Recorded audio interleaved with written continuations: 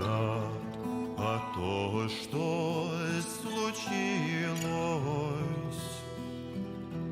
пусть черные сукна покроют, и пусть унесут фонари ночь.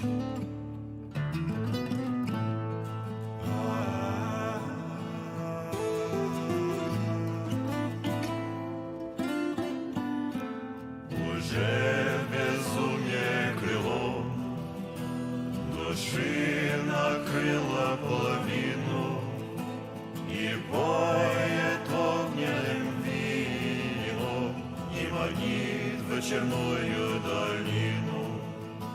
И понял я, что ему должен я уступить победу, прислушиваясь к своему, уже как бы чужому бреду.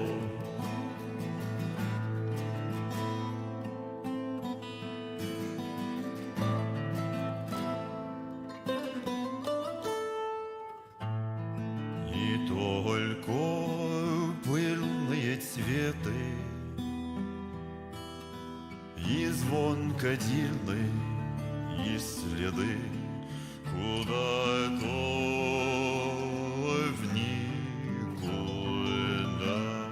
И прямо мне в глаза глядит, и скоро гибелью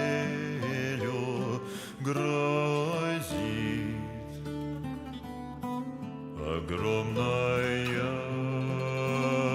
звезда. Перед этим горем гнутся горы, не течет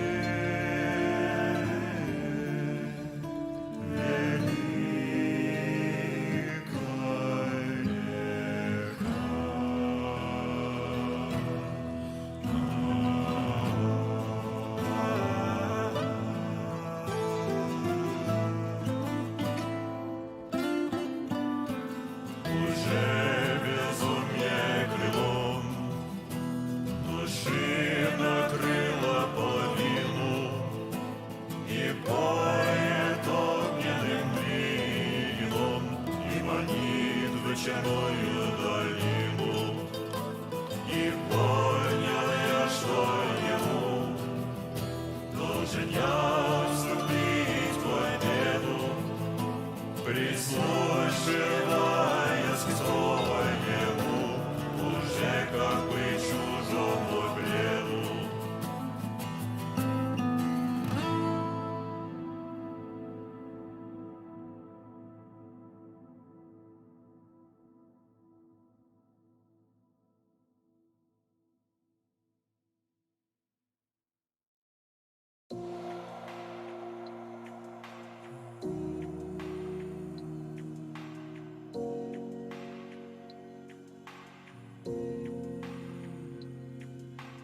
Every pair of wings eclipsed was all just for the thrill of it.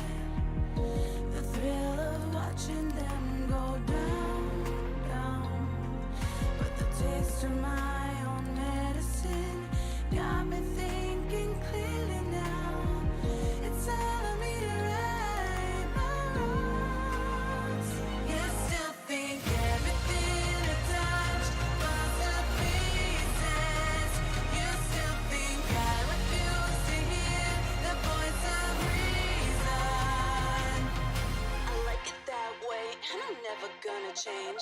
She ain't ever switching, only one like that she been getting. She gonna live it till the clock's up ticking, filling up every minute with your cross of mercy. Some of y'all ain't worthy of this journey, but you ain't gotta worry. Gonna get you back up out of here early, out of sight. You got no vision, lower your voice, you just turn up, listen. Out here thinking your competition, but you're about to be non-existent. Listen. They don't see her try like all partitions. To the wheels fall off, walk round and still a renegade on a mission. Take a step back, you think and then act, but I'm not gonna, 'cause it's so off-brand.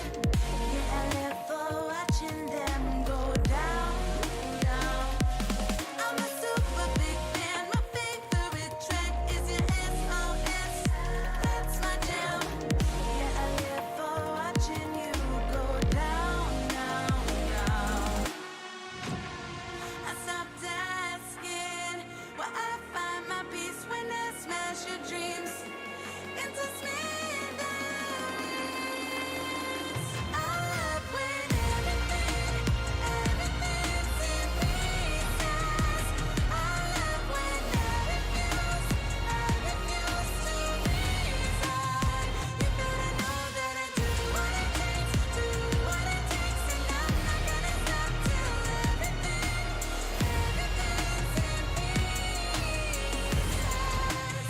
you better know that I like it that way, and I'm never gonna change. Respect her name, but I learn her rep. Better back down, cause you're no threat. Gotta lose something and keep them in check. Spin them around like pirouette. Running when they see her silhouette. Ain't turning a new leaf, but springing her step. Meet they in for to see her sweat. Funny cause they ain't even seen her best. Get up and go. She ain't no quitter, but known to deliver a heck of a show. Light up the sky, she fly, mistakes are high. She's never scared of below. It's better you know. Before you get toe to toe, a square and seal your fate. Stumbling, rumbling, I can type of destruction. Come on and get them late.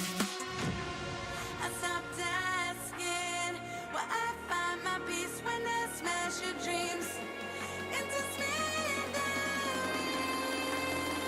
I love when everything seems pieces. I love when I refuse to resign. You better know that I like it that way, and I'm never gonna change. It is what it is and it isn't. Never gonna change how I'm living. Never gonna change. It is what it is till it isn't. Never gonna change how I'm living.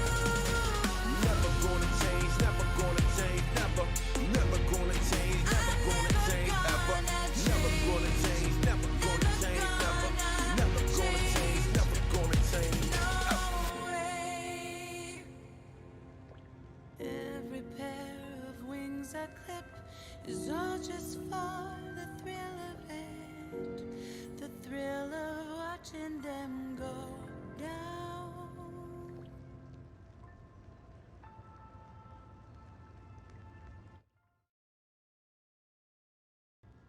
Hello everyone. How's it going? I hope you're all doing well. It has been a while since we last streamed Reverse. I hope you can all hear me okay. Collab hype. Yeah, I heard they're doing a collab with Atomic Heart, I think it is, which was not what I was expecting at all. Not a bad thing, but yeah, just like was not like when they like announced it, I was like, are we? Okay. Thanks for showcasing this game, Georgie. I was interested, but my gacha plate is full with Arknights, Limbus, and Endfield. Oh, completely understand. At the end of the day, you know, I completely get it with having a lot of gacha games. Reverse is one of those where I started playing it when it first came out and loved it. It's a beautiful game. Stopped for a while. Now we're coming back to it. Yeah, just because like I've kind of done a gacha loop myself, and I suppose like I'm kind of figuring out like which gachas I really like and which ones like just maybe aren't for me as much. And yeah, Reverse is one of those where it's like, you know, I really love the story and I really love the characters, but there is a lot of story, so it's just like trying to figure out what I want to do with it, you know? Things that I need to know about the patch schedule on CN. Version 3.5 was shortened by a week, only 35 days. Version 3.6 will be only a 21-day patch due to one character. Oh, I hope this won't affect your enjoyment of the game story. No.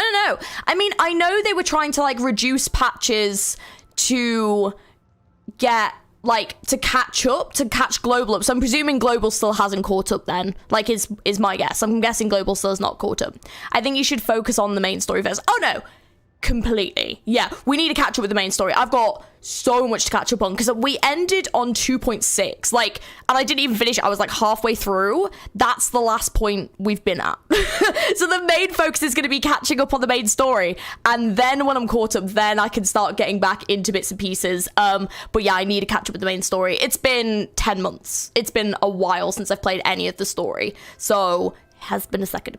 I'd recommend watching the trailer after the story. Some of the trailer and EPs do have spoilers in them. Yeah, that from what I remember, they used to as well. So it seems like that's not really changed. So yeah, I suppose so. How have you guys been finding the story though? I'm finding version 3. Obviously, spoiler free. Have you been enjoying it? Like, how have you guys been getting on with it? I'm presuming you've been loving it. You know, I'm presuming it's still been great. I don't see any reason why it wouldn't be, you know? I believe you're still in the jail story. Yeah, we are super far behind. So I'll show you guys. Have a seat. I feel like he's super loud. About our future okay, so we got Igor. Okay, I'm gonna show you guys what's been going on with my account. So just because I've not been streaming the game doesn't mean I've not been playing it.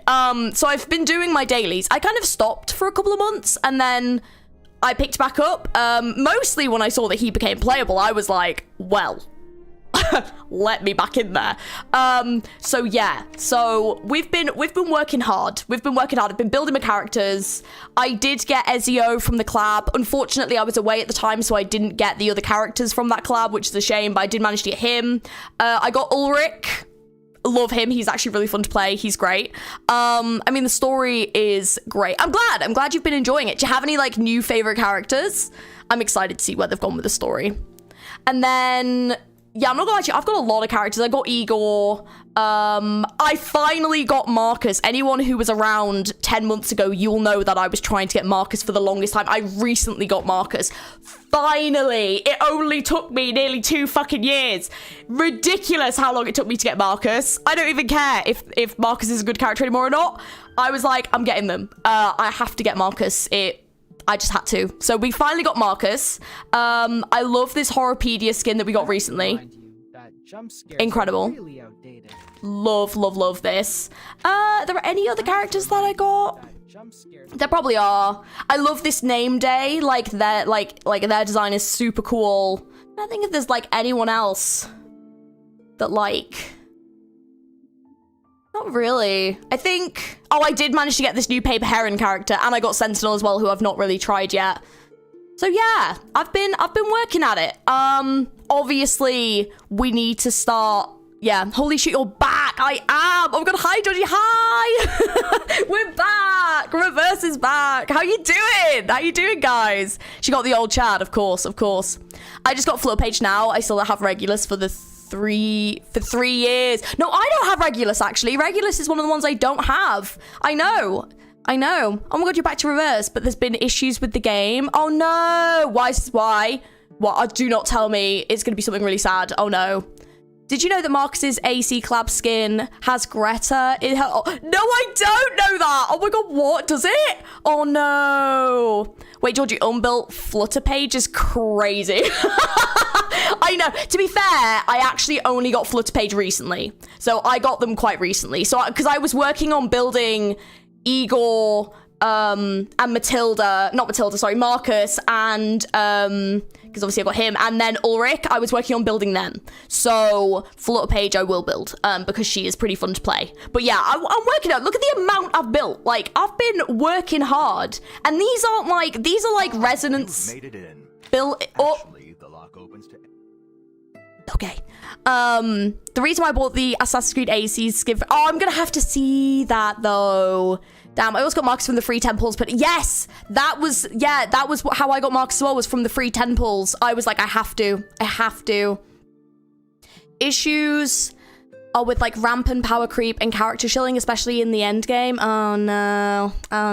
See, I can see why these things become a problem. I think like as you get on in any game like this, things like that are always going to become a problem. I know they did introduce some ways to try to like stop that, because like they made it so, I don't know if like they added this euphoria aspect in.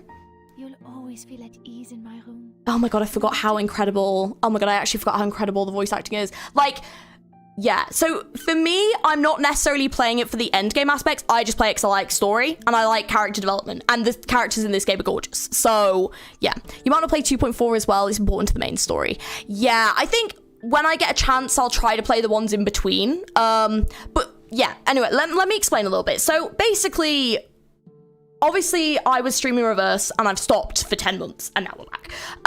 The reason why I stopped, I mean, I think I was just feeling like a bit overwhelmed because I was trying to stream the main story, and I guess like an issue you've kind of brought up there actually is part of the reason, where what they had done is like the filler patches, like the in-between patches in like version 1, you didn't necessarily have to play them to understand the main story. They were just like there as extra things in the world. So in version 2, when we going into it, I thought it was going to be the same thing, and it wasn't. So they basically had like the in-between patches, which are like time gated, be part of the main story. So then I was playing main story stuff, but I'd missed out already, like I think like the first or second patch I had like already missed out on a load of main story stuff that was then relevant to the main story. So like I began to just feel like a lot of like story was like piling on top, and so it was like hard for me to like keep on top of it, and I just got like a bit overwhelmed. Yeah, so I think that was part of it.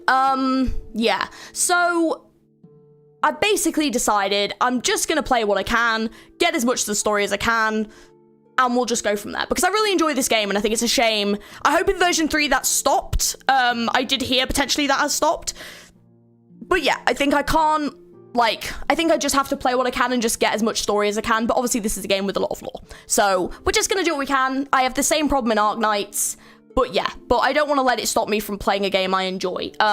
Yeah, so yeah, basically. Real endgame doesn't even give you pulls. I don't really care about meta in this game. I just pull for the looks. Yeah, that's fair. Like, seriously, the power creep has been so bad that in CN, the new endgame needs to have new characters. Oh, damage ceiling is really high.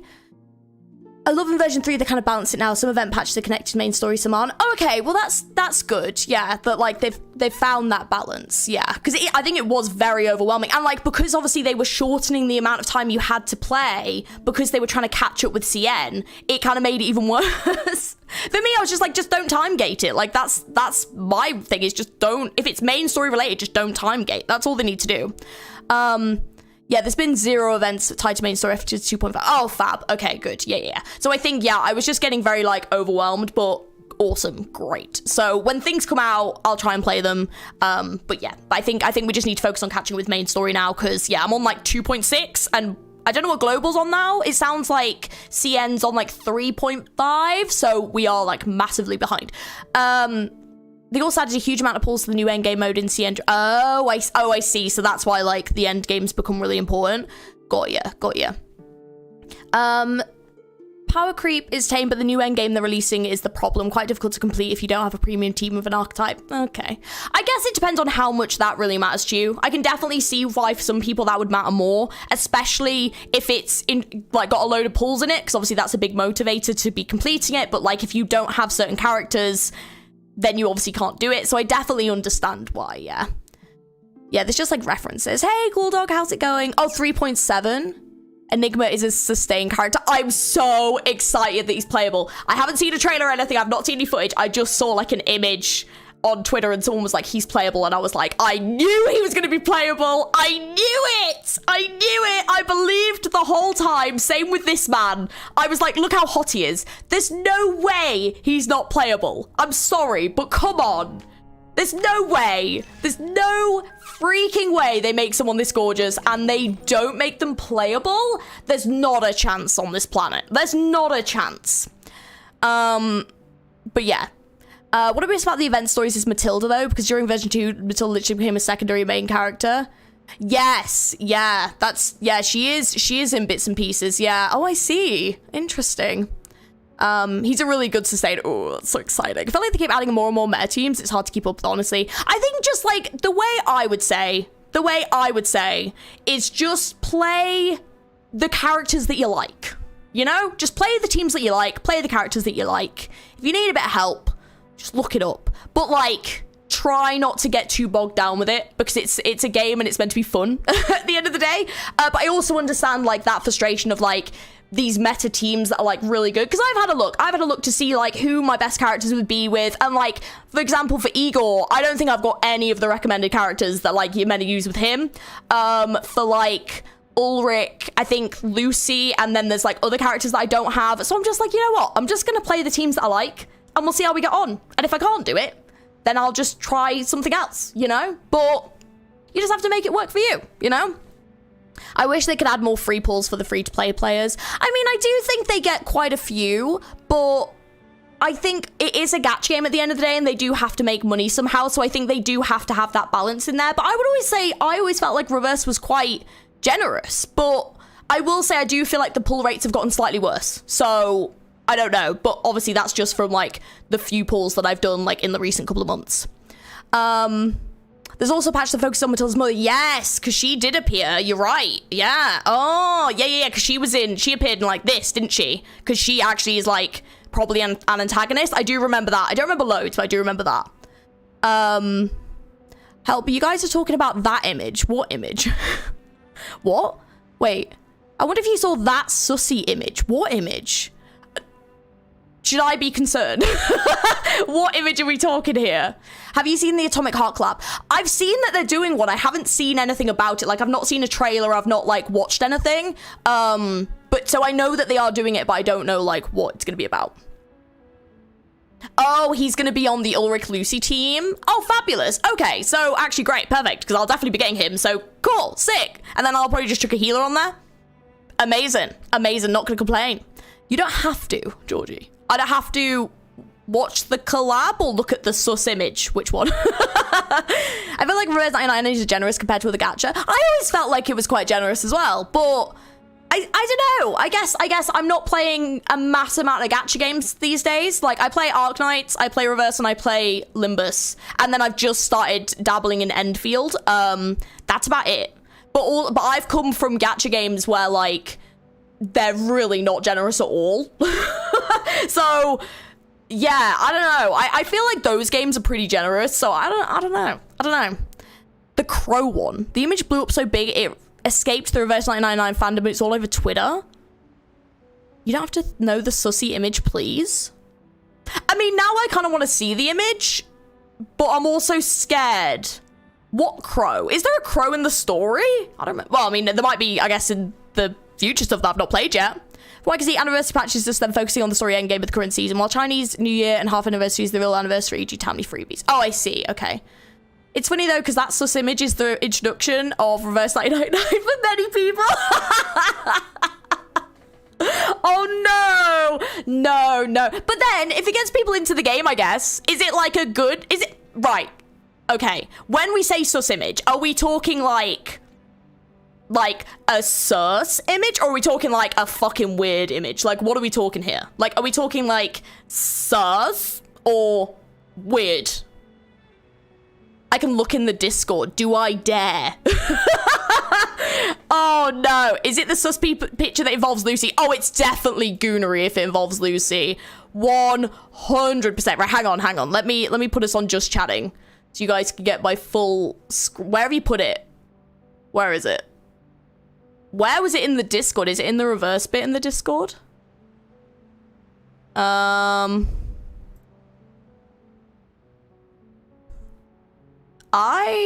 seeing a lot of spoiler things in the Discord, so I don't want to click on them. Where? I'm not seeing anything, but it also could be under spoilers. Oh, hang on. Someone's put... Oh, wait. No. I'm not seeing it in here. Like, anything super sus. Although, if you have put something goonery in my Discord, I will be dealing with it right now. It does not include Lucy. Are you talking about a crow and Enigma? What have you done to my boy? It's one of the spoiler pictures. Well, I can't click on it then. Because I can't... Because what if I get spoiled for something else? Oh no, not the crow. Guys, I've been back for 25 minutes. Please. I'm scared. Someone copy and paste it. Yeah, if someone could, that'd be great. Just because I can't click on the other spoilers. Because if it spoils me for something, that's going to be very sad. I don't want to get spoiled. Because there's quite a few. Ooh, who is that? Okay, no, now I'm clicking on spoilers. Now I'm getting spoiled. Ooh. Okay. Wait!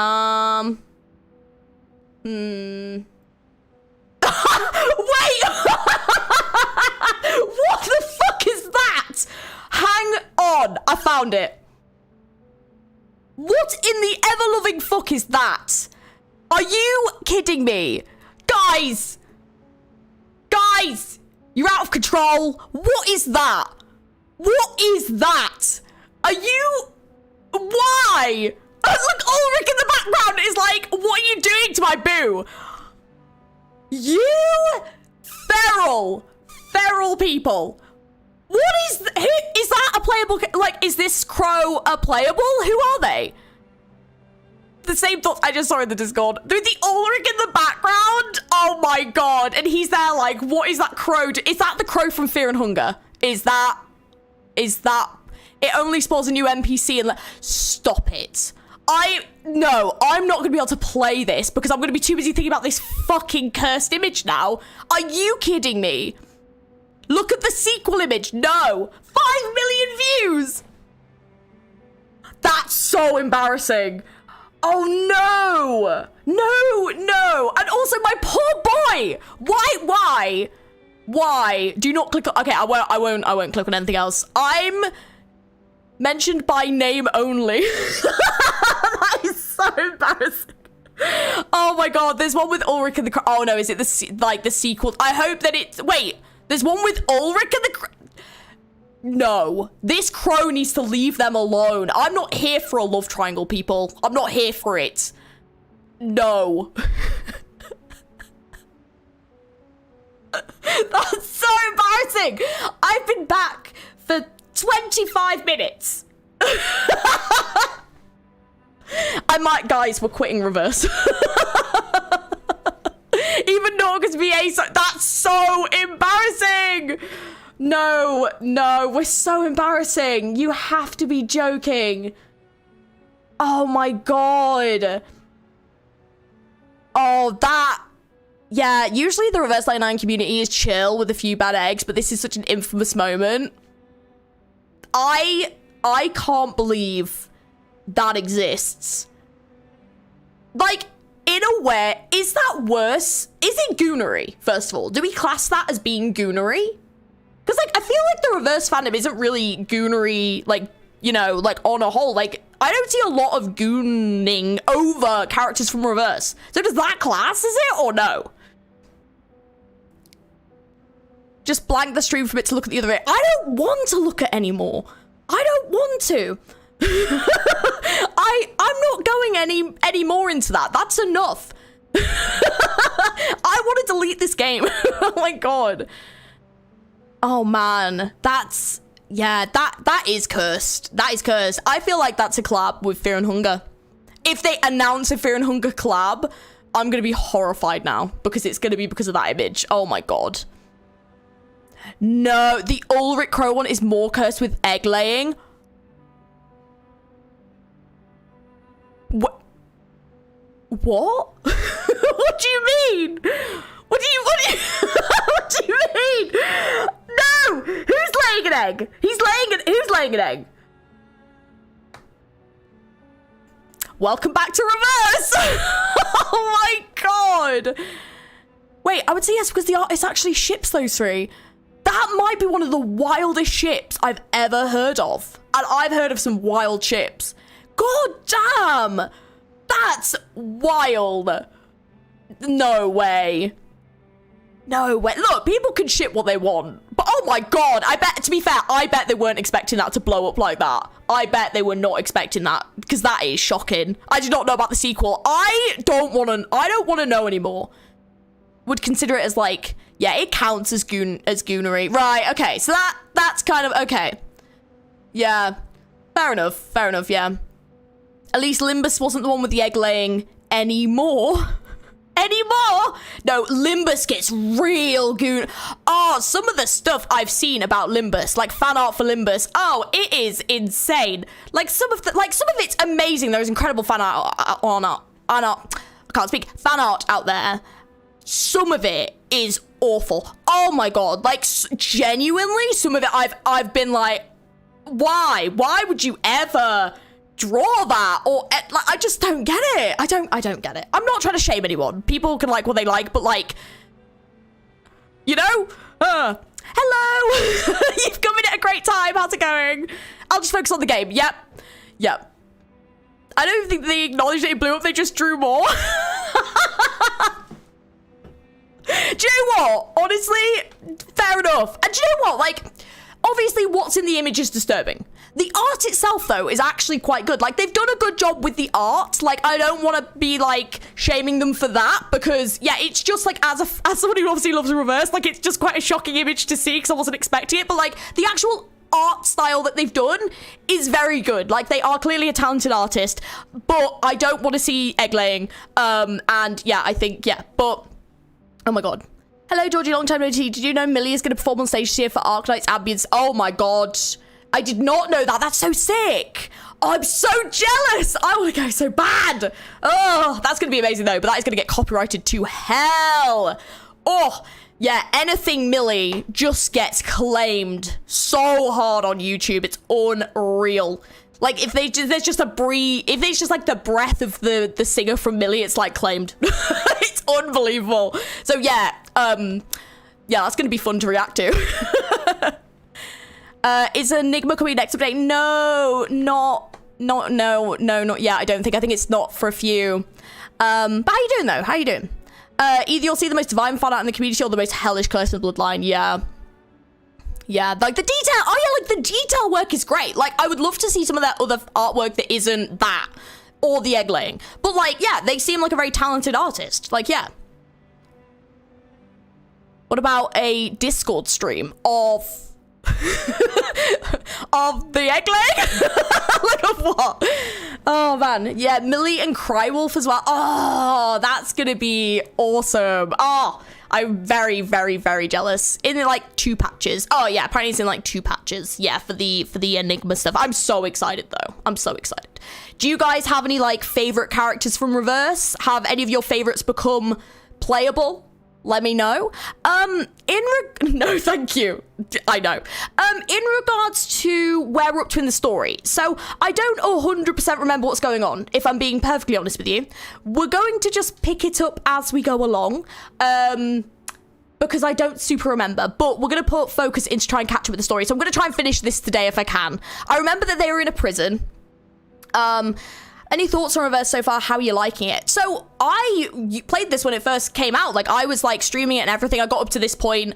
I love Reverse. I think it's a gorgeous game. I think it's really fun to play. I think my only downside and my only gripe with version 2 was that, and I think I've obviously said this before, was that they basically put story content into time-gated like patches, which I didn't agree with. Like, basically they were putting like key main story into a patch that was only available for like a month, and then it was gone again until it reruns. But like, if you miss that, then you miss out on something that you then comes up in the next like part of the story. And I found that quite frustrating, which obviously it seems like they've stopped doing, which is fab. So that was my only issue with version 2, and one of the reasons why I stopped playing it for a while, because I got a bit overwhelmed. But yeah, now that like, yeah, now I'm sort of like, I feel better about that. It's all good. And also like, I've really missed playing this game, and like, I love the community. Like, I want apart from, obviously, we've just been talking about the crow ENIGMA thing, but like, I love the community. No, it's great. But like, yeah, the chapter is so fun and wild, but it's kind of hard to understand. I'm kind of angry about 3.7, but it's spoiler for you. But yeah, I will have to see. But yeah, so Vernon in the game went to the prison for the doctor. Yes, Doris, yes, because I theorized that could be Verton in the future. Yeah, okay, yes, I remember that. I love 37, Regulus, Willow, and Meryl. Oh, okay, I don't know Meryl, but I know the other ones. Yes, they're great. So yeah, now we're back. We're gonna be playing it again, covering it. Yeah. So I'm hoping to do more Reverse content, but yeah, it has been a hot minute. So yeah, but obviously no spoilers for anything coming up going forward. I am really glad to report I've not been spoiled on anything. Like, and I suppose this is kind of the nice thing about Reverse being, I guess, a relatively, like, it's not small gacha game, but like on global, it's not as covered as other gacha games. So like, I've not been spoiled on anything, which is fab. So yeah, so like, I still don't know what's going on. I still don't know what's happening going forward. Yeah, so we're gonna find out. So I'm excited. It will never escape your head for a long time, Georgie. I don't think it will. So yeah, love Marcus, Tooth Fairy, and Verton. Yeah, I know, same. I can't really talk about 3.7 CN reception. There's a lot of nuance, very complicated, very, very spoilery. Okay. Yeah, I do have a certain favorite character become playable, but I'm not spoiling anything. Got it. Okay. Cool.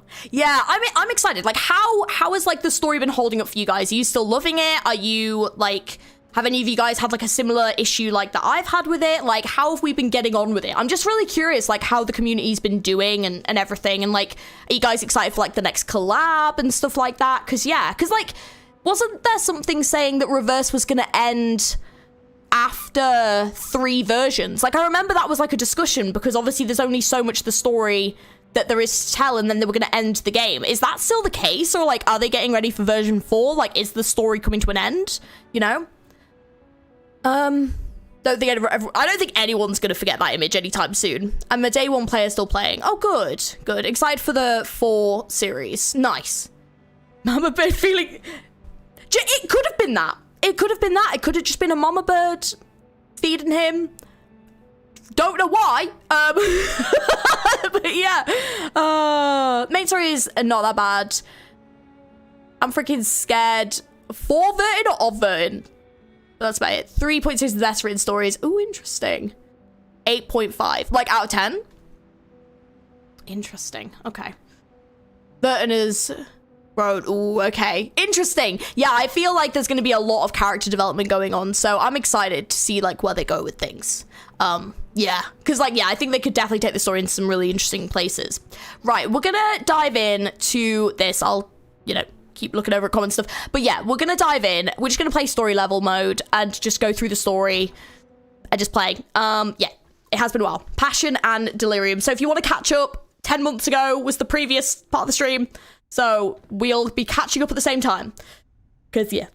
This is a serious violation of the rules. I'll have to report this to the physician, and all of your treatments will need to be reassessed. Until a new treatment plan is in place, all members of La Sociedad are confined to their cells without any of their usual privileges. The jailer heavily emphasizes La Sociedad, triggering a commotion among the prisoners. Because, like, La Sociedad is like a group of people on the prison who are, like, writing things, aren't they? They're, like, writing stuff, and, like, they want to be, like, free and stuff.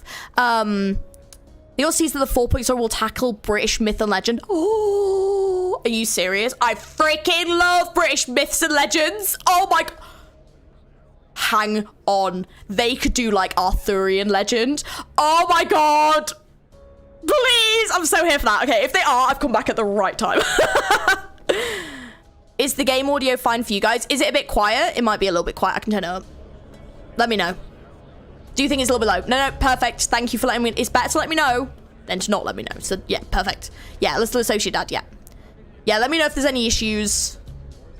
Not a problem. This is not what we agreed to. You gave us your word! Affairs within La Sociedad were not to be disturbed. Yeah, because, like, they're keeping someone from the jailer, aren't they? Is what I vaguely remember.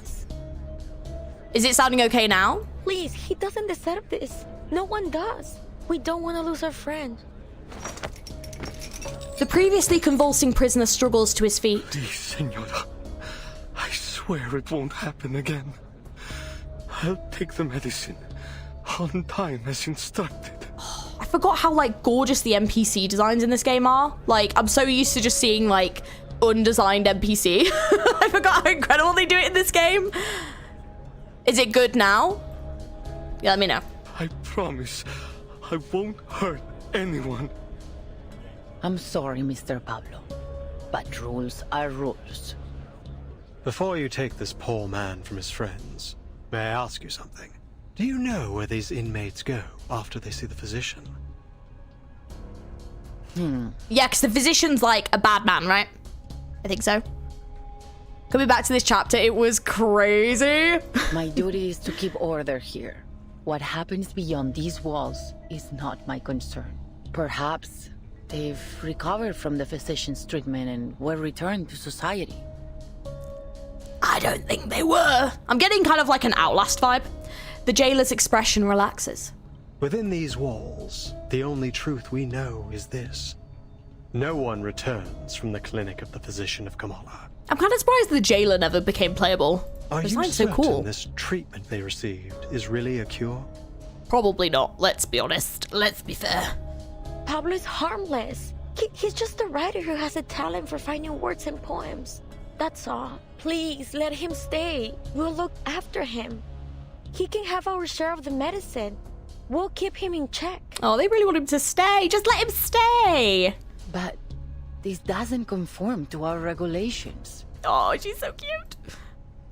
Still as arrogant as ever, idealist. Oh. One day, you'll get us all killed. A stranger enters the exhibition hall. As she arrives, the jailer exhales with relief. Oh, it's you. I'm glad to see you here. See, another peak NPC design. Who is that? Oh, I forgot. Oh my god, I genuinely forgot what Vertin sounded like. Oh my god, it's been so long. Holy moly. You can like the future NPC designs that were more detailed. I'm really excited to see them. Strange she wasn't a 4-star at least. Yeah, like, there's a few characters I remember seeing through this and I was like, how are these characters, like, not playable? Like, the designs are so good. Oh. That's Octavia, one of our model inmates. She's been a great help in the past. If you're interested in prison literature, I'd suggest talking to her instead of the idealist. So, she's a writer too? Who would have thought? This place has got writers coming out of the woodwork. I thought it would be easy to find my writer friend in a prison. But what are the odds that I'd break into a place absolutely lousy with them? She used to be in their gatherings, until she got tired of their nonsense and started her own faction. The new arrival brings out a change in the idealist. He clicks his tongue imperceptibly. Oh my god, I can't speak. What are you doing here, Octavia? Haven't you heard? The era of chieftains, ghosts, and plantation stories is over. Visceral realism is the future. And has this brilliant visceral realism helped you finish any of these poems? Ooh, the music though. There hasn't been a 3-star character for a long time. Have they stopped doing 3-star characters? A lot of games seem to be doing that now. Like they like have like the game first comes out and they have a couple of like 3 or 4 stars and then they just stop. Is that happened here too? Hickle is the last animal 6-star we had, and that is a crime. We need more. We need more. Recoletta, my girl. Welcome back for a verse. Thank you. Thank you. How are you doing? I hope you're doing well. What a waste of time. I'm not interested in your movement or arguing with you. She has the most incredible eyes. Oh my gosh. I just gorgeous. walked by and happened to witness another episode of your brutal arrogance. And I'm not about to just stand aside and watch you repeat your mistakes. I'm taking Pablo to the physician. Care to lend a hand, Miss Jailer? Ooh. We agreed to mind our own business. Are you breaking our agreement? No one will be allowed to erase a word from our poems. Oh. Okay, definitely looks like they're butting heads. Her face kind of looks like Lucy's human face. Yeah, it kind of does, actually, yeah. Right, don't judge me for my teams, okay? I just play who I like, all right? So this is who I'm playing. So don't judge me too hard, okay? There's no turning back. What? Why am I fighting both of them? Oh, God. Haven't you let your ego cause enough trouble, idealist? Better that than siding with the devil like you. Enough. This pointless arguing ends now. Interesting. Right, okay, so let's do...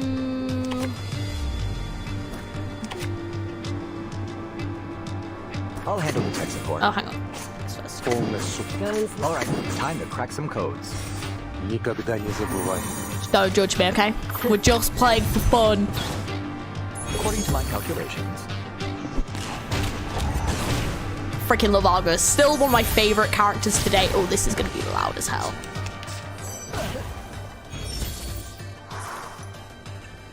Mom and Dad are fighting. Yeah. Trail's still warm. Ready to raid. Guns loaded. Ooh.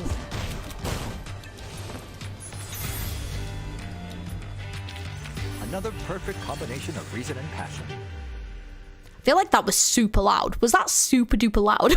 I feel like it was. I feel like I haven't quite found that balance yet. Last 3-star was Pioneer and he was from 2.0. Stand down, both of you. Was there not anyone else? Mom and Dad are fighting. Oh my god, wait, I recognize this song. Hang on. It's fine. August Euphoria, crack for casuals, yeah. The heated debate continues without any concern for the jailer's warning. Yeah, I freaking love Argus. The Argus story is still one of my favorites. Like, so good. It sounded fine. Did it? It was like hitting like red. Okay. Okay.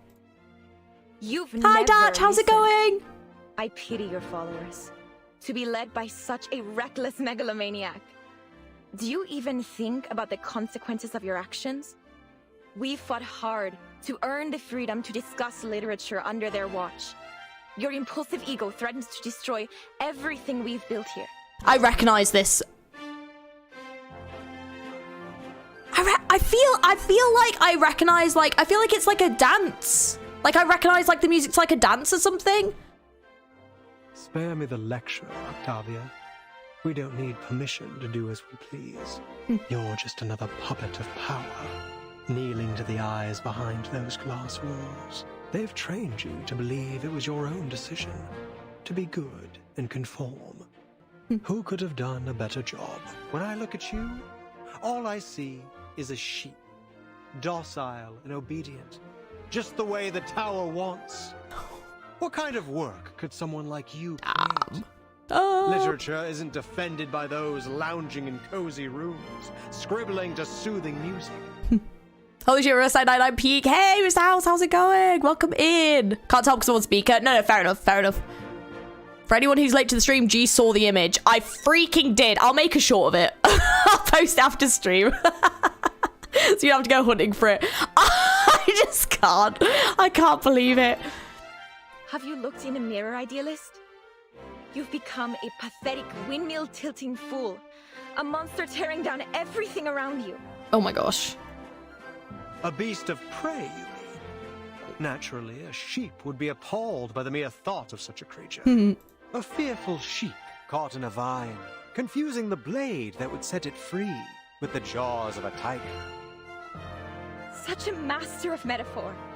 But I beg you, learn to distinguish right from wrong, fantasy from reality.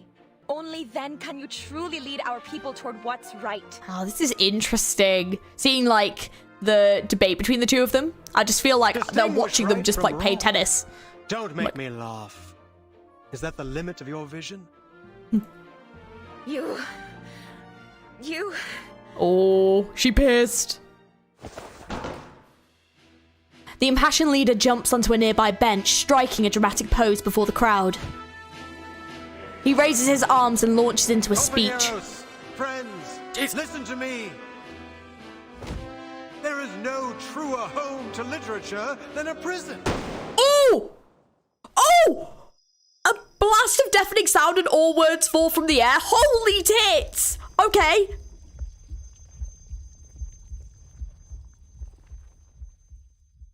Oh! Oh my god! Fuck me! The idealist expression freezes, his eyes... Yeah, oh shit. No, I don't have it on. The ominous shade of crimson seeps out. No. Who fucking shot him? The horrified arcanist stumbles back screaming. Who did this? Hands behind your head and drop to your knees. All of you, now! Holy shit! This is your last warning. The prisoners show no reaction to the jailer's final ultimatum. They stare at the idealist unmoving. Well, yeah, they're all freaking probably shocked as hell. Idealist, you're bleeding. It's in your chest. Holy shit. Lane, thank you so much for the membership. Thank you very much. They didn't let him finish, no. Are you going to finish chapter or just playing half? No, I'm going to try and finish the chapter today. I want to, like, yeah, try and, like, finish it. Wait, do you mean the image? Yes, the cursed image. Honestly, like, holy shit. As his life drains away, the idealist appears unsurprised. He simply turns his gaze towards Recoleta. You must. Yes. Idealist? Oh, God. Unfinished words dissolve into silence as the prison itself begins to tremble. What the fuck is going on? Holy shit. The entire exhibition hall twists and contorts, its surroundings warping beyond comprehension as if dissolving and expanding freely. I stopped at a really bad point. What's going on? Holy shit. Oh, wow. Oh, wow. Dude, that's so sick. The hall is still, time seems frozen in place until someone utters the first words. Was he shot? Where did the bullet come from? I don't know, that's what I'm wondering too. I'm scared. Miss Jailer, and you ladies over there. Come, give me a hand. We need to get him to the physician. Her words ignite the first spark. Did you do this, Octavia? You couldn't face the burning truth of his words, so you pierced his very heart instead. Just as it was blazing with the fire of justice. Oh. Or was it you, Jailer? Did you intend to crush the voice of poetry beneath your wheel of power? It has to be one of you devils in disguise, beasts in human skin. Oh, this is bad. Can't you see? I had nothing to do with this. I'm as innocent as any of you. I've been trying to keep order here, to protect everyone. And now you blame me? Don't listen to her! The idealist made it very clear! She's trying to get us punished for her own gain! You're a murderer, Octavia!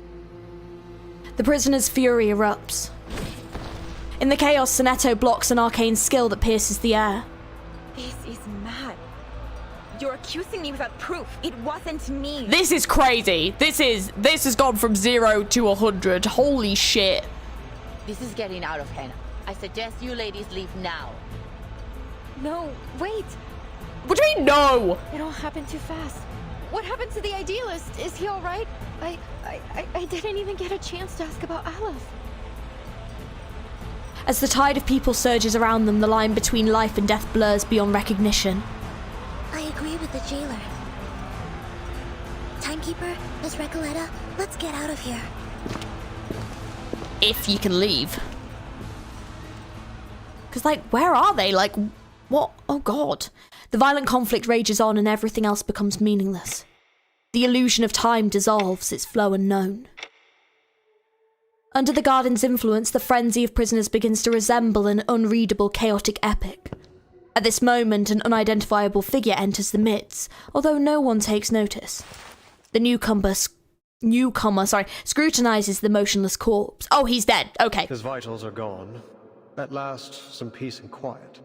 Well, for a liar and a thief like him, there's hardly a better end than this.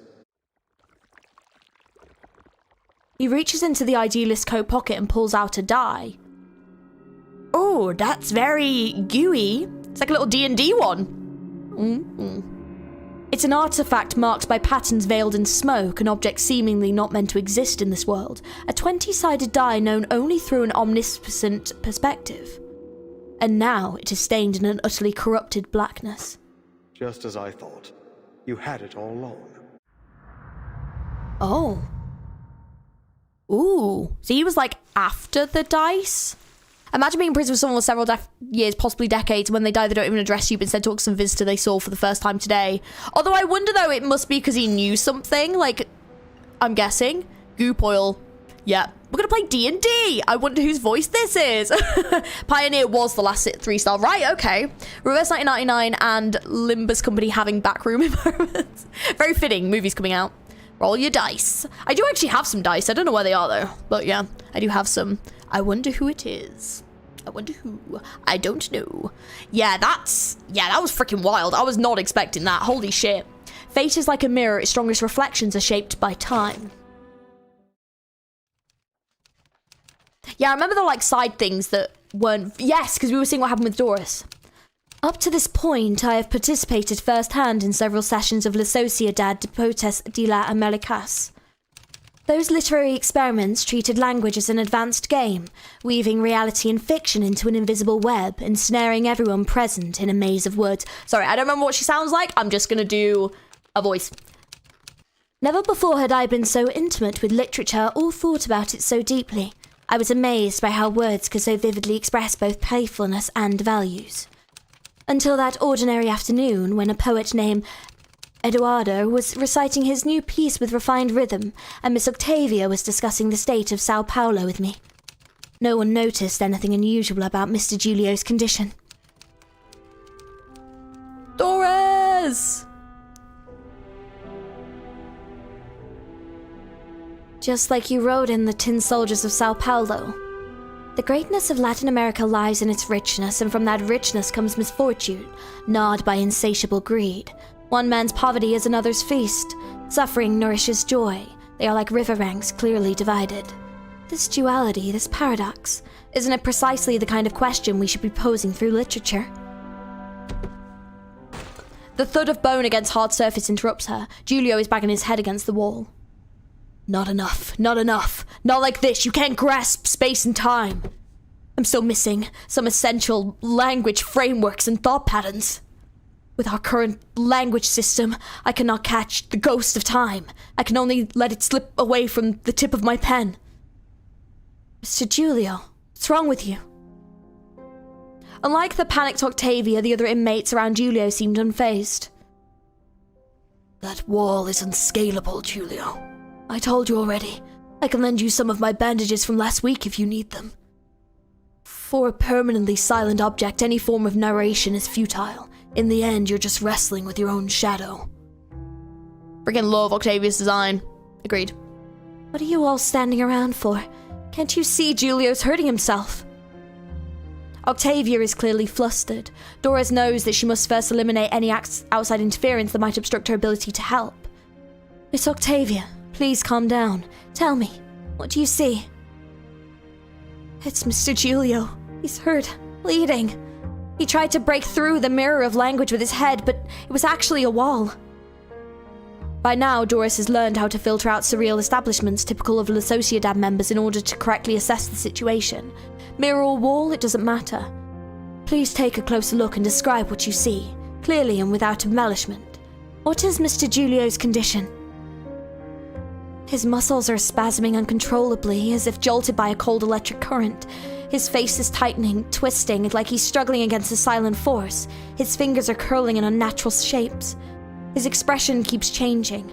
First pain, then panic, finally blankness. Sounds like he's having an epileptic seizure. Perhaps I could offer some help. Guided by the sound of Giulio's whimpers, Doris approaches. His head is bloodied. Please, Miss Octavia, help me so I can help him. Could you lay him down flat on his side? We have to stop him from hurting himself. I can use my arcane skill. Flashing lights could worsen an epileptic seizure. Does your arcane skill emit intense light? If so, I must ask you to refrain from using it. Octavia hurriedly retracts her incantation. She presses down on Giulio's shoulder and lowers him onto the cold, hard floor. The doctor kneels quickly and gently turns the man onto his side, preventing him from injuring himself any further. As time passed, Mr. Giulio's convulsions began to subside, but his body remained stiff, his jaw clenched tight. I took a disposable bite pad from the first aid kit and carefully placed it in his mouth to keep him from biting himself. Eventually, the situation came under control and Mr. Giulio's breathing stabilized. And there everyone went, straight back to the gathering as if it was only a minor inconvenience. I do love the way this is stylized. I think it just looks so cool. Thank you for your help, Miss Erd. The doctor responds with a silent smile. You seem experienced. Was it a major part of your responsibilities in Sao Paulo? Yes. Saving others is my profession. Writing is my hobby. In my home, I am first and foremost a doctor. Miss Erd, you have my utmost admiration. As a doctor, as a writer, and even more as a person beyond any social categorization. You, a doctor who actually lived in the favelas, pointed the barrel at yourself before wielding your words as a weapon. Compared to you, I've achieved nothing of substance. All I do is wave ideals around, as if that's enough. Miss Octavia, I am simply a writer who follows a curiosity. I'm afraid I'm not qualified to provide you with any concrete advice, nor am I as great as you say. You're well prepared for your vision and ambition, for modesty is such an essential part of writing, and you've just demonstrated a skill useful in introspection. Thank you for your kind words, but I'd like to return to my room and think for a while. See you tomorrow. Oh, I forgot how, tough it is to do all the voice acting. Oh, on the fly. Oh my gosh. Cell, Kamala prison. The idealist pursues his ideal to erect a magnificent vision on top the tower of literature. But for those outside the tower, what good is that magnificence? Here I am, locked away in a prison, my words going no further than these walls. I even only have my own life because of my wretched father. It was foolish to think that ideas alone could ease people's pain. Maybe we're no different from the heretics who were burned at the stake in the Middle Ages. Perhaps only professionals like Miss Erd, doctors with real expertise, can truly save a person. Wait, but this prison does have a doctor. A doctor meant to handle every kind of issue, whose specialty is precisely in the mental field. But he's not just a doctor, he's the overseer of this prison. I once asked the idealist why the person in charge here wasn't a regular jailer or a police chief, but a physician. As expected, he brushed me off with some grandiose idealistic rhetoric. But why has the idealist always seemed so opposed to the physician? Why can't patients like Mr. Giulio, who are clearly suffering, be sent to him? Puzzles on top of puzzles, questions after questions, my head. Her sigh echoes in the circular building and is soon answered by a chorus of other sighs. I can't do this anymore.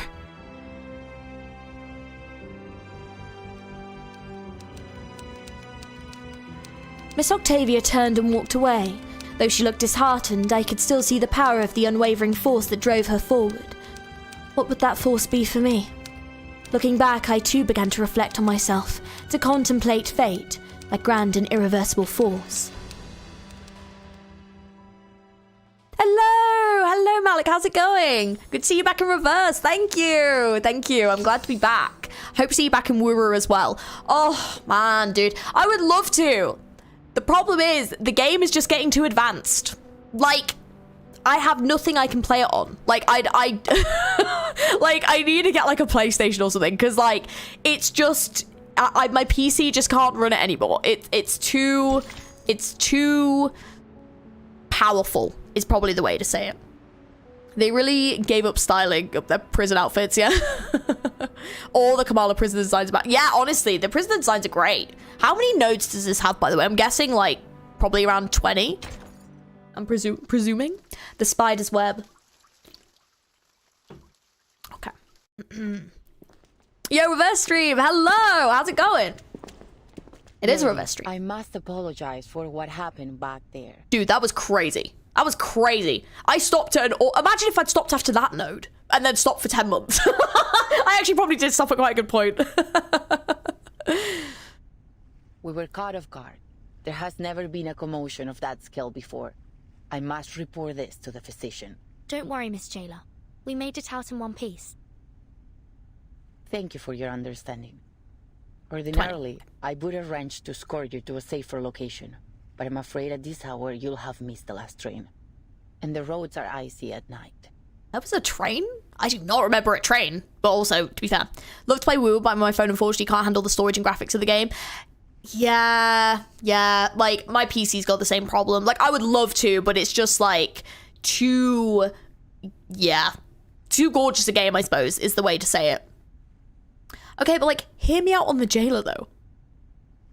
Hear you out about what? What do you mean?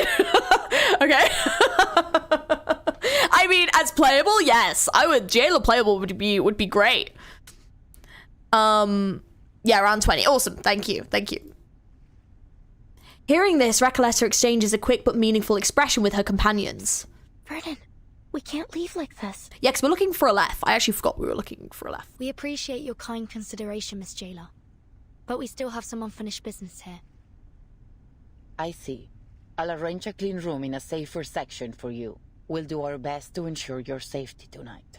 Thanks very much. Why is there like a beach ball there? I have a question. Cell in the Kamala prison. Night falls as the girls huddle together, scrutinizing their unfamiliar surroundings. Why are there eyes everywhere? A spare room. I mean, spare room, jail cell. Bleak, quiet, and somber. It's a cell like all the others. Don't worry. This isn't the first time we've ended up on the wrong side of the bars. That's actually very true. If only Regulus was here. At least this time we're just here for the night. Not a full sentence. True. That's true. Sonetto lets out a whisper-thin protest. Though this cell is quite different from the ones we've been in before. Not just the cell. The whole prison is unlike anything I've seen. And the society they've been running here isn't some mere pastime. They're having real discussions about meaningful topics, even though the rest of the world has been cut off from them. But we're still in an Arcanist prison. A place where conflicts and violence can erupt at any moment. Let's not forget that. That is true. Miss Jailer warned us from the start. These prisoners are mentally unstable and potentially dangerous. Miss Recoleta, with all due respect, we can't afford to see this place through rose-colored glasses. We'd be overlooking the risks, as we did earlier. With all due respect, Soneto, we didn't overlook any danger. At least I didn't. A writer must be observant if she is to accurately reflect the world in her writing. Versus tendency to make the NPC a little bit more fan favorite and never be playable. Oh, Name Day appeared in 1.6. Oh, in the story of Getian. Oh, interesting. That was one of the only ones I've not played. Like, I didn't play that one. That was one of the only ones in version. I think there was no. Yeah, I think there was 2 I didn't actually play in version 1, and the Getian story was one of them, I believe. And then in version 2, obviously I'm playing them now, but I think there was like one of them I didn't play, and no, maybe 1 or 2 of them I didn't play in version 2, and then obviously we're catching up. Oh man, yeah, but yeah, I never played the Getian story. I really should have, because Getian was such a cool character. But yeah, I'm curious why he was there too. So Jailer has a chance, yeah, Enigma after like 3 years. True, that's true. But you... We came here with different goals. And still, none of them have been accomplished. Funniest NPC playable is Slouch Hat. I love that. I usually skip character stories and anecdotes. Yeah, I do that a little bit as well, unless they're like a favorite of mine, and then I might actually go into it. I did read one story though. I think I read part of it and I actually quite liked it. Who was it? Oh my god, who was it? It's the guy that's like he's like the hippie dude. But he's part of Manus as well. He's got like one of the sickest outfits, but like I didn't really like him, and then I read some of his story and I was like, okay, actually he's a bit more interesting than I thought he was. What's his name? Oh, I cannot remember his name. But yeah, you guys probably know who I'm on about. Yeah, he is a hippie dude, and he appeared in like one of them as like a background character. I can't remember his name. The bubble guy? I think so. I think, is he related to... Oh, yes, that's it. Yes, that's him. Yeah, him. Yeah, he's more interesting than I thought he was. Yeah, the math hater. About that, the devs did do a pic of Vertin saying that, and it's them thinking about being in jail with Regulus complaining. Typical. Classic. Yeah, the math hater. Yeah. Brimley is a playable character who is an actual hat. That's true. If I remember, in version 1, it was the Uluru-Games and Notes to the Shiori. That's it. And then in version 2, it was the story with Jay. It was like the cult one that I didn't play that I really should have played. And then I think I played the rest because I did like the police one. Yeah, I feel like I played the other ones. Oh, and I didn't do the boat one. There was one on like a boat, because both of those, it turns out, were main story related, and I missed them both. Really annoying. But yeah, I do have Paper Heron, and I do have Tooth Fairy, and I think I've got Anna Lee. Yes. Where? Yeah. I suggest we focus on our respective missions instead of fighting with one another. Apologies, Timekeeper. Miss Recoleta, I take back everything I said. Don't apologize, Soneto. I'm at fault too. Sometimes I forget that words can be as sharp as swords. You were only thinking about our safety. I shouldn't have been so rude. Aww. I actually really admire how you fought back there. If you'd allow me, I'd like to write a poem for you once my novel's finished. Oh, that's cute. Yeah, Regulus was there. No, I didn't do the cruise one. Yeah, crucial character was there. Yes. So, like, I missed 2 that had, like, really important characters in them, which is really annoying. So I need to go back and play them when they become available again. But honestly, I think we've had enough poetry today to last a lifetime. Let me know if you change your mind. By the way, did either of you see what happened to the idealist? I'm fairly certain he died. He definitely died. Recalling their recent conflict, the indomitable girl finally hesitates. The jailer told me she went back to the gallery once everything calmed down. She found nothing. No blood, no shell cases, not even a trace of the idealist. That's weird. That's very weird. Timekeeper, now's really not the time for ghost stories. Ooh. Well, that's just like a straight up murder. The idealist somehow managed to get out of there on his own? I think he got shot in the heart. I don't think he was going nowhere. Or perhaps someone else helped him. Yeah. Well, according to the idealist and our jailer, any inmates who are unwell will be taken to the physician. It's possible someone brought him there. while everyone else was shouting and running about. Yeah. You're right. It could be that he's with the physician right now. I'm relieved. That was a sudden plot twist. Ew, that was crazy. A visionary of his magnitude doesn't deserve to die in silence like that. To be fair, the gunshot was quite loud, as was the ensuing commotion. Nonetheless, he couldn't have just died like that. I mean, the readers would riot if a writer were to kill off a character so abruptly. But you believe he's still alive too, am I right? I don't. I think he's dead. I think he's super dead. I think the cruise one is available. Oh, right, sweet. Yeah, so 2.0 is the J one, 2.4 is the boat one, 2.5 is the police. Yeah, so I played 2.5. Yeah, I did that one. Yeah. She knows her words are merely a cover. She needs an answer, a real undeniable There's answer. nothing that we can be certain of for now. But on a brighter note, we didn't come back empty-handed from our mission either, Sonetto. We found Dr. Dorez's signature in the gallery. You were right all along, Recoleta. She was here. She was here, because we've been voicing her. But we didn't see her at the gathering. Could something have happened to her? Like with the idealist? I think the last time I saw her, she was with, Igor, I think. Like, someone had taken her to him or something. I think that was the last time I saw her. Do you think she was also sent to the physician and never made it back? This is all just speculation. If we want to find the idealist, or Dr. Dorez, we need to speak to this physician first. Miss Recoleta, do you believe that the idealist could be your pen pal, Aleph? Whether he is or not, he's still my best lead. That name touches a nerve once again. Amigas, I've had this strange feeling in my gut since we got here. Something is slowing us down. Now, to figure out what it is... A silent fear grips her like ripples suddenly appearing on a once-still lake and settling in its quiet disturbance. Look, it's a wild guess, but just wait till I finish. It feels like everything happening in this prison is somehow connected to my novel. El auge y la caída de la cordura. We're no strangers to wild guesses, and sometimes they're closer to the truth than you'd think. So the rise and fall of sanity. Oh. Sorry. What exactly is your story about? It's a good question. The question scatters the midnight gloom. Outside, moonlight spills over grey-white snow. Huh. Nunca pensé que te interesaría. It starts...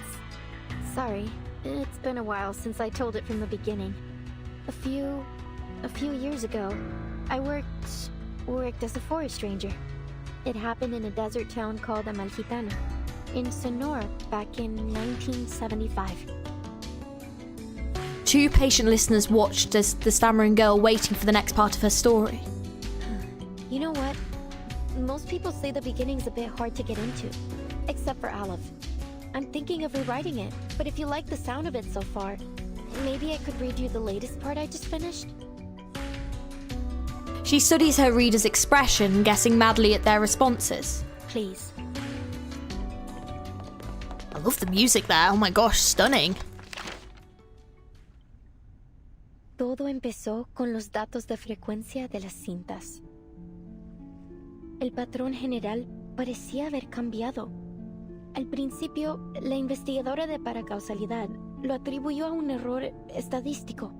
But after a few days and long nights of meticulous calculations, that explanation only became less and less plausible. The odds of success and failure kept shifting, and the chance of repeating the previous result kept growing. It was as if someone had tampered with the rules and tweaked it to their liking. She took her findings to Amalfitano, the town of nothing, as they called it then. Near the old looms, she met a blind weaver who spoke softly of an old tale. I heard a strange rustling at dawn, like a die rolling along a wooden floor. Then the morning light dimmed and died. That was the last time I saw the sun. My own hands were the threads I worked with. I just forgot like how incredible the voice acting is in this game. Like, oh my god, it's so good. It's just so good. Like, oh my god. I hope it like gets even better as we go on as well. But oh man, Reverse, in my opinion, does have some of the best like EN voice acting, like in Gacha. Like, I love it so much. It's so good. Stunning. Yeah, her voice actors did a great job. Every time I heard the die roll, the Walker art style. Told the oxen in the field sank to their knees and never stood again. By the third roll, the fields were crawling with frogs. Plows ran over them, and some still writhed, squeezing themselves deeper into the cracks in the earth. The fourth time the die rolled, 10 dormice plunged into the sea in a strange sleepwalk, and 10 bears feasted for the last time before winter arrived. I like the art style as well. If the book writes about being short, yeah. You missed Silver Ash Altar? The die was cast in a cage during a duel. Before a crowd of eager eyes, the winner left with 10 pounds of gold, and the loser left with 10 flies, which fell on him to feast. Ooh, that's quite dark, isn't it? Flipping heck. Yeah, I did actually manage to get the Silver Ash and Promenix altars. Yeah, they're very good, actually. So I didn't stream it, but I did manage to get the characters. I will get back to Arknights soon.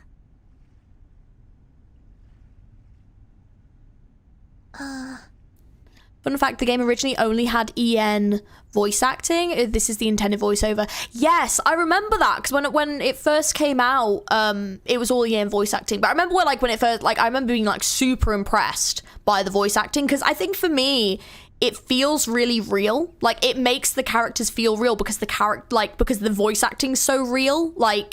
Yeah, the voices aren't cartoonish or anything like that. Like, they're so grounded. I think it just really shows the caliber of voice acting that they've gone for in this game, and it really shows in the characters. So yeah, it humanizes them a lot, and that's what I love about it. You play this game too? Nice. Yeah, I used to play this from release, and then I kind of stopped streaming it about 10 months ago, so we're now coming back. So hello. But yeah, if you play Reverse, let me know your favorite characters. Let me know. And they specifically wanted to have a lot of diverse languages too, and they've really succeeded in that. They've done a great job with that as well. It's obviously good having other voice options as well, but I like the diversity too. Yeah, most of the actors aren't even VAs. They're theatre. Yes, I think I remember hearing that when they first did the cast, pretty much everyone who was cast was not actually a voice actor. The majority of them were theatre, because it was during lockdown and stuff, wasn't it? So, but I know a lot of them are English. They used a lot of English companies for the hiring voice actors. Because yeah, they did a great job. One of my favorite voice actors in this game, one of my favorite voices. I really wish I could replicate it. I can't. Schneider. I adored her voice acting. Oh my god. Some of them are so good, but Schneider's, oh my god, I loved that from the start. So good. So good. We still don't know Tennant's VA, and I'm sad. I think though sometimes I can understand people maybe wanting to keep it anonymous. I do understand that. Yeah, because I guess it depends on if they are someone that does more voice acting, or if they're someone that's it just depends. But yeah, honestly, no, this game's got some incredible voice acting. Really, really good. Yeah. The quiet spreads through their cell like a rolling tide. Is that all? Seems like it. Is that all? That was awesome. Well, there's more, but I haven't quite figured those parts out yet. Any thoughts? That's really cool. Anything. I can take it. Please, I really need some feedback. I mean, I love the way you said it. It sounded awesome. Have an apple. Thanks very much. They introduced a setting where you can switch the dub for a specific character, Sonetto will be in Japanese while everyone else is EN. Not sure how it will affect storyline. Oh, interesting. Don't know if it will. Can't wait for our queen to come back. Oh, Schneider's voice. Schneider's voice was so good. So good. Yeah, that is an interesting setting, actually. Yeah, a lot of the VAs from the same region as the character or know the languages, which I think is great as well. I think that's really good. I really like the diversity. I think, yeah, they've done a great job. Yeah, what do you guys have any favorite voice acting in the game, or any favorite characters their voice acting is just so good? I mean, like, loads of them. Like, loads of them are so good. I wonder if the protagonist ever finds this die of Babylon in the end. Is the die of Babylon going to be the die that we saw back there that was all gooey? Oh, Virgin, it could be. It isn't a real die, it's just a metaphor. Has it become real, though? I think it might have done. Oh, I see. I must have missed that. Sorry. Still, it's a beautiful story. Sad, but beautiful. The story is still too obscure, isn't it? Aleph warned me about this. In our last correspondence, he suggested adding the Blind Weaver to shed light on the hidden theme. It helped at first, but even with his sage advice, no matter how hard I tried, the plot just didn't seem to move forward. Feel stuck in that village with them, lost, dazed, isolated inside their small, disconnected moments. Something crucial is missing, leaving gaps between the characters and the scenes. Should I change the storyteller's perspective? Start a different angle? Or maybe rewrite the characters completely? What should I do? Before the writer sinks into a swirling vortex of self-doubt, someone decides to push for something tangible. Apologies, but you said your story somehow connects to what's happening here in the Panopticon. What makes you think that? It's a strange feeling. Like, everything here belongs to a dream I once had. Only, I can't remember it. Oh, I hate that feeling of deja vu. I've had that before, where, like, something's been happening, and I'm like, I'm positive that I've, like, had a dream about this before. It's so unsettling. Do you mean that you have a sense of deja vu? It's nothing I was gonna start singing a song. about. Our psychiatrist friend Kakania told me those moments are often the result of a dysfunctional connection between two parts of the brain. Like a little glitch. Okay! Me just learning about it, and I'm like, oh, that's what it means. Oh, God. No, it's nothing like deja vu. The storyteller snaps back, politely agitated. Deja vu is a single moment, a specific situation. But here it's everything. So good. La Sociedad, the rules, the idealist, even the incidents in the gallery. Each one unfolds in a similar pattern, like the grooves on a record, telling a story I feel I've listened to before. Amalfitano and Comala. They're two sides of that same record, playing out the same tune. Whatever happens in my story seems to be happening here too. I had that feeling when I met you as well, Miss Burton. At first I thought it was only an interesting coincidence. You're much like the first character in my story. A traveler with a suitcase. This does seem rather coincidental. This does seem rather strange. Willow's voice is incredible, especially in London Dawning. Willow was actually one of the ones that came to mind. Yeah, Willow's is great. Willow's voice acting, yeah, they're superb. I have two favorite characters, but I can't talk about them because they're kind of spoilery. I understand. Tooth Fairy's voice is so soothing. Isolde's was Isolde's as well. Yeah, and Tooth Fairy's. Yeah, I agree. So much amazing voice acting. It's crazy. Yeah. No, I agree. Voyager, interesting. Nautica's, okay. One of the future chapters is acting on a whole other level. You'll love it. Oh, I'm excited for that. I'm excited. Part of me thinks the Reverse's writer's worry's been stuck into in-game dialogue. I mean, you know, when you're writing, inspiration does come from, like, personal, you know, experience and stuff. Tooth Fairy being Alexandra's first-ish role is so crazy to me. She's so sweet as well. I've, like, interacted with them, like, once, like, no, like, a couple of times on TikTok. They are so sweet. Like, oh my gosh, they're so lovely. Really nice. So Kakana, I know your era just ended and everyone had just died and Isolde is broken, but can you tell me about Deja Vu? When are we getting back to that story, by the way? Is that coming back? Like, they just, like, took Isolde away and melted that place. Like, are we getting back to that ever? Because I'm like, hang on. I need to get back to Isolde Kakania's story. Like, is that ever coming back? I need to know more. Hello, Bo. How's it going? First time making it to one of your streams. Happy to be here. Welcome in. Yeah, so active on TikTok. Yes, they I did like a TikTok about about a reverse, and they like commented on it and were like, oh my god. And I was like, oh my god. I was like, hello, holy shit. I was just like, oh my god, you're so good as Tooth Fairy. It was crazy. Oh, I love how the reverse cast's voice is like a mix of known ones and new to business. Yeah. Kania's character story tackles that. Well, I want more. Give me more. Kind of exploring Kania's character story, but I don't think we're getting anything else. I need more. That's 2 good characters. Damn it. Isolde's probably still singing in the basement. Surely she must get out of that basement at some point.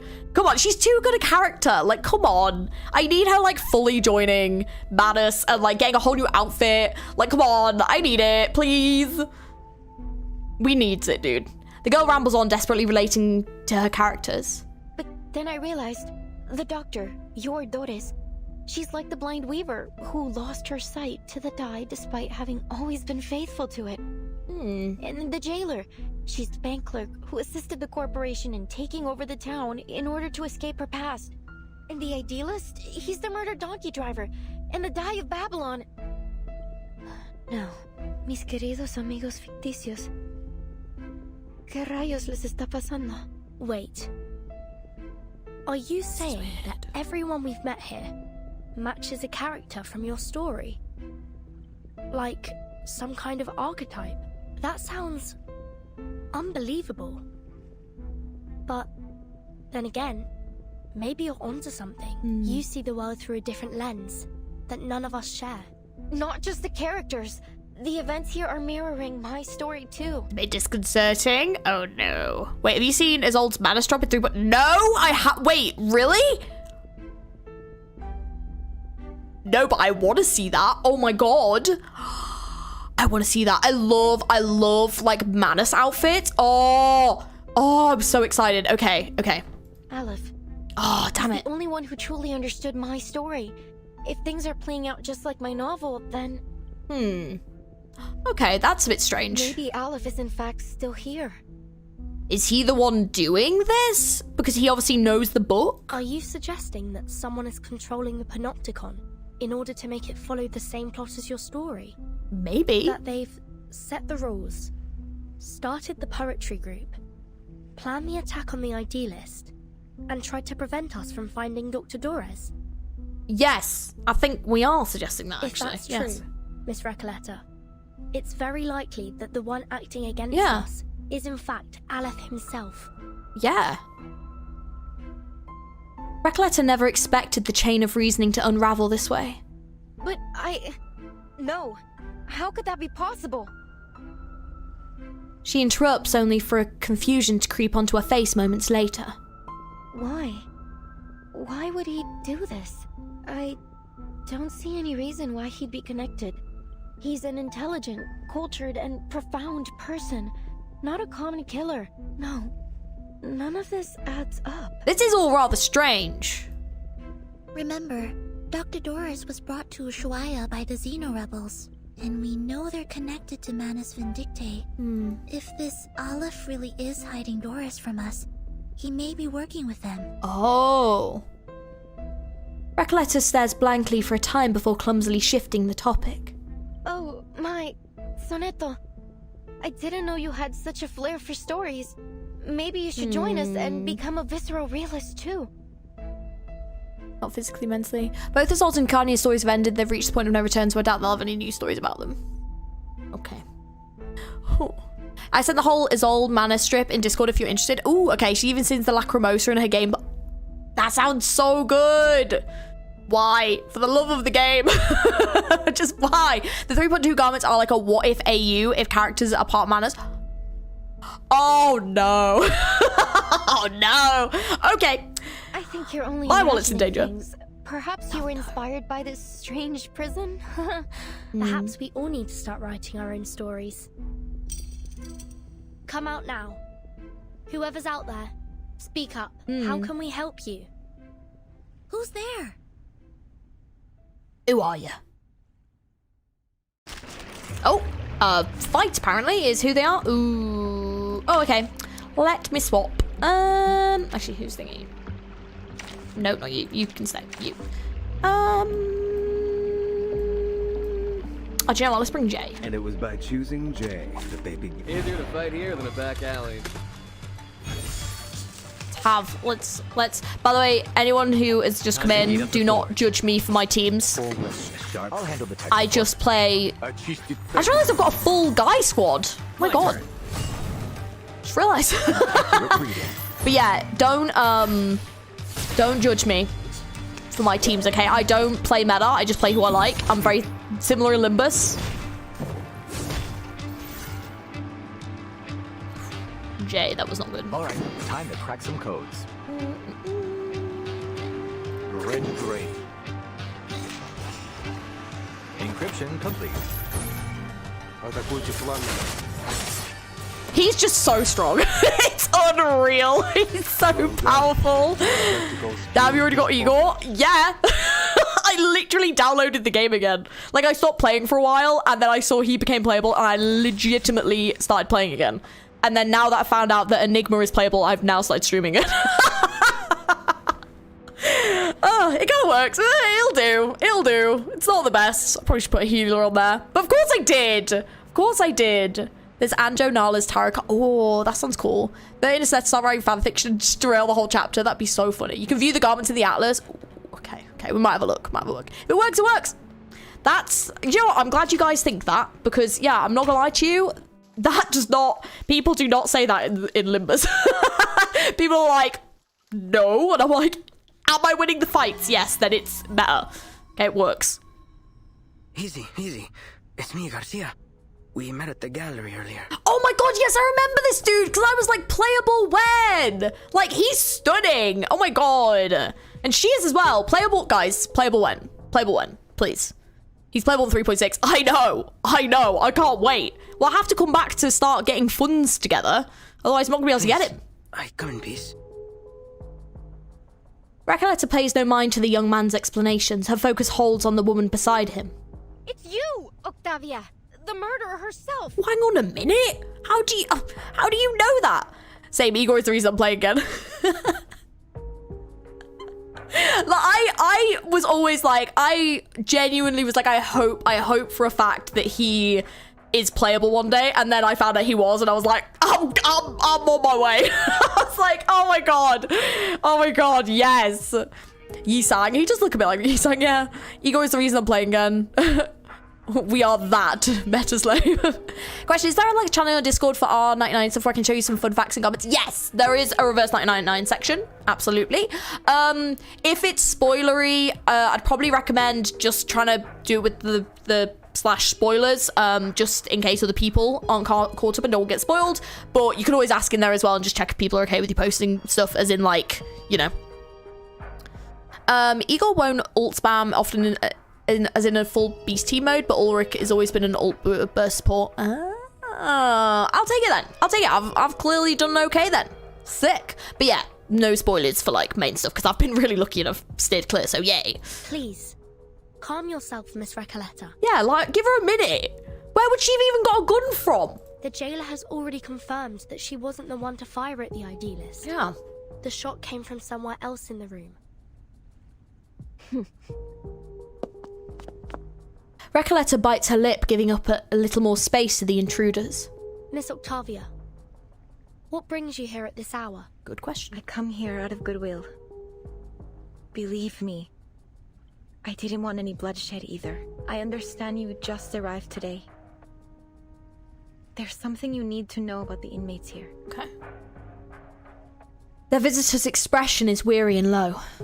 We're outcasts, rejected by society and literature, and our privileges are limited within these walls. But before I started my own literature group, I struck a deal with the Panopticon authorities. Oh, okay. If we cooperate and stay out of trouble, they'd leave us be. We could discuss literature freely and openly in Comala. Such a thing may seem trivial to you, but this is of immense importance to us. Oh, there's no happier thing in this world than discussing literature. No one should ever put limits on it. You're right, Recoleta. But we're prisoners here.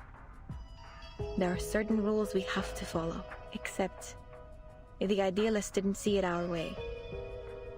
He refused to compromise, believing that the long poem and his so-called ism could break us free from the cage of the ever-watchful eye. Perhaps he was right. You might have achieved more if you'd listened to him. After all, visceral realism keeps us connected to who we are. You have to believe in the truth of visceral realism, because out there, beyond these walls, Many of us still do. And what has it changed? Garcia, you're the latest inmate here. Tell us, 3 months ago, before they arrested you and took you here, what has the visceral realism movement accomplished out there? Beside them, Garcia, who had been patiently leaning against the railing, produces a metallic vibration on its grates. A rough paper roll burns between his lips. At first, it was revolutionary. Young poets joined in droves. We held gatherings. And the literary world seemed alive again. I was just a kid when the leading poets left the city. Everyone thought it was only temporary. But it didn't come back. And nothing has happened since. No one says it. But we all know. Visceral realism died in 1977. I'm sorry, the voice acting for Garcia is incredible. Oh my god. The voice acting is so good. Dang. It's not dead as long as people still believe in it. I believe in it. Octavia ignores the childish remark. She knows that conviction can be as fragile as a spider's web. Belief, faith, what is this obsession with the true self? Why does your type always insist on there being a true self hiding beneath our roles in society? Our disciplines? Look at the idealist. He never once stopped fighting for what he believed in, even long after he was put behind these bars. Idealist, what a name he gave himself. Who will he be when he finally breaks free from the eyes of the central tower? When he's left without his willful audience? And nobody. That's what. Okay, the soundtrack for this freaking chapter is insane. The amount of variance, holy moly, it's stunning. Octavia Paz was one of the main opponents of the Inferilis, a gatekeeper of... Oh, okay, interesting. I know how the spoiler is got. Oh, okay, perfect, cool. Gonna share stuff like his old Cardia couple bits. Oh, cool, yeah, please do, thank you. Wait, so see you back in reverse. How's the story for you so far? Hello, boo. Hello. It's good. I'm really enjoying it. I left off at a really bad moment. But no, it's stunning. I'm really excited to see what's happened in the story so far. Yeah. How are you doing? How's it going? I love this music so much. Yeah. Oh, fuck. You're playing reverse again. I am. We're back, Gardy bro. How's it going? How you doing? Lydia, hello. Hello, how's it going? Didn't expect you to still play Reverse 1999. Yes. Well, I stopped for a while. I did stop for a while. And then I started playing it again in my own time. And then I've been like wanting to come back to streaming it. But I was like trying to figure out like how to do it and if I wanted to stream or did I want to do something else. And then I basically decided we're just going to start streaming it again. So yeah, because now my streaming schedule, like I can stream more than I used to. So yeah. Now I can like do it a bit more. Yeah, so hopefully I can start being a little bit more regular with this and catch up with the story. So yeah, how are you doing though? How's it going? Yeah, absolutely have history and especially fashion history. So many references. Agreed. They really like do their research and it's like you can see it. It's great. And that is a truth even he is terrified of. Miss Octavia, I hope you come with something more important to share than just some criticism of the idealist. You're right. I have an important message for you. Dr. Torres, I heard you were looking for her. The woman from the Sao Paulo Veterans Residence. She used to write under the name Erd, didn't she? Yes, she did. Yes, that's right. Do you know her? You're the first person I've met here to speak plainly about her. Do you know where she might be? We crossed paths, but only briefly. I'm not sure where she's gone. Maybe the authorities know. However, she left this with me. Oh. I think you'll need it more than I do. Octavia hands over her personal folder. Before they might open it, she has already turned to leave. We have other matters to attend to. I'll leave you to your business. Garcia, shall we? The visitors leave in haste, their faces and expressions obscured by the night's shadows. The Foundation's investigators open the worn manuscript folder with caution. The physician told me the horrifying truth about the panopticon of Kamala and the power behind it. Manus Vindictae. It's always Manus Vindictae in it. It's always Manus Vindictae. Ugh. Have you been playing in your own time? Have you played the event where you met Matilda's mum? No. So I haven't been playing any of the story stuff. I've been like, when an event's come out for like 1 or 2 of them, I've like done the levels, but I've not read the story. So I've literally left off with the story where this left off with my previous stream when I finished it like 10 months ago. So like, this is where I am with the story. I'm no further. I don't know anything else. I've luckily not been spoiled. So yeah, we're now doing story catch up. Any plans to play Spring Unending after this chapter? It's rather isolated from the rest of the story. Fine, thanks. Just need to finish some stuff next week. Oh, good. I'm glad you're doing well.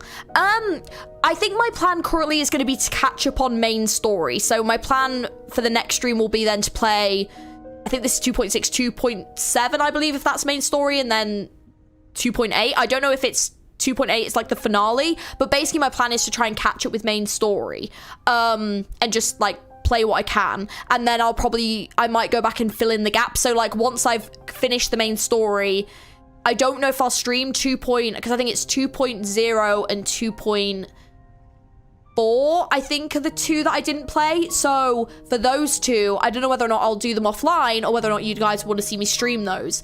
So at some point I might do those 2 like on stream, but also I could just read them on my own time to then I've done the entire version 2, and then version 3 we'll just try and start from like the beginning and just go along until I'm caught up, and then when I'm caught up I'll probably then start doing the events as they're like coming out. But I think my main goal is just catch up with main story, because I think the longer I don't, the more I risk getting spoiled, and I think that's the important thing to avoid at the moment. So yes, also just because I can stream, I still can't stream like as much as I was, so I'm gonna try and aim, if I can do 1 stream a week, I will. It might be 1 stream every like week and a bit. It just depends on like, because basically I've got a housemate now, and their like working schedule is a bit up and down, so I try and stream when they're not here, basically just because I've got the house to myself. So yeah, it's just trying to fit into my schedule that way. But yeah, so we will sort out though. So 2.8 is main story, and then 3, and then 3.3. Oh, okay, so because 2.7 isn't main story then. That's not a main story one. So actually then hopefully we should be on the next stream, should be the next 2.8 then, I'm guessing. And then, okay. So yeah. So once I finish all the main story, then I'll probably go back and start doing the in-betweens if you guys want to see it. But yes. I'm doing good, Weir. How are you? Finally, time to have stream again. Love your playthrough videos. Thank you so much. I'm glad you've been enjoying them. Yeah, I'm finally getting some more time to stream again. So I'm happy to be back. How's it going though? How are you doing? You doing well? Of course, it's Manus becoming the Panopticon's sole patron, they seized control of the resources and the allocation system. Of course. Turning this place into a living hell. I suspect that the physician, the current highest authority here, is responsible for this situation. Oh, great. So the physician is probably part of Manus Vindictae. Sick! I discovered that the inmates were put through brutal training, even when they were too sick to carry out their tasks. They also forced pure-blood Arcanist inmates to wear their masks, effectively turning them into murmuring puppets. Oh, shit. Manus Vindictae is orchestrating everything. Oh, they really are, huh? They really are. Dang. No wonder we didn't find them in the city. They've been hiding here all along. No one would have thought to come looking for them here. They snapped the folder shut. A familiar signature seen on the forward page of Utu magazine, and the receipt found in Sao Paulo's heartfelt home. But why would Miss Octavia bring this to us? What's in it for her? Do you think she's trying to mislead us, Timekeeper? I don't know, because she does want to work with the physician, so I don't think she's against Manus Vindictae, but I also don't think she wants to hurt us, so... Maybe. But the handwriting in that notebook is most certainly Erd's. If she's leading us astray on purpose, why? Miss Recoleta, what do you think? Could she be Aleph?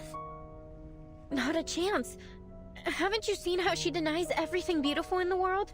Aleph would never be so biased. No. Aleph is like a mirror. He reflects both light and shadow. But, Octavia, maybe she hasn't looked at the shadow within for a long time. I know that look on her face. It's the look of a writer. I've seen so many like her during my trip. The faces of a lost, struggling generation. Okay. Interesting. Oh, back outside again. When isn't Madness involved? Ah, that's a good question. Makes sense. I'm guessing that's version 1. Series were criticised for being isolated. Version 2 for being too interwoven, and 3 feels like a comfortable middle ground. Oh, that's good though. That's good. Oh, quick question. Have we had a version 3 horror patch? Have we had a horror story? Because if we've had a horror patch, I will be playing that. Like, I will be streaming that. Reverse horror is... like, they're like my favorite patches. I love the horror they do in this game. It's so good. If Bluepock ever wants to do a horror game, just freaking do one. You guys could do so good. Like, I love the horror in this game. So I want to know if they've got a horror patch. And was it good? 3.1. Okay, we'll be playing that. The train? It's a train? Oh my god. 3.1. Okay, when that becomes available, like, as in rerun, you must let me know. We must let me know when that reruns, because I will play the horror patch. I love the horror in this game. I need to play the horror patch. Okay, amazing. The Midnight Whistle. That sounds sick. Okay, I'm excited for that. We will be playing that. Yeah. If we're going to cover a side story, that's the one that I want to cover. Amazing. Is it like an individual one? Under the night sky, Kamala Prison stands like a forgotten gravestone covered by fine cold snow. An old character was there. Every Christmas is a horror patch. That's true. It'll be a while before it's available. That's fine, though. We can catch up on main story before then. We can catch up. In a room repurposed from a prison cell, 3 girls in search of someone share an absurd, bizarre tale. Meanwhile, at the entrance of the central watchtower, a jaguar knocks on a secure door. I mean, to be fair, this is a bit horror-y. I'm like, Outlast. I'm like, it's really good, though. I'm so excited. Isolated horror... I can't wait. I'm so excited to play that. I love the horror stuff in this game. It's so good. I mean, a lot of it is horror anyway, but like the horror patches particularly. Okay, yeah, let me know when that's available. Definitely want to play that. I just want to play some more horror games, dude. Really want to play some more horror stuff. Dr. Merlin, I'm here to report on today's events. His name's Merlin? Come in. Oh no. Is he good or bad? Oh, I just discovered you. Seems fun. Hi, welcome in. How's it going? How you doing? Hope you're doing well. Frantic writing breaks the quiet of the room. The jailer's visit does not deter the man behind the desk. He continues writing, wholly absorbed, as if each letter were filling the world around him. There was a commotion in the gallery today, sir. An inmate known as the Idealist was severely injured. The inmates nearby said he lost consciousness from blood loss. He's alive, though. Okay. He's alive. However, after we put everyone back in their cell, the Idealist was gone. I made a sweep of the grounds, but there was no trace of him. Never mind, he's missing. We don't know if he's alive. Got it. It's possible that he regained consciousness and went into hiding. I'll perform a full search tomorrow.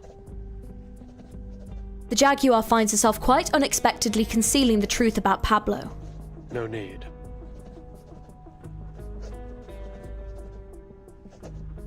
He's the physician? No! No! Oh my god, no way! He knew the consequences of breaking the rules, did he not? So the physician was the one that went down there and picked it... Oh! Doing well, hope you're doing well too. I am doing well, thank you. Who's your favourite character in Reverse? Please let me know. Every time I try to think of horror games, Resident Evil always comes to mind since it's currently my hyper-focus at the moment. Oh, love a bit of Resident Evil. Which one's your favourite? Please let me know. See, Silent Hill. Silent Hill is some of my favourite horror. Love Silent Hill. Was it Resident Evil 9 Requiem? I wish I could play that game. Oh my god. That is so good though. Just oh my god. I wish I could play it. I love Resident Evil. It looks so good, is what I should have said. Sir, with all due respect, I think today's incident proved just how dangerous it is to let the inmates keep their weapons. Wait, they've been allowed to keep their weapons? That doesn't seem very safe. We never should have let them walk around with deadly weapons. Even if we had to, we should have doubled the guards. We can't expect them to follow their own rules simply out of fear of the central tower. The physician interrupts her sharply with no hint of concern. Such matters fall beyond your purview, jailer. You only need to do what's required of your title. Is there anything else? There is another thing. 2 guests from the Foundation came through today. They said they were looking for someone named Doris. They've shown a willingness to cooperate, though they were involved with the incident in Corridor 0. The sound of writing continues. Her report is disregarded. The jailer takes a deep breath. The next part is difficult to say. Sir, there is one more thing. I told Miss Octavia we're short on rations, and she's adjusted the inmates' portions accordingly, but that won't last long. Manus Vindicti stopped providing supplies back in March, and Sino has collected all the prisoners they had previously placed in her custody. I just wonder why they have so suddenly withdrawn from Ushuaia and brought all the prisoners with them. That is weird. Okay, that's very weird. I also noticed that we haven't received any orders from the government since Warden Tartuffe was transferred. In fact, we haven't had any communication with them at all. Okay. In frank terms, we're facing down a serious shortage of medicine, food, and basic supplies. At this rate, the Panopticon will soon be unable to operate. Where will our inmates go then? Yeah, that isn't good. The man before her says nothing for a long time, his pen still flickering over the page. Can we ask the Foundation for help? They've sent their people here. Maybe they're interested in the Panopticon? I could arrange a meeting if you like. You're unusually talkative today. The man finally stops writing and looks up. Pardon, sir? That's fascinating, you know. You've become so much more concerned about this place and its inmates than when you first started. You are now dictated by your title. I didn't mean to overstep. I'm sorry. You can go now. I have a great deal of work to do. Oh, and one more thing. He beckons the jailer back before she leaves. Make sure this month's Kamala Congress is held according to schedule. Yes, sir. The Jaguar disappears beyond the door, metallic footsteps fading into the distance. Only then does the physician allow his suppressed frustration to surface. How many times have I warned you about this? The idealist has to go.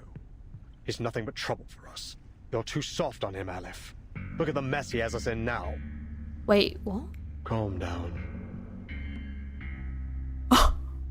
No!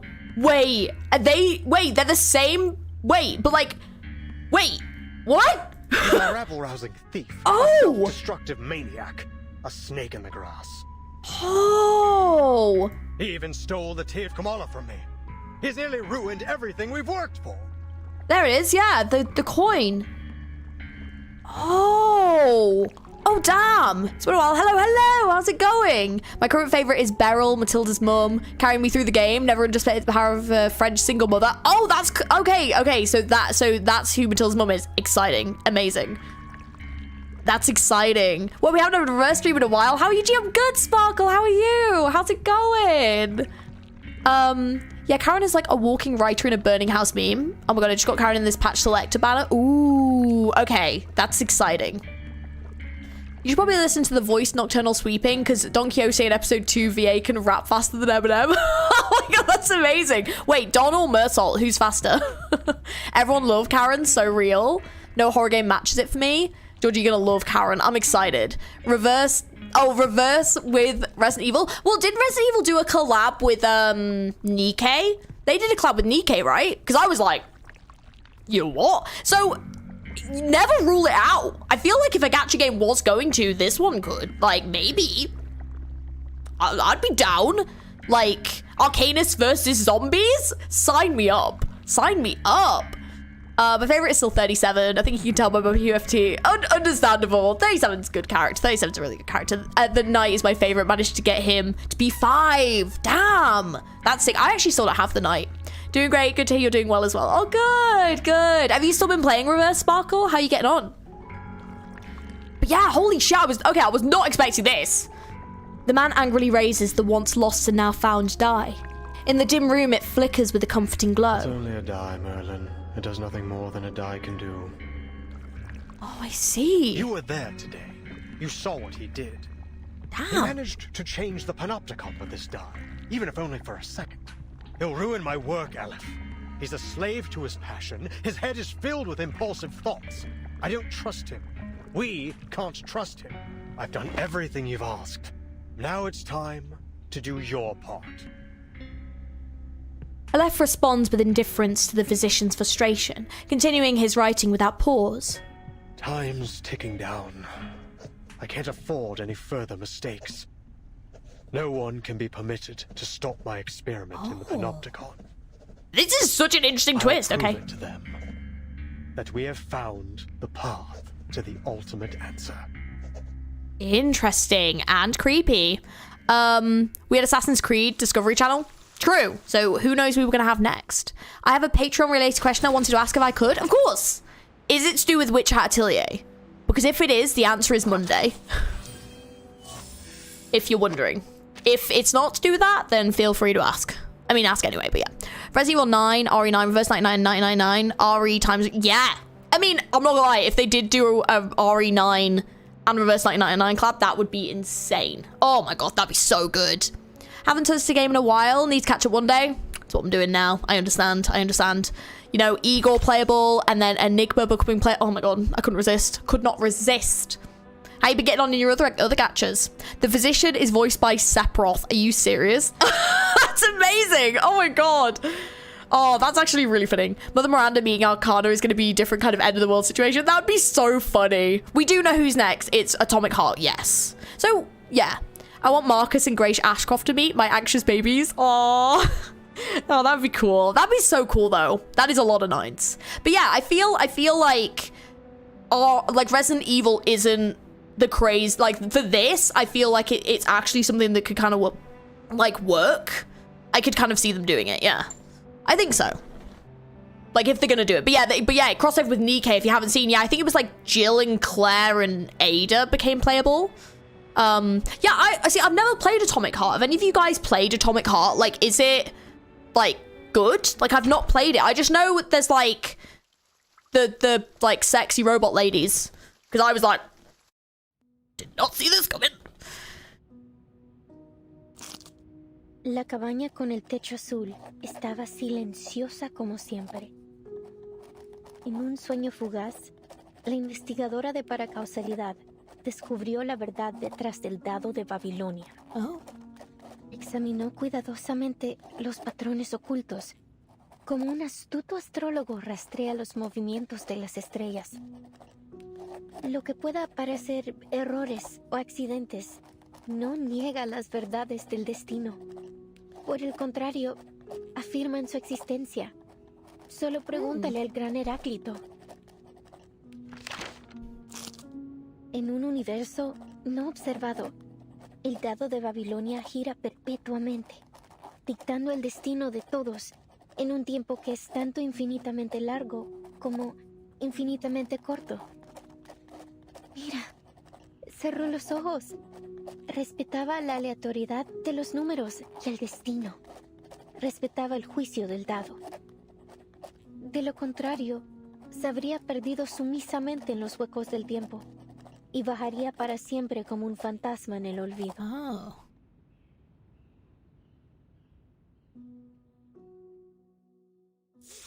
Ooh, okay. That is some interesting lore. In the solemn prison hall under the half-light of the next day, the prisoners of Kamala gather. Before we get into this, let me just read this. I only saw promotional material and a fan song for Atomic Heart. It looks interesting. It's kind of mid. It's air. Oh, that's a shame. Oh no, really? I'm curious because Assassin's Creed collab is the best thing that happened to the damn franchise since Black Flag. Oh, really? Oh. Marcus and Grace are both anxious and nerds. Both lost their parental figure. They would have fun in the archive. Oh, I see. After finishing the chapter, you have to see the Atomic Heart collab tease. Okay, well, we'll give it a watch. I'm curious. Very mid. Mixed reviews about the game from what I've seen. Oh, it's not a bad game, I think. Okay, give somewhat Bioshock vibes. Bioshock would have been a cool one for it to collab with. Oh my god, that would have been a sick collab. Honestly, I was kind of stunned when they announced the collab, its new franchise. Oh yeah, because are they doing another Atomic Heart game? Like, I'm just wondering, like, why they're kind of doing it. I'm surprised it's not something like Nier Automata, because that's usually what the gacha games all collab with. Usually it's Nier Automata, which I've never actually played, and I've been looking at playing on the channel, because, yeah, it's been one of the games on my list for a while. I'm sure R99 devs can do something interesting with their setting, yeah. I only know it from the Lucy Clanker Polly trailer. I don't know what that means. What does that mean? I really enjoyed the Spanish in this story when I played it. My mother teaches Spanish and English and speaks German. Oh, wow. Your mum is talented. Wow. After all, the Atomic Heart devs won't be writing this. Okay. It's like Diet Bioshock with the most generic action protagonist known to man. Thankfully, the collab story is taking place before the main story of AH, so we'll have to deal with them. Oh, okay. Teaser is insane for the collab. All right, we'll watch it. We'll watch it after the stream. It was subject to controversy due to the game's connections to Russia, despite the game criticizing the USSR. I see. Got you. Okay. The developer of Atomic Heart reacted to the patch on Billy. Oh, I see. Got you. Oh, damn, I didn't expect this. Welcome back to Reverse. Thank you, Red. How are you doing? Are you doing well? Reverse 1999 with Resident Evil have Leon Kennedy playable and dialogue. Yeah, I feel like if they're going to do that, Leon would have to be playable for sure, because he's one of the most popular characters. I guess it depends on who it collabed with. I don't know. I'd kind of like if it was like the OG Resident, like one of the OG Resident Evils, and then they kind of like work it along and do like future collabs. In my opinion, it happened because it was an easy negotiation. Oh, I see. Okay. Yeah, we'll have to see what it's like. Because I didn't actually play the Assassin's Creed one, so I don't know how they did. So I guess it'll be interesting to see. And I don't know anything about Atomic Hearts, really. So, yeah. They released their 4th DLC and the sequel is in development. Oh, wow. Okay. Yeah, I wonder if we're going to have a collab every year. I don't know. Jill, Ada, and Argus. Oh, my God. Argus would be so sick. Yeah, in that collab. Oh, I see. Okay. Yeah. All right. Okay. We'll have to see how it goes. It definitely sounds a bit controversial from the sounds of things. Yeah. I want Ada and Argus to meet, and then the daily log would be like, Argus tried Ada's handgun, but she still prefers a double barrel shotgun or something. Yeah, something like that. That'd be so sick. That would actually be really sick. I feel like Resident Evil would be a great one. I think Silent Hill collab would be insane because it would be so out of the blue, and it could be so dark. Like, imagine, like, the characters fighting Pyramid Head.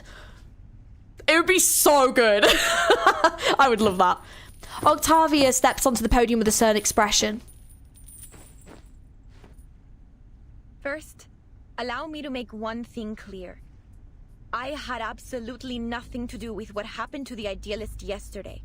I swear it on my career as a writer. As you all know, the Idealist and I are the representatives of the 2 factions of La Sociedad de Poetas de las Américas. As you also know, we have been at peace since the Let Sleeping Dogs Lie agreement was signed a few months ago. Oh, that's interesting. That's kind of glitching out. Despite our differing views, we have coexisted to this day under the watchful gaze of the Central Tower. Rest assured that we will work tirelessly to locate the missing Idealist. Don't put so much pressure on yourself, Miss Octavia. His death wasn't your fault. After all, he was the one who threw the first verbal dagger. The murmurs cascading below reach the ears of the prisoners from another faction. I would sell my soul for Reverse 999 Limbus. I wonder whether or not it would be, if they did, it would be like in Limbus. Like, because obviously Limbus have only done one collab and that was Arknights. But that did draw its own controversy. There were people that did not like that collab. I loved the collab. But yeah, that did cause some stirring in the community. So I don't know if they will do another one. I'm not sure. What glitching? I didn't see any glitches. Oh. Did you not? Was it just... Maybe it's just my PC. My dream collab for this game is still Violet Evergarden. Oh, mate. That'd be too sad. Oh, no. Oh, that'd be so sad. The Idealist is missing, not dead. I'm sure he'll show up in One Piece before we know it. Reverse 999 time to One Piece collab. Better face the hard truth. That'd be so funny. Though, I have to say, it won't be easy for you to find a new leader as mad as him. A polite cough from the hostess pauses the heated debate. Please, everyone, quiet down. According to the agreement, today's Congress should have been chaired by the Idealist. Since he is still missing, I will be acting on his... Pardon my lateness. Go ahead. I'm ready to moderate. Unfamiliar footsteps break the regular pattern of events. The jailer leads her visitors to the entrance of the prison hall. Miss Ford, I looked over the incarceration and visitor records from the past 6 months. There was no mention of anyone named Doris.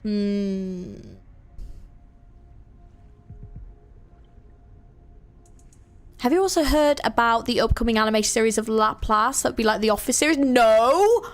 Really? What's it going to be on? Like YouTube, or is it like an anime? Anything possible? They probably collab with historical or polemic. Yeah. I don't know. I guess we'll have to... Yeah, I guess we'll have to find out. I'm not sure.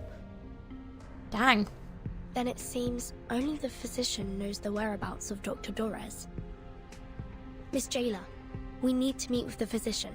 It's important. Listen, you really shouldn't take the inmates' ramblings too seriously. Considering the identity of the person before her, the jailer softens her tone. But if it's as critical as you say, I'll make another request later.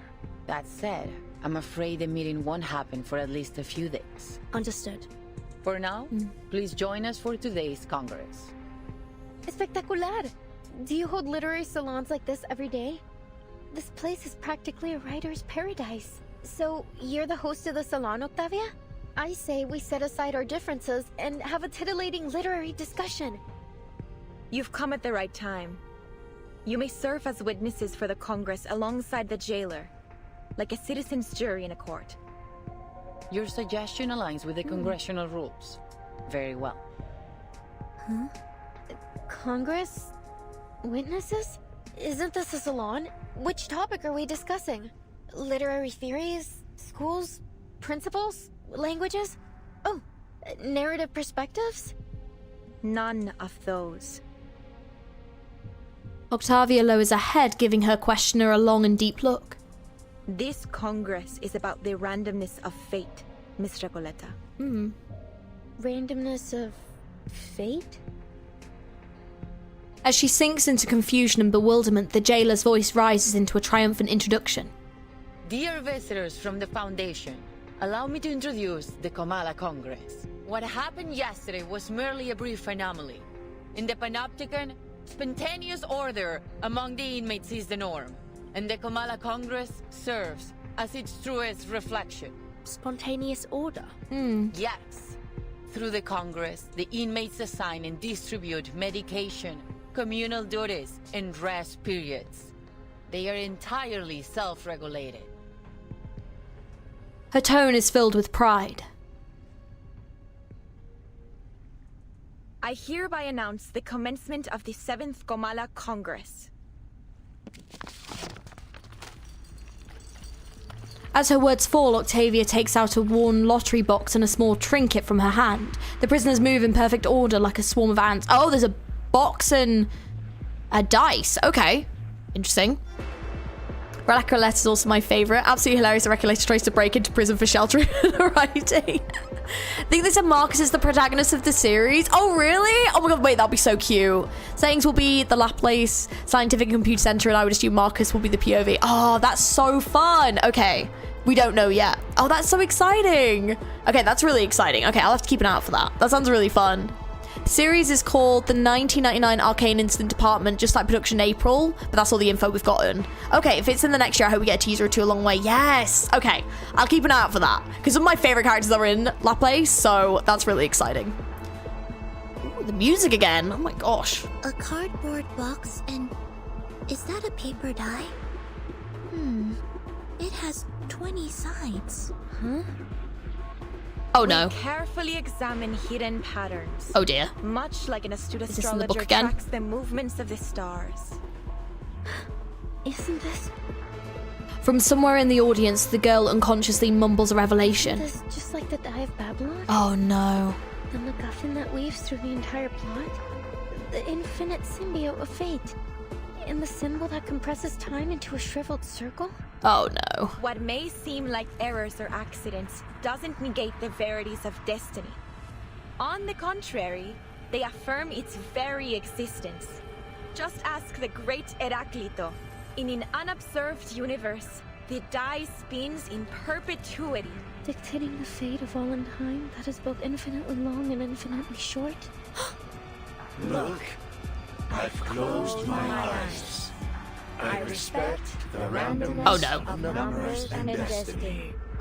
I respect the die's judgment. Okay, this has got a little bit cult-esque. As the prisoners recite their announcements, the author's voice becomes more and more sluggish. Otherwise, we will acquiesce and lose ourselves in the gaps of time. Oh. And wander forever as ghosts in oblivion. Oh, she totally wrote this. Holy shit, okay. That's not good. I don't understand what's going on. Oh, but the irony that I probably have more idea what's going on than anyone here. Miss Recoleta, This is all in your novel, isn't it? Oh yeah. Oh yeah. Oh yeah. I'm afraid so. Oh dear. The recitations, the references to an astrologer and Heraclito, they couldn't possibly be just a coincidence. Then, could it be? Will they look to the die to dictate their fate?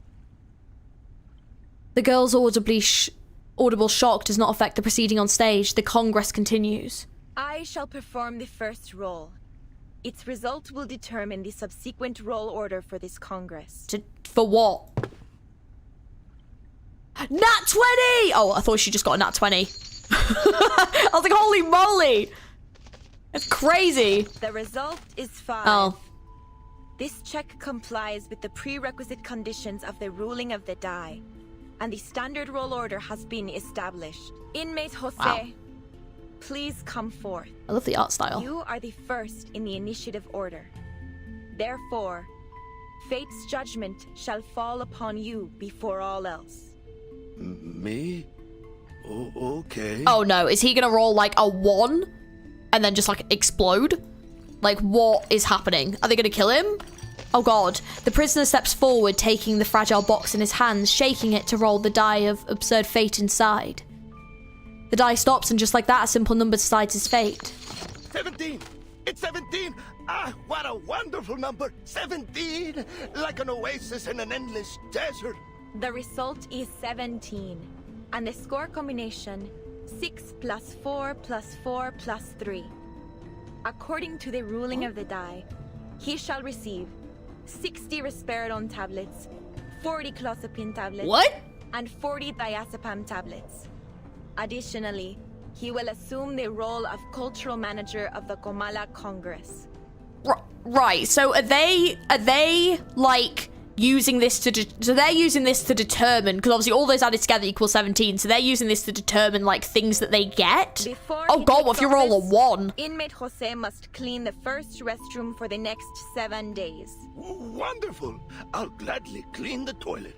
I've got the brooms here, the toilet detergent, oh, and the toilet brush too. I have been waiting for this opportunity.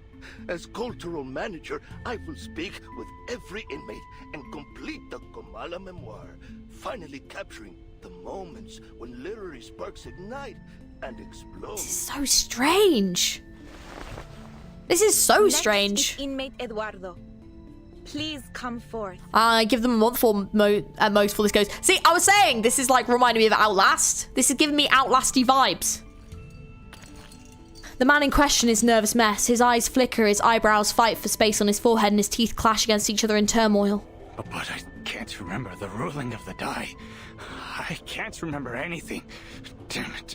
Sorry, Senora Octavia, but I don't think I can do this.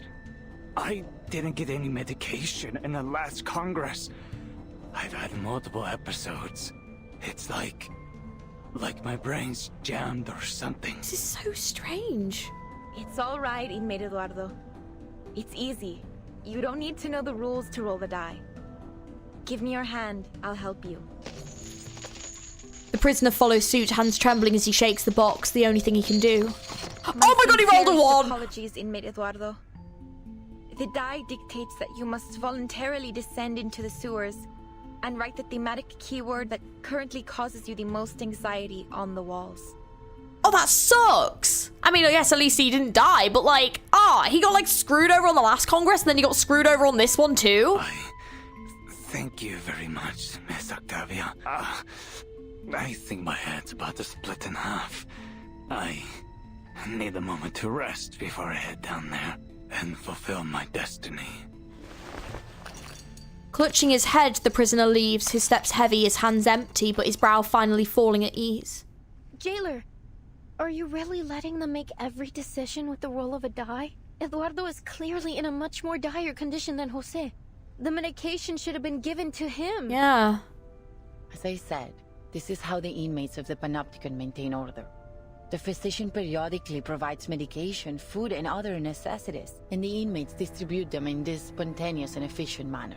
Well, it's not very efficient if, like, people die. Neither authority nor violence is involved in this process. This is what sets Kamala apart from all other custodial facilities. Is that it? You abdicate all agency to the role of a paper die and call it the randomness of fate? What kind of sick joke is this? Please calm down, Recoleta. This is the method that the inmates have collectively decided to recognize. They're prepared to face the possible sacrifices that it brings. This isn't about you or me. It's not our place to interfere with a procedure that has been proven both pragmatic and effective. My duty is to assist the inmates in maintaining order through the methods that they have established.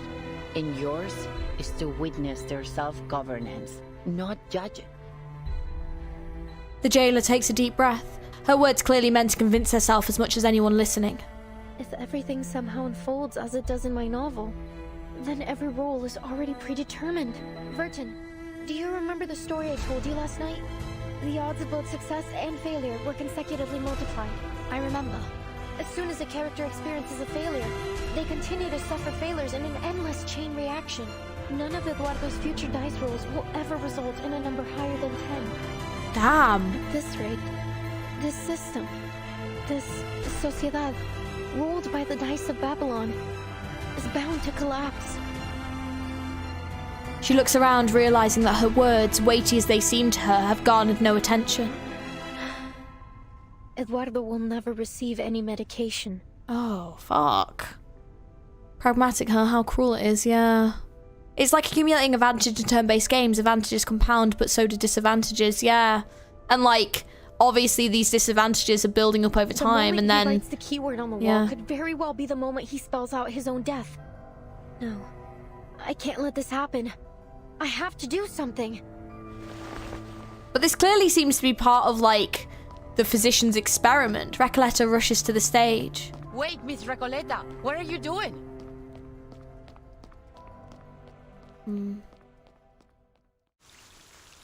Damn, that is brutal, though. Holy moly. That is so brutal. Oh. God, everything's popping up. Few soldiers would appreciate the idea of taking orders. Oh my god, I forgot about this dude. A skilled commander would never rely on luck to make decisions. On the battlefield, the distance for every maneuver should be clear and precise. Not two numbers with a D in the middle. Unless you're looking to invite a mutiny. Yeah, I forgot about the narrator. Have we still been getting, like, differing narrators as we've been going on? That said, if a die with such power were placed in a soldier's hand, I'm pretty sure they'd roll it and let it decide their destiny. Luck won't always be on your side. Exactly. There's no good luck without bad luck. Just as a coin must have two sides.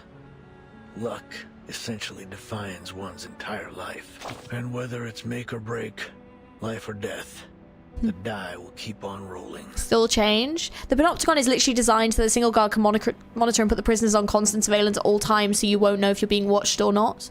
Oh, built on cruelty. They still change. There were plans to use the Panopticon at schools. Luckily, they considered it unfit for use on humans for that. Oh, wow. I love how they changed the narrators. Yeah. According to the previous pattern, we will get a new narrator per storm. The way that you can close the narrator before you press complete, you can hear the other choices. Yes. Yes. I like to kind of stick with my choices, though. Of course. Like a conversation, you know? You can't always go back. Play with fate. Coins, lotteries, even shells on the beach can all serve the same purpose. Thanks to the randomness of fate, a Babylonian may rise to be a proconsul one day and fall into slavery the next. Some tragedies could have been avoided. Well, that's where historians come in. With a little creative editing of the history books, even the random rolls of a die can suddenly make sense. What were once avoidable tragedies are rebranded as reasonable incidents, or even desirable outcomes. At least the roll of a die is impartial. You're starting to sound like a gambler. But even gamblers, after hitting a hot streak or a losing spell, start to convince themselves that they've figured out the grand pattern behind games of chance. That's very true, actually. You kind of get that with Gacha as well. It isn't just gamblers, either. Witches tried to influence fate through rituals and charms. Ancient mathematicians calculated probabilities on paper. Some even wrote books on game theory. Meanwhile, others suspected there were cheaters among them. I just hope these high rollers unite to confront the demon who holds the laws of the universe. The past, present, and future in its claws, and give it a well done and a slap in the face. You're talking in circles today. Haven't I always? It's just that today, the die rolled a peculiar number. But all things considered, I prefer the other kind of commander. The die is cast. But regardless of what number has been rolled, it's time to cross the river. I freaking love the narrator. Like, I love how, like, interesting it always is. Still haven't figured out, obviously, like, what that's all about either. The transformation of quantity into quality is the greatest realization of the method of exhaustion. December 1st, numbers. Each person is uniformly allocated 1 dose of chloropomazepine and 1 dose of thalidomide. And then to number 3, each person is uniformly allocated 3 doses of chloropomazepine and 3 doses of thalidomide. And then December 7th, each person is uniformly allocated 6 doses and 11 doses of Veronal. Okay. Soothsayer, world maker. The goddess delights in toying with the piety of her believers. Oh, look at the thing. By the way, it's a D&D table. Oh, is it? Is it? Oh, I guess actually probably here. Oh, it kind of does look like that a little bit, yeah. Oh yeah, it sort of does look like that actually, yeah. I adore the panoramas for each event. It's so good. The die is cast. So it's probably per season. Yeah, I think it's, yeah. This is the I called you out patch. Yeah, I think it is. I think it's like narrator per season, I think. Okay, let's check it out. I don't know if I'm gonna be able to do all this today. I forgot how like long the reverse stories can be. I probably just need to like focus in.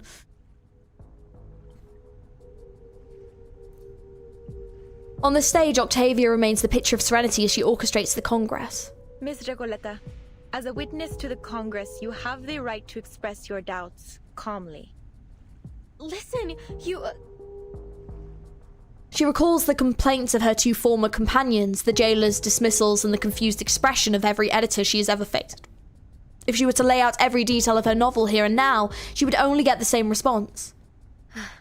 No, it's nothing. It's just that I'd like to participate in the dice rolling ceremony. May I? Oh, interesting. Okay. Of course. The very fact that you're standing here in the Panopticon proves that you share a common fate with it. Recoleta surveys the prisoners waiting to cast their die. Their expressions are serene and troubled, calmly awaiting their fate. The joys and misfortunes of those before them do not affect the long winding queue in the slightest. She takes a deep breath. It doesn't matter when I roll the die, since the rolls are simply a reflection of the randomness of fate, right? Precisely. Then I'd like to perform my role after the 27th inmate. Is that all right? As you wish, Miss Recoleta. Oh, okay. Oh, okay, we got fixed. Oh yeah, we'll just stick with this, I suppose, yeah. Battles can I don't be think I've just ever as used important Recoleta as before. codes. You just have to know how to read them. Oh! A small game that examines your look. Roll a dice every round. Different numbers will cause different effects. I'll handle the tech support. Más allá del concepto mundano del Никогда tiempo. не забывай. Decode complete. Idealismo, vuelos de fantasía, patrones ocultos.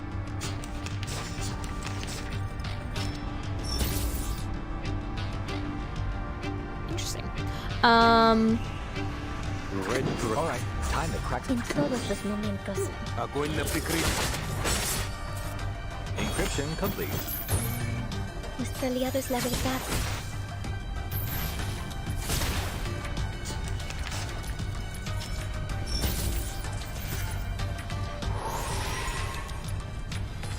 Interesting. Music is stunning. Fullness support. Ready to raid. Más allá del concepto mundano del tiempo. That's just a lot of gimmicky fights, yeah. Huh, a truly villainous moment. Oh, okay. I love this. I was just like, I couldn't, when I first saw this, I was like, wait, what? Oh, one box down.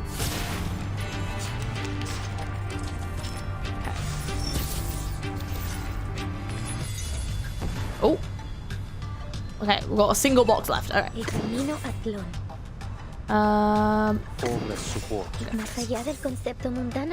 I want to see this. Oh, wow. Okay, that looks so sick. Do I have to do this?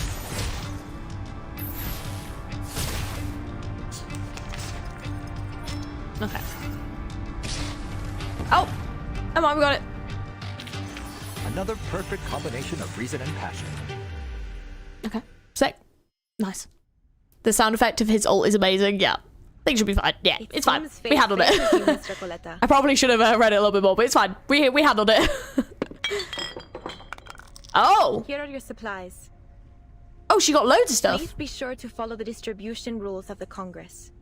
This is an essential structure of Comala, and a belief shared by all its inmates. Honor it. Just as I suspected. These supplies belong to me now, Octavia. I'm free to use them however I please. Recoleta strides towards Eduardo, who is curled up in the distant corner, clutching his head as his body trembles in silence. Here, Eduardo. Take them. But I haven't fulfilled my destiny yet. These precious tablets and capsules. I can't accept them. They are gifts from fate. The die has placed them in your palm. But I don't need them. You do. Thank you, kind señorita. The prisoner's trembling stops. He blankly pitches his arm as if trying to distinguish reality from dream. Then, all at once, he snatches the medication from her hands and shoves it into his mouth. Oh! Eduardo, what's wrong? Are you taking the medicine right now? There's no need to rush. There's plenty of it. You can have it all. Por Dios, Eduardo. How could you squander fate's gifts like this? Kind señorita, please, give me the medication. I need it more than anyone else. No, I'm the one who needs the most. Oh. Give me the medication. I beg of you. With the protection of these amulets, I might finally be able to get a peaceful night's sleep. Oh. No more trembling floors and wailing ghosts. Oh, shit. The prisoners shove and struggle, countless hands reaching towards the hapless writer, trying to snatch the small round pills of salvation. Enough! Enough! So this is why. A blue glow spreads through the room, forcing the prisoners to clutch their heads and fall down to their knees. Their riot comes to an abrupt halt. You shouldn't have done that, Miss Recoleta. Your ignorant generosity could shatter the very basis of our survival. She steps towards Eduardo, now writhing in pain, and picks up a few stray capsules scattered at his feet. The pills dissolve into a stream of voided sand, vanishing as it pours through her fingers. We have never had such chaos at the Congress. Understand this. We rely only on the randomness of fate to distribute supplies and assign responsibilities. Damn. If you disrupt the status quo, the entire system of the Panopticon will collapse beyond repair. It is only by respecting the arbitrariness of fate and adhering to the rules of the Die of Babylon that we have kept this place functioning all this time. The Die of Babylon? Tell me, how did you know this name? Are you the one orchestrating this whole thing? Recoleta, equally confused and furious, grabs the hostess's collar. ¿Podría ser? ¿Eres Aleph? Tal como sospechaba Verdun? Let go of me, Miss Recoleta. Have you gone mad? The roll of the die is absolutely random. I'm not orchestrating anything. Before the Congress began, I made an oath. I intend to keep it. Please, calm down, Miss Recoleta.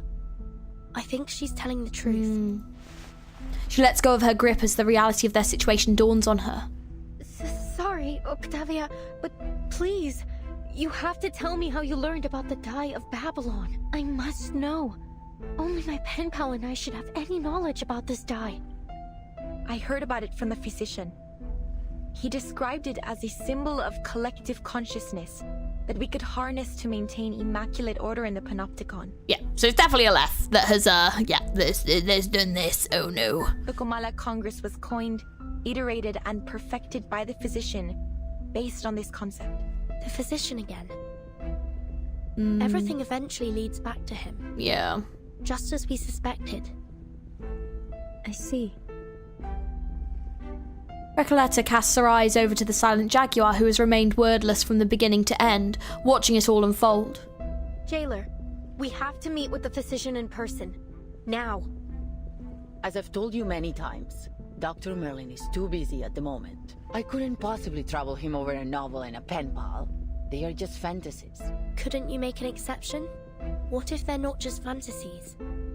What if they're tied to the very survival of this place? Miss Recoleta said the Panopticon could collapse because of the Die of Babylon. Are you seriously telling me you believe that nonsense? It wasn't nonsense, nor are they fantasies. You saw with your own eyes how I won the die roll. It was just a coincidence. The jailer's words are at odds with the subtle motions of her eyes and face. The Foundation's investigators seize on a prime opportunity to apply pressure. What if we present you with stronger evidence? To prove it's more than just a coincidence. If everything in the Panopticon proceeds according to Miss Recoleta's novel as she says, she should be able to predict what happens next, including the roll results of the absolutely random die. That's right. The Die of Babylon isn't random at all.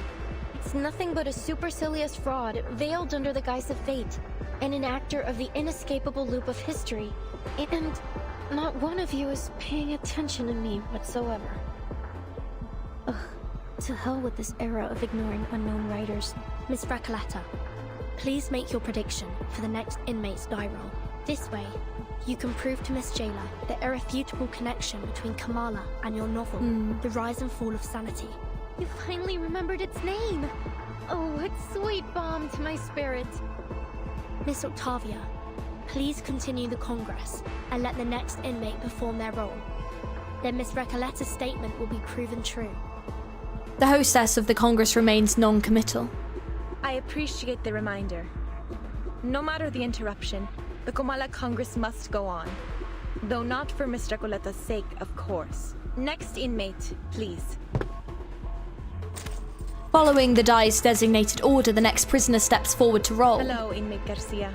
You know what to do. Oh. Of course. La sexta cara. Un pilar roto. El flujo de la fortuna y la calamidad. So the result of the next roll will be a 6. Oh, there we go. Her prophetic precision plunges the Hall of New Encounters into breathless silence. As fate reveals, the number is 6. Just as Miss Recoleta predicted. Yep. That could still be a coincidence. Do it again. Do it again. Yeah, do it. We'll do this as long as it takes. La 13ª cara. Una cadencia desconcertante, sin un verdadero principio ni fin. La 4ª cara. Un hombre que se ahogaba usó el último de sus fuerzas para nadar a la seguridad. La 17ª cara. Cojeaba hacia el distante oasis, solo para que la débil humedad y la inquietante quietud revelaran cruelmente que la 6ª cara, otro pilar roto con grietas idénticas a la última, confirmó la hipótesis de la investigadora de paracausalidad. Is that enough? I've almost finished the entire chapter. It's not possible. It is. One coincidence after another begins to stir into an uproar. The coincidences appear endless. Who are you? I'm sorry if this comes as a shock to you, but I did warn you, Octavia. Now it's proven. The Die of Babylon is anything but the so-called randomness of fate. Well, everything's about to get plunged into chaos, I think. Have you been sent here by some god? Or are you a hobby prophet? Have you brought this knowledge to save us? Or to shatter our beliefs? Our world? A question destined never to need an answer. My brain just froze on what that word was. I was like... She let her eyes fall into the cardboard box and onto the 20-sided die. The ridiculousness of its nature becomes starkly visible. What is this thing in my hand? What are we? What is this prison? I don't know if it's some kind of sorcery or arcane skill, but it's unfathomable. I'll take you to the physician. Not because of your earlier request, but because the situation has escalated beyond my means. The overseer of the Panopticon will decide how to handle your situation. To be honest, Miss Recoleta, I wasn't sure you'd be able to correctly predict everything. Timekeeper, are you saying that you risked everything on a hunch? It worked, didn't it? Come with me. Dr. Merlin's office is in the central tower. For her part, the now vindicated writer follows at the end of the line, letting her mind race like a bullet train. En la sexta versión de mi novela, todos en el pueblo mueren a causa del dado de Babilonia. Porque solo la muerte puede cerrar el ciclo de la historia. Y carcelero, eres el empleado del banco, ¿verdad? Entonces, al final, también sufrirás un colapso como el empleado del banco, cuando se da cuenta de que él y el pescador de dunas son la misma persona. If all of this is tied to the rise and fall of sanity, then, as its creator, I will get to the bottom of this. Shit. I think she needs to write some more, I think. Then it's just like, for us, really, Bert made a gamble. I'm so glad I got when she released. Been a while since I played Ultima Teams, but they're fun. Yeah, we need Recoleta for our battle pools. Hi, Sig, how's it going? The boundary shatters and the astrologer glimpses an unspeakable truth. Volume 5. After that, I attended several more literary salons and wrote things I'd never dared write before. Miss Octavia, however, never made an appearance. I didn't see her for quite some time. That was until I followed some prisoners to a large hall and heard her voice among a group of unfamiliar inmates. She noticed me and greeted me warmly. She told me she had been working on some new initiatives. She told me of her hopes to gather more support, to improve conditions in the prison and initiate a spiritual shift towards realism and resistance. I truly believed back then that everything was heading in the right direction. Before all eyes, the host of the assembly, the idealist, steps onto the podium. I've forgotten what his voice was. Oh, damn it. I've genuinely forgotten what his voice was. I can't remember. By the randomness of fate, we have gathered here to participate in the Kamala Congress. Before the eyes of destiny, historians and astrologers alike, I now declare a new rule amendment. A duel before a crowd of eager eyes. The winner awarded £10 of gold and the loser left with 10 flies to descend upon him. Before the Kamala Congress convenes, we shall assign 2 members of La Sociedad this noble mission. A duel decreed by fate. Doris hears the faint clink of small objects rattling inside a box. Jose, Julio, step forward and draw the sharpest blade of your literary thought. According to the rules, I will preside over this duel with fairness and impartiality. Now, prepare yourselves. Pretty high voice for this one, actually. It's fine. I'll just kind of go with this. The absurd fictional metaphysical duel ends within a fraction of a second. The victorious prisoner receives 10 shining golden pills while the loser collapses to the floor. Fucking hell, that made me jump. Bloody hell. First 999 story is quite wonderful. The comment on society and aren't afraid to take new risks. Oh yeah, like the thing I love about it as well is like they're not afraid to kill off characters. They're not afraid to like get into those issues, but the characters are so like humanized. It's like really well done, you know? The crowd erupts into chaos. Octavia's cries rise above the noise. What's going on? Mr. Giulio, he's having another seizure. Miss Erd, please. Giulio needs your help. Octavia, you know this is all part of the randomness of fate. The randomness of fate? She doesn't argue back as she usually would. Instead, she stands frozen in place as if stunned. What's the matter, Miss Octavia? This is an emergency. I require your assistance. Answer me, Octavia. Why are you trying to change Giulio's fate? Because no one should die like this. I don't want him to die. Please, Miss Octavia, help me so I can help him. Her voice cracks, leaving only the sound of her stifled sobs lingering in the air. What's wrong, Miss Octavia? How's his condition now? Miss Octavia? She remains silent. After a long pause, she casts a heavy stone onto the bottomless water. Miss Erd, Mr. Giulio is gone. He left us the moment the duel was over. How could that be? Seizures can potentially lead to irreversible brain damage, but how could it happen so fast? A precious life gone so quickly, swept away by something so senseless, lost in a nonsensical duel. What exactly is this so-called Congress? Some kind of punitive system unique to Kamala Prison? But how can someone's life be decided by something so absurd? Are we simply meant to surrender to a fate so twisted, no matter how absurd it is? Is it irrefutable? This isn't the fate I seek. It's a distortion of it. It's my fault for not finding a better way. I used to think Mr. Giulio didn't care about anything but his own novels. I never imagined my ideals would mean anything to him.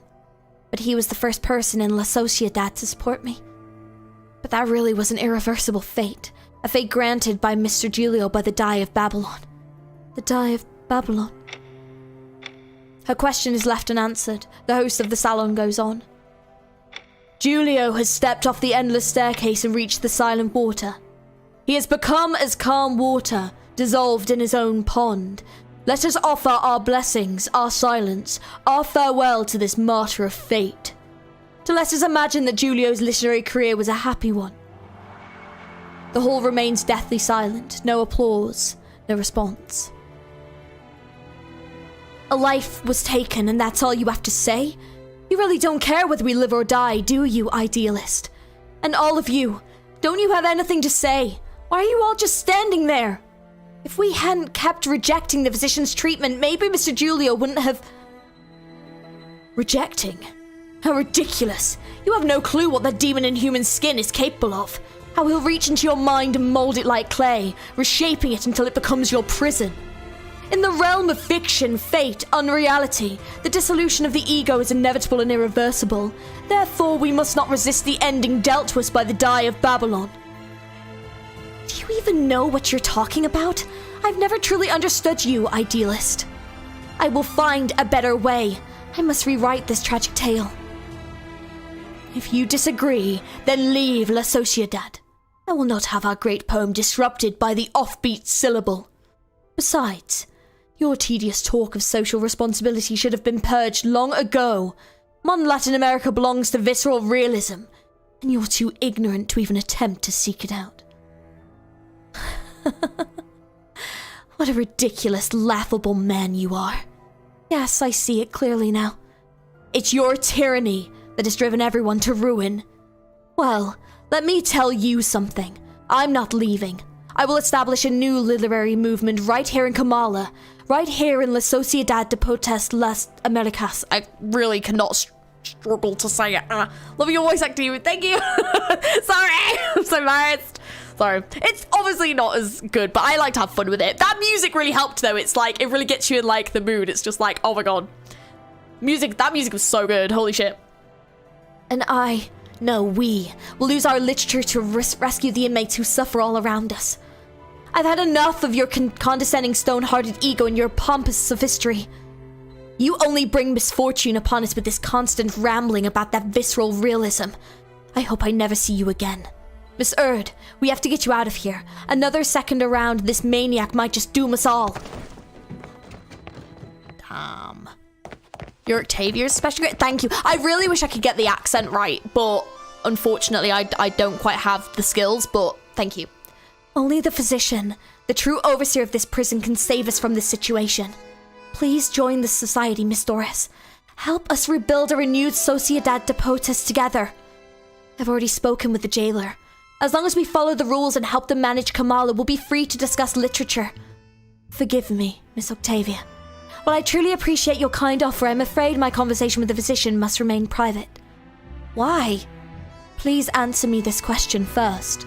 From what you've seen, you'd say this prison is circular in shape, yes? Yes, it is. Then tell me, at the center of this structure, is there a watchtower? What? Impossible. You guessed it exactly. Our destination is somewhere inside that watchtower. How did you know? I've had such a lovely time here, so much that I almost forgot what I came for. Which is precisely why I must put an end to this cruel farce masquerading as fate. Do you intend to rebel against the Watchtower's gaze just like the idealist? You misunderstand me, Miss Octavia. That inescapable gaze and the permanent theme of fate. To get closer to the truth I seek, I have no choice but to meet the administrator that young lady spoke of. You've decided to save the people here with your own hands in your own way, and so have I. There are things I must face alone. Though she is well used to death, the pain in Julia's passing still lingers in her heart, causing her to say these words that don't quite feel like herself. I see. Lend me your palm. I'll draw you the way to his office. Good luck to you, and art to all of us. Farewell, Miss Octavia. I truly hope all goes well for you in the days ahead. As Octavia retreats, slowly flailing into the distance, she quietly adds, and in your journey, finding answers about fate too.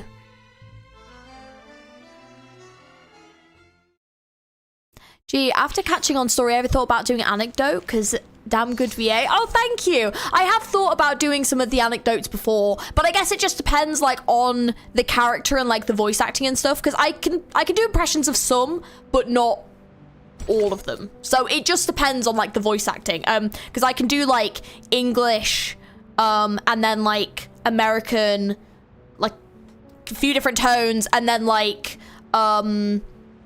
Irish, and then Russian, and then I'm working on my Australian currently, but it's really difficult. And I'm trying to also work a bit on my Scottish, but that's quite difficult as well.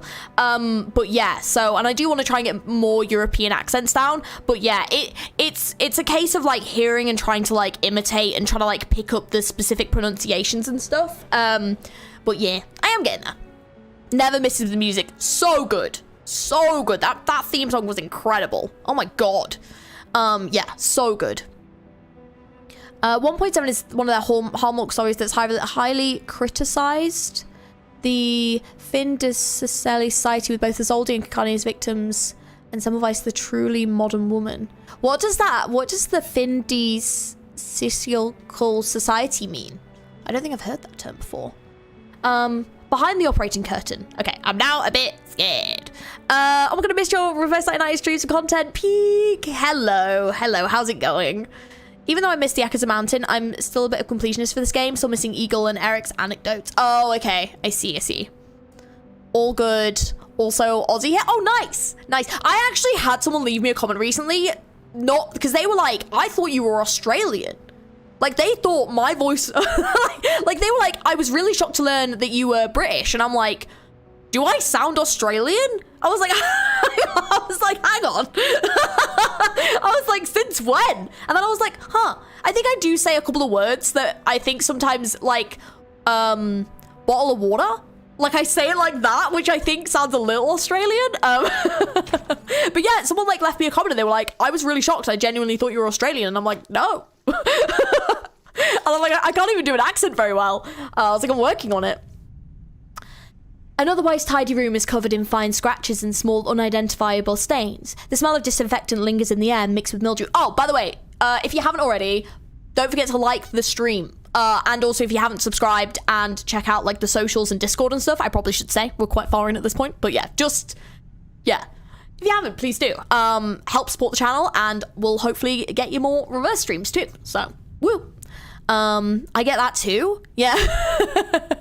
Yeah, I'm really working on the Australian. It's like a lot in the throat, which I kind of struggle with. And also I've noticed like at the end of sentences, like the tonation tends to go up. So I'm currently trying to work on it. The bloody hell reminds us you're British. Yeah.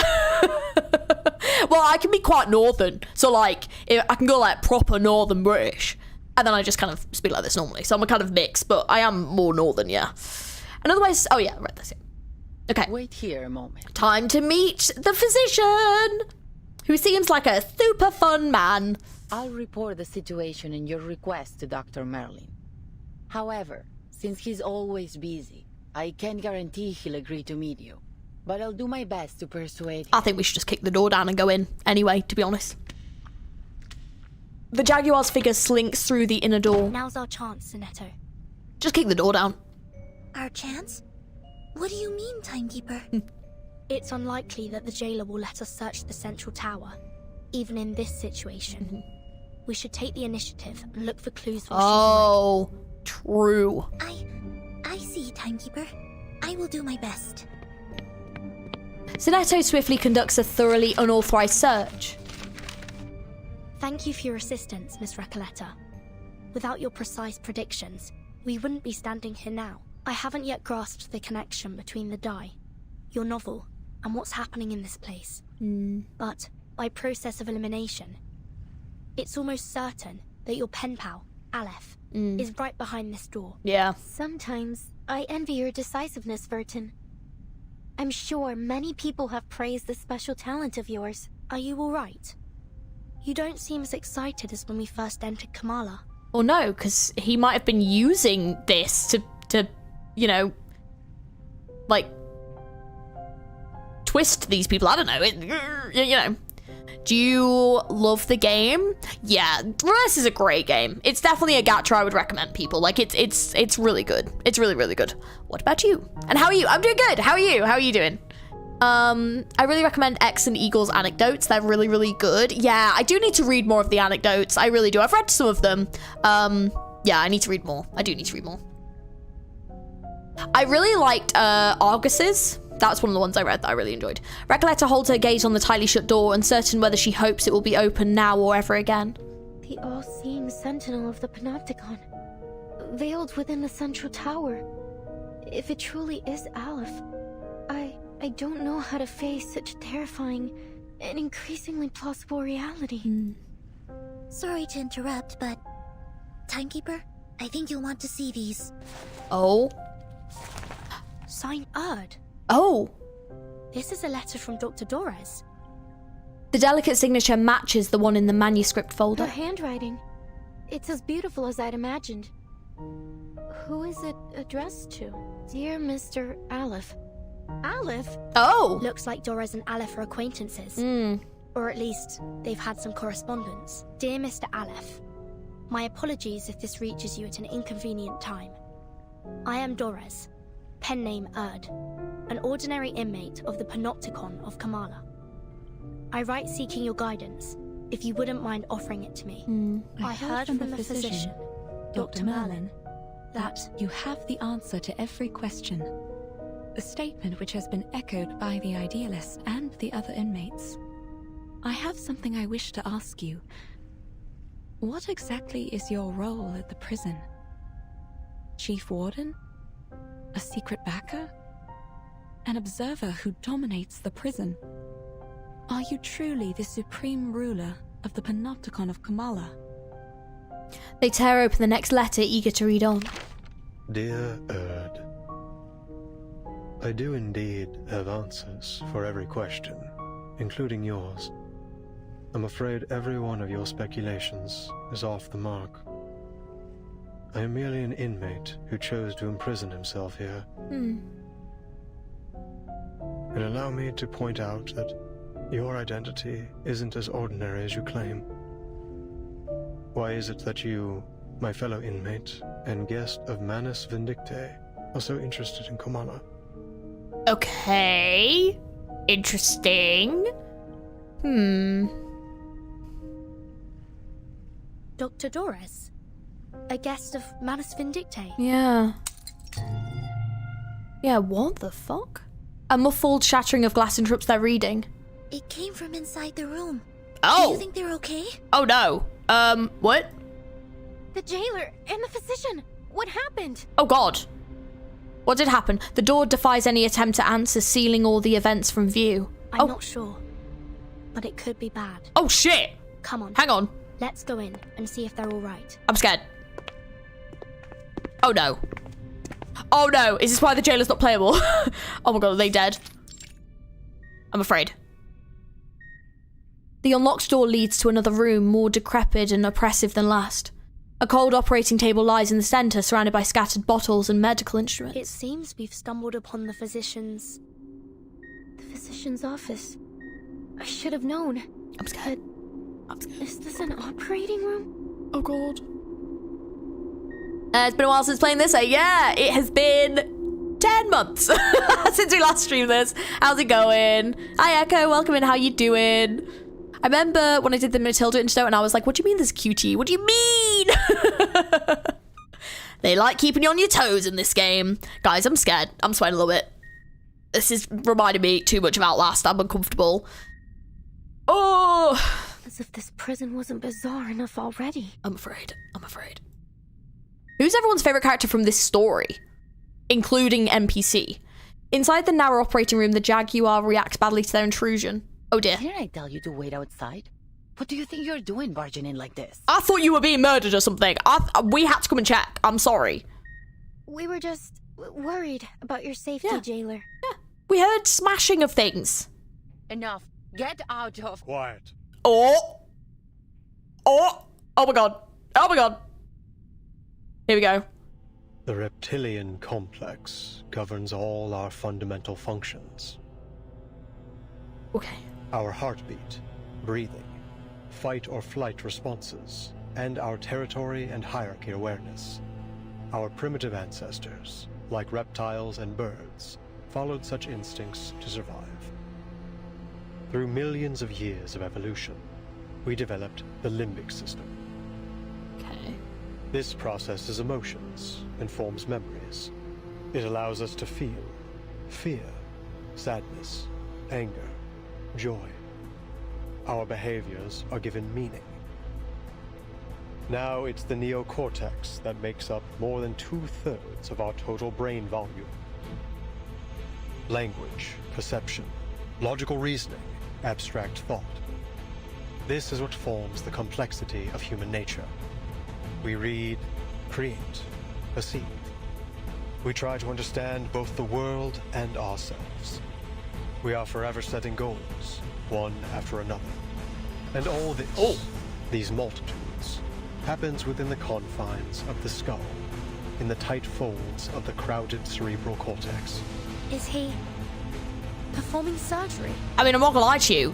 He has got absolutely none of the correct things on for doing surgery. This doesn't seem very sterile. What is happening? I'm scared, but this is also so sick. Such a delicate and elaborate organ. Were it unable to forget, what would come of it? Whose brain is he poking around in? I'm worried. Jailer, Aleph, Recoleta, Garcia and Recoleta. Aleph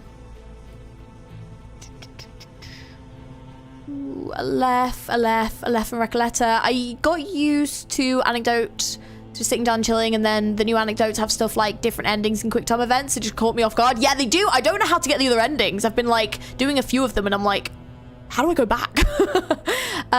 CG's been my PFP since it like came out. It's really cool. It looks so good. Hey, sorry my YouTube played what I was about to say. The hardest to copy is like Aussie. Oh, I see. Lobotomy Live, truly the opera rating table. As long as you can pierce skin, you can do surgery, just not with the best outcome. No, and not very sterile, but I guess it depends if he's wanting them to live or not, which I'm guessing probably not. But yeah, sorry if I missed any messages. The chat moved a bit there, but yeah, I hope everyone's doing well. Hope you're all doing good and taking care of yourselves and stuffs. Can this space, no larger than the palm of my hand, truly accommodate dozens of people at once? Yeah, I will say his design is really sick. It really reminds me of, have any of you ever seen V for Vendetta? Kind of reminds me of that. It's cool design.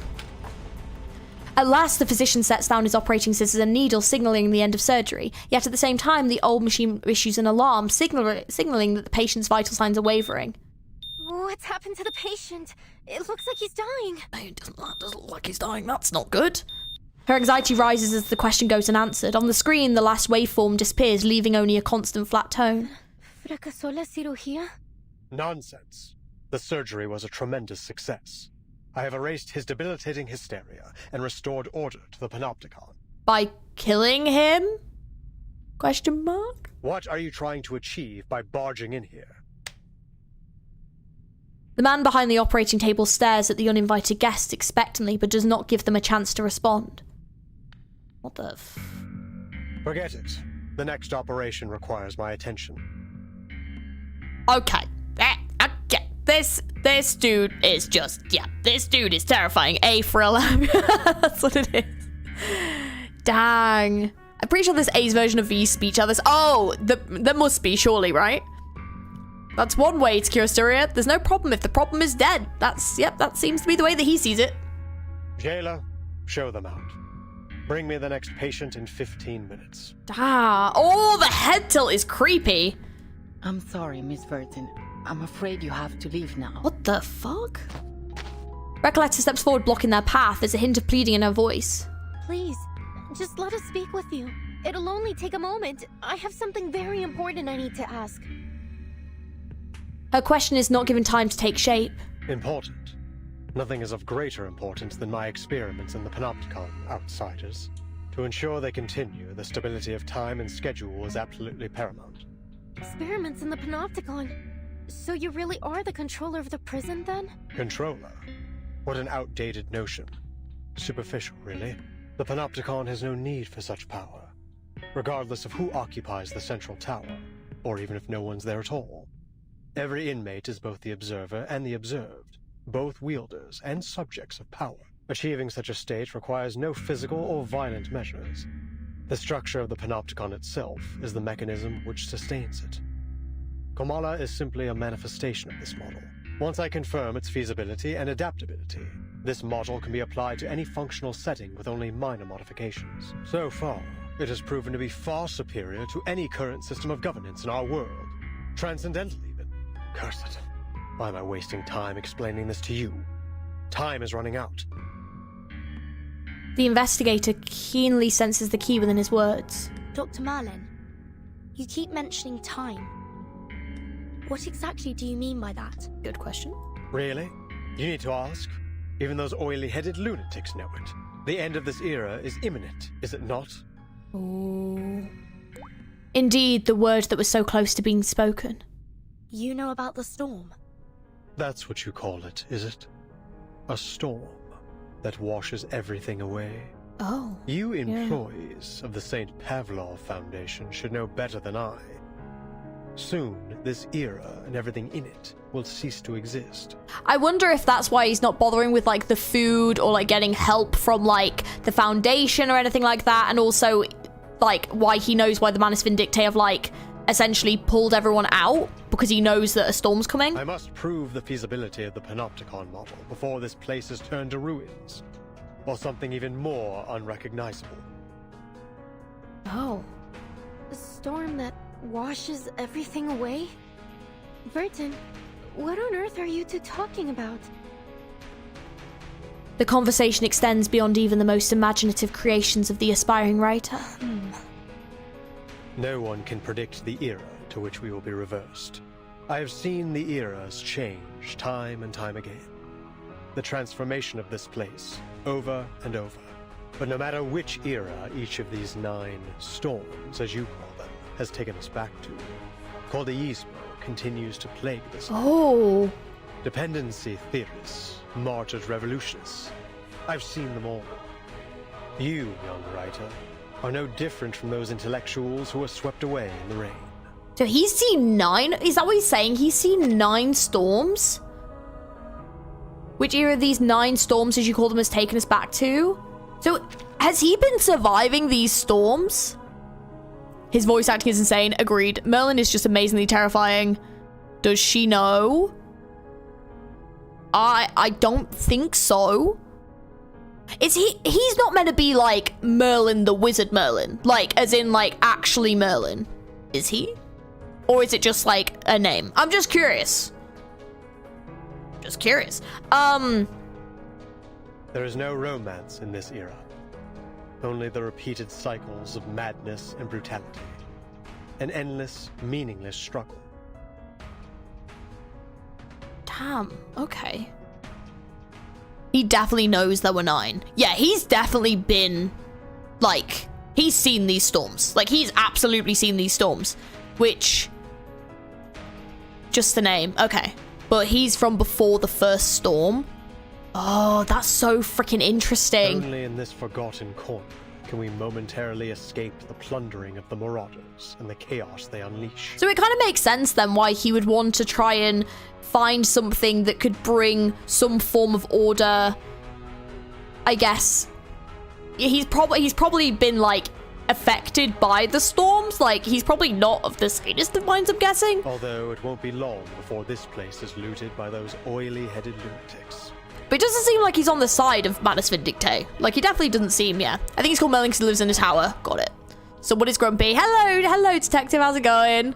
I survived 9 storms, as you call them, gave Arthur the sword and a whim. But, you know, let's go back to medical Margaret. Just on a whim. Just as it has countless times before, on this land as rich as silver.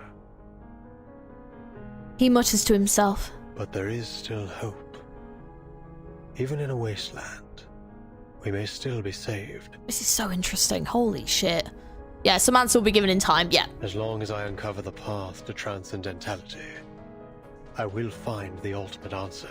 Ugh, I've already wasted far too much time on you. Leave, now. The physician turns away, beginning preparations for the next surgery, organizing his worn-out instruments. You heard him. Please don't press things any further. All right, Senora. I get it. Obviously, you don't want to discuss my novel with me anymore. So I won't insist upon it. All the letters we wrote to one another. All those inspiring revisions and suggestions. I guess they meant nothing to you. Her voice wavers, rejections, closed doors, harsh critiques. This proves more devastating than all of them together. But there's still something I must tell you. Jailer, could you please allow us a private conversation with the No. With Aleph. Hearing this, physician stops. Leave us, Jailer. I'll spare these outsiders 5 minutes. Oh. That seemed to be the key word. Got it. Hello, the return of Reverse is so exciting. Yes. How are you doing? Have you been, I'm guessing you've still been playing Reverse. How you been getting on? Yeah, we can't say some stuff. Oh, okay. Okay. Oh, I see. I'm not gonna lie to you, it's kind of reminding me of like, it's kind of reminding me of like having like a pen pal or whatever that you don't know what they look like and then you meet them, you know, and then you're like, which I guess is kind of what it is, you know. The Jaguar tends to leave, her face revealing an uncharacteristic sorrow as she lingers on the girls one last time. This time she offers no words. What is this gonna, oh god, he's not gonna try and kill us, is he? Is Aleph like, that seemed to be like she was a bit concerned. Oh, we've got a fight, okay. Boss fight! I'm joking. Oh no. Okay, on number 13. Okay, we're getting there. Need to speed up a bit. Oh, man. Okay.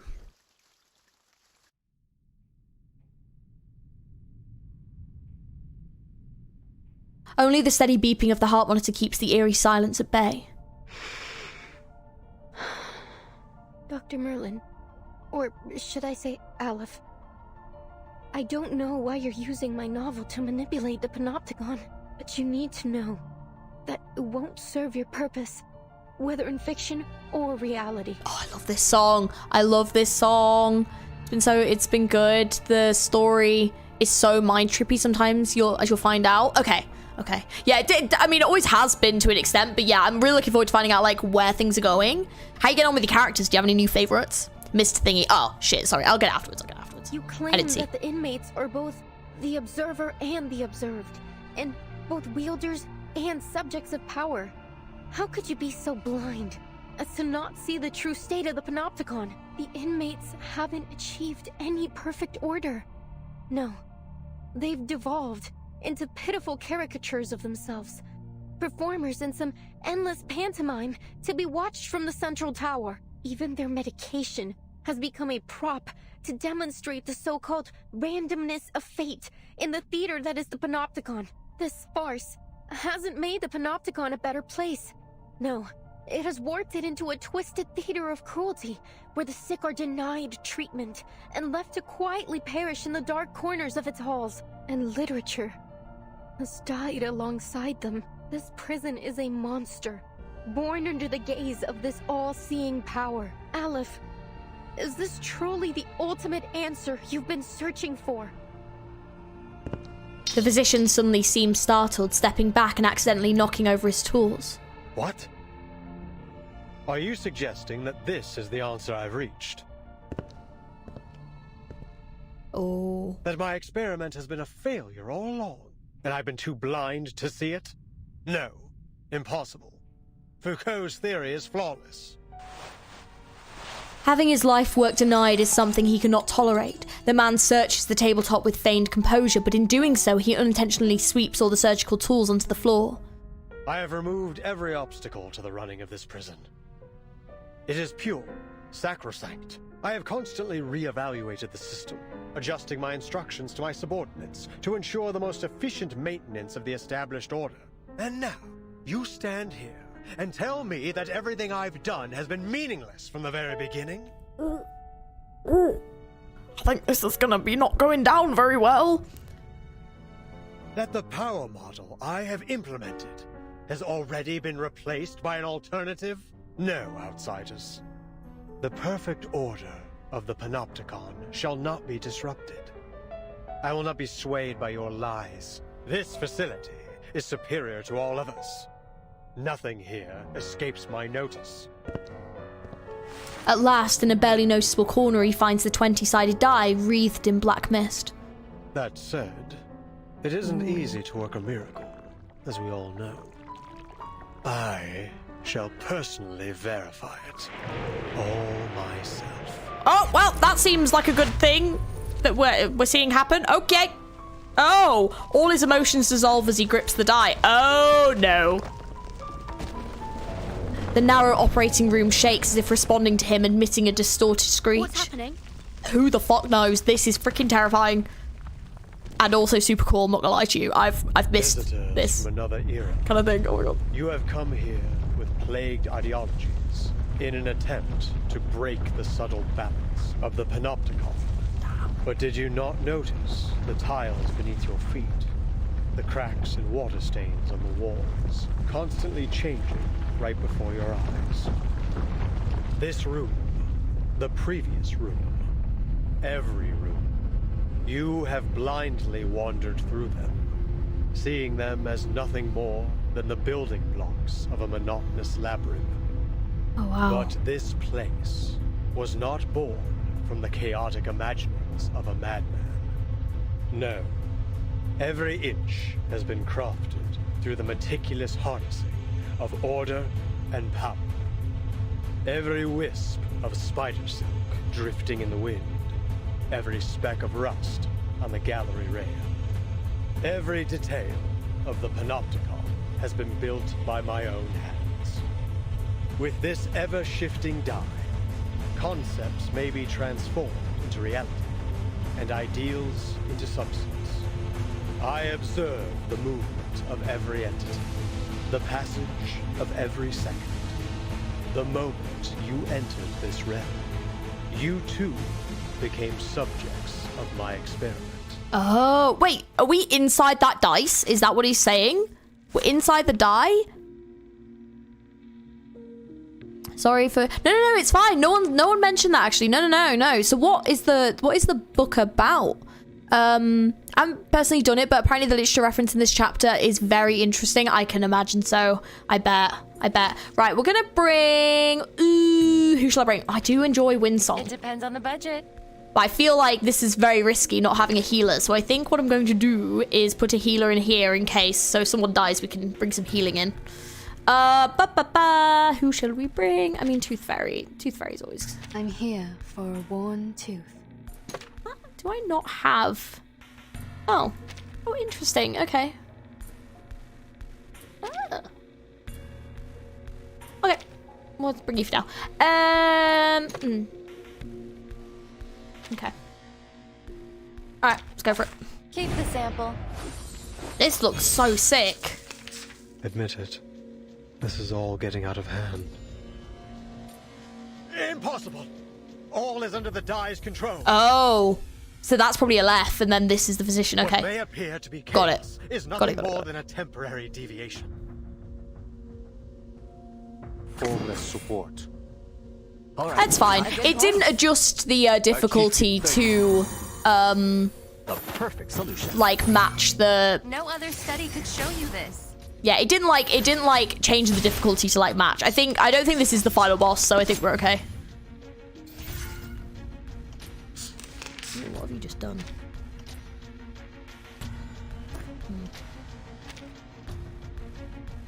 Oh, I see. Okay. And your hypothesis? I'll handle the tech support. Taking another look? Encryption complete.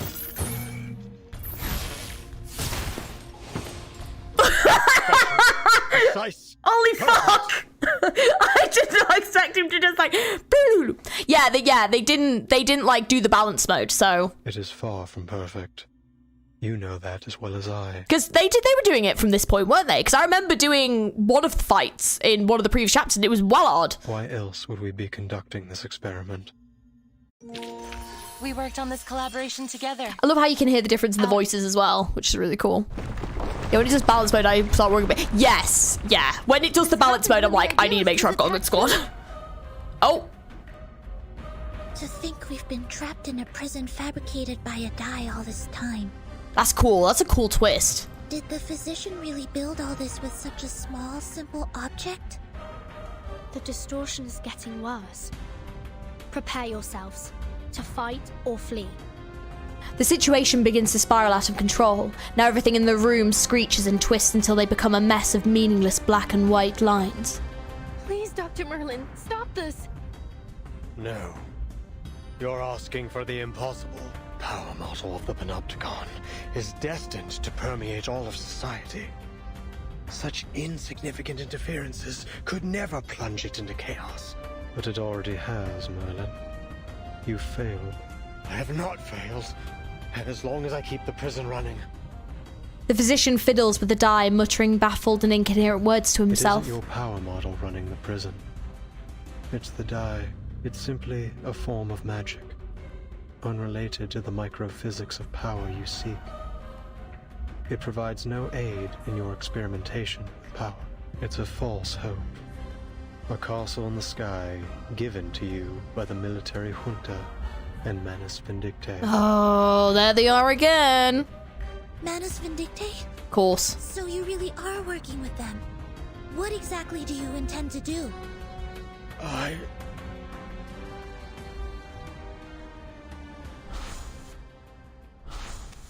Oh.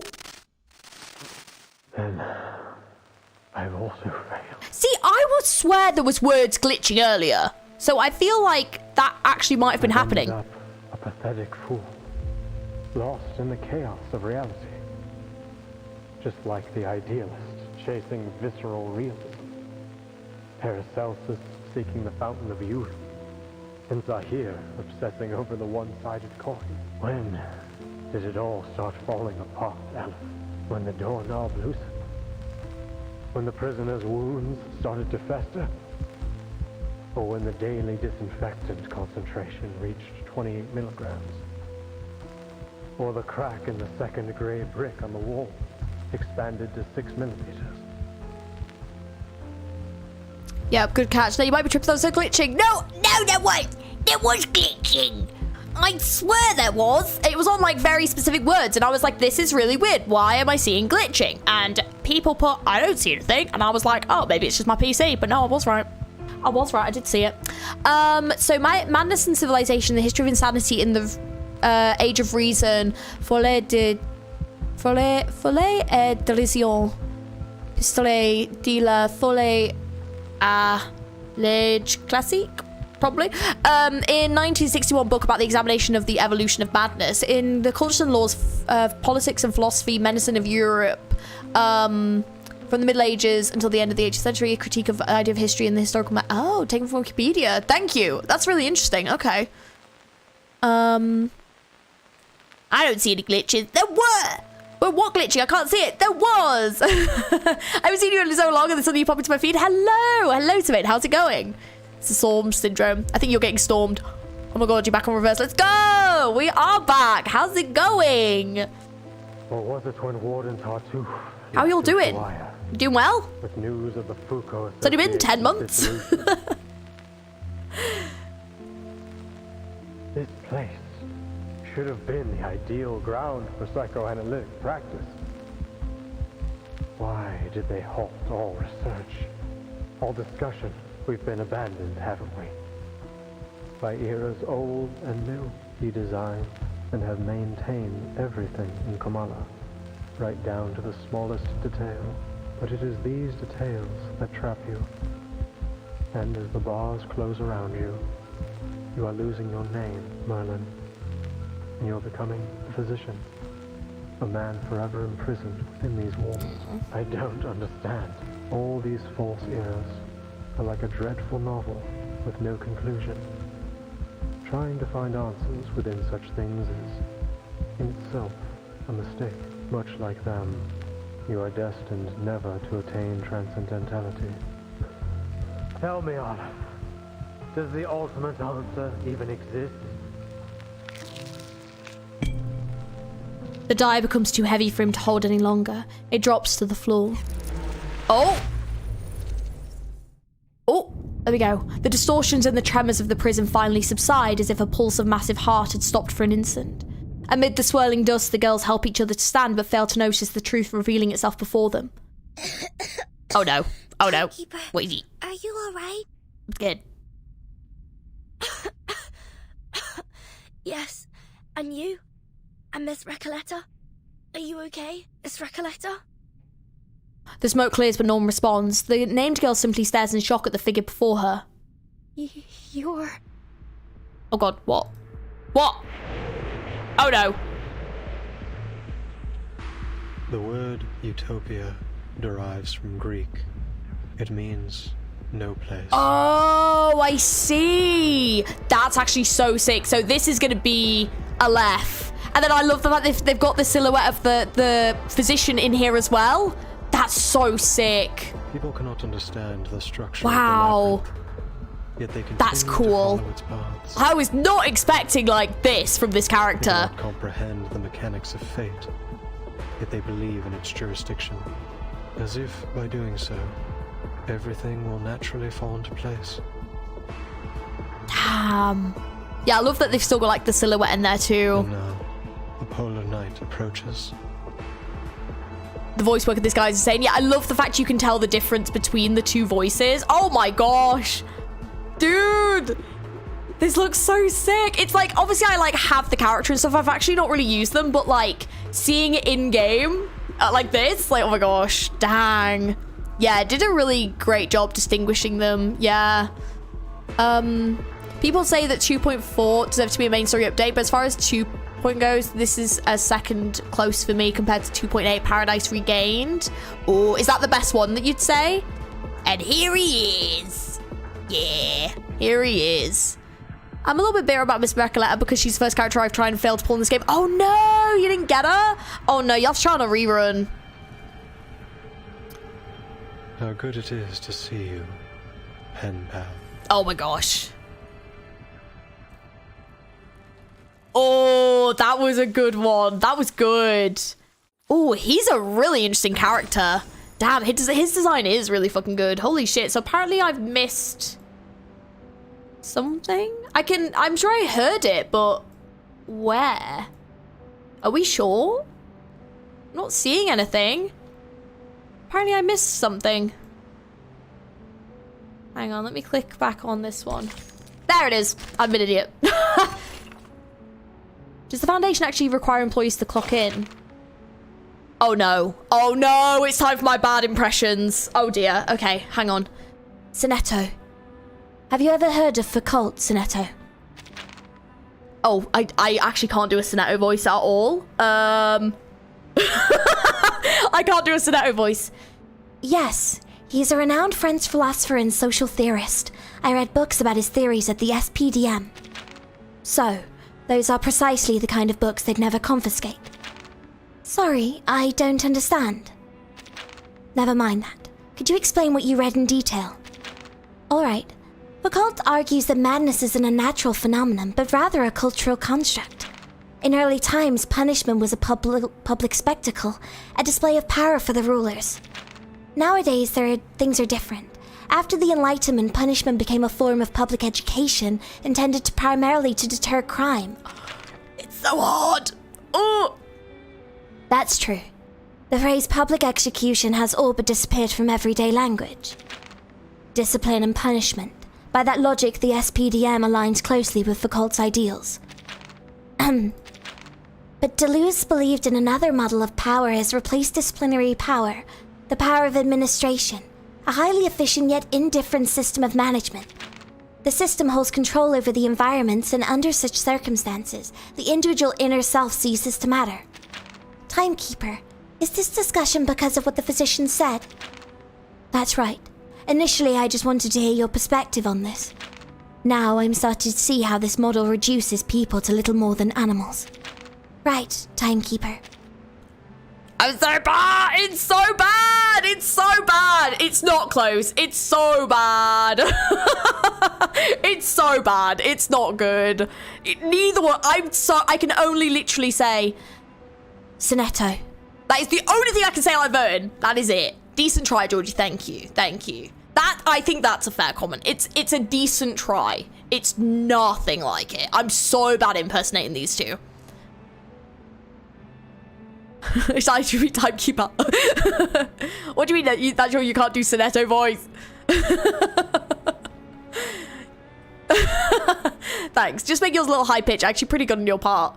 Thank you. You're very good at impersonating Vernon. No, it's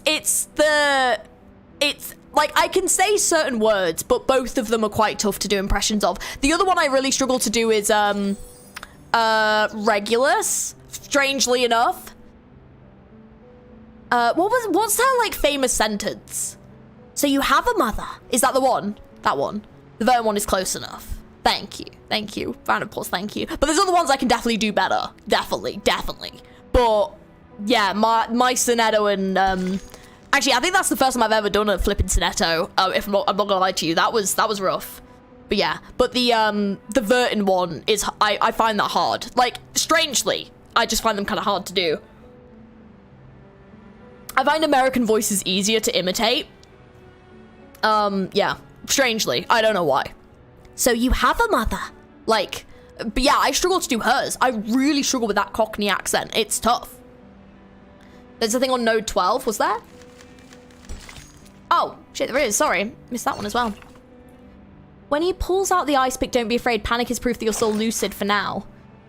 In 1935, Professor Antonio from Portugal has become intrigued by a medical study documenting how gorillas become docile after the removal of their frontal lobes. Inspired by this, he successfully performed the world's first human frontal lobotomy, known as a leuciotomy. The surgery was remarkably successful, paving the way for significant breakthroughs in research, and in 1949, Professor Antonio was awarded the Nobel Prize in Medicine for his work. Through continuous practice and refinement, he and others eventually improved and perfected the procedure, even developing a specialized leuciotome. However, the surgical technique required a high level of expertise, and as a result, it was never widely adopted. In 1945, American doctor why am I saying it like a news article? In 1945, American doctor Walter Freeman modified the procedure, which became infamously known as the ice pick lobotomy. The technique involved rendering patients unconscious with electroshock and anesthesia, and then hammering a steel pick roughly the thickness of a chopstick into the upper part of the eye socket in the brain. Yeah, the pick was manually retracted. Yeah, so like through here. Yeah, because like there's like a version where like you go through there, and then there's a version through there. He did every character pretty good. Yes, that was a good example. Like the Horror Highway one, I could do those. Like Argus and Tuesday and stuff, I could do them quite well. But yeah, some I really struggle with. Yeah. Is your number one fear? To be honest, that's understandable. This terrifies me. I agree. I would never want to be lobotomized. It sounds horrendous. In 1950, following strong recommendations from psychiatric pathologist Vasily Ganyovsky, the Soviet government became the first to announce a complete ban on frontal lobotomies. Over the next 2 decades, most countries, including the United States, followed suit and passed laws prohibiting the procedure. Yeah, oh my god. Yeah, it's so brutal. It's so brutal. Man. The mask in the mirror. So between two mirrors hangs a single object, one face, two faces, cascading into the infinite. Right, let's continue. Lobotomy 101. Yeah, it gives me chills imagining how it's done. Yeah, whenever I'm like watching a movie or whatever, and if they have a lobotomy in it, I'm just like, oh no, please. Where did please. the physician go? Eye stuff is my weakness too. Sir? Are you No one notices when the unfamiliar prisoner appears. He seems calm and almost ordinary, like an unchanging mirror that has stood here all along, in this room, in this labyrinth, passed unseen by everyone. Well, that breathing gave me a bit of anxiety. That was really, yeah. The answer she now plainly makes her take steps back in panic. But in the end, she says the name out loud. Its sound is heavy, cold, and leaves her at a loss. Aleph. It's you. My pen pal. You are, in fact, in Komala. All those letters. All the ideas we shared. They weren't just my imagination or some prank. Vertin, Soneto. It's all just as I told you. They weren't meaningless. They're all real. Yet, why does she feel no joy? So, sir, are you Aleph, the ruler of this prison? Are you the one controlling the panopticon with the die? The one hiding Miss Dores's whereabouts? Whenever this song comes on, I love this song so much. It's so gorgeous. Oh my god. God damn. What curious inquiries. Quite different from the last 2,666 questions I've received. My guests, you may call me Aleph, or by any other name, be it a symbol of God's oneness or a farcical epithet. I am merely one of the many prisoners who voluntarily reside here. A single letter in the alphabet of the Panopticon. A letter? The way you speak is quite different from Dr. Merlin. Still, I wonder what your relationship is with him. Under the dim lighting, the man looks drained of all energy. But allow me to make a guess. You're Dr. Merlin, aren't you? I'm afraid that's not entirely accurate. But you may think of it that way. Merlin is a figment born of my mind, an incomplete reenactment. He is me, yes, but not entirely. He, or rather they, failed to find their answers. They fought against their predestined fates, only to be inevitably crushed under their weight. I simply stood by and watched it all unfold. That was the extent of our relationship. Oh, wait! Wait, they? Is there more? They? Yeah, hang on. You've already met Merlin and the Idealist. Oh! Oh! Oh, that's what you meant. Okay, someone in chat said something and I was a bit confused and I was like, oh, is it voiced by like the same person? But then now I know what you... Right, I get it. Okay, right. So the Idealist was him too. Okay, got ya. Shackled by the delusions of verses, the Idealist lost his own name. Oh, interesting. Merlin, too, imprisoned himself within the system of the Panopticon.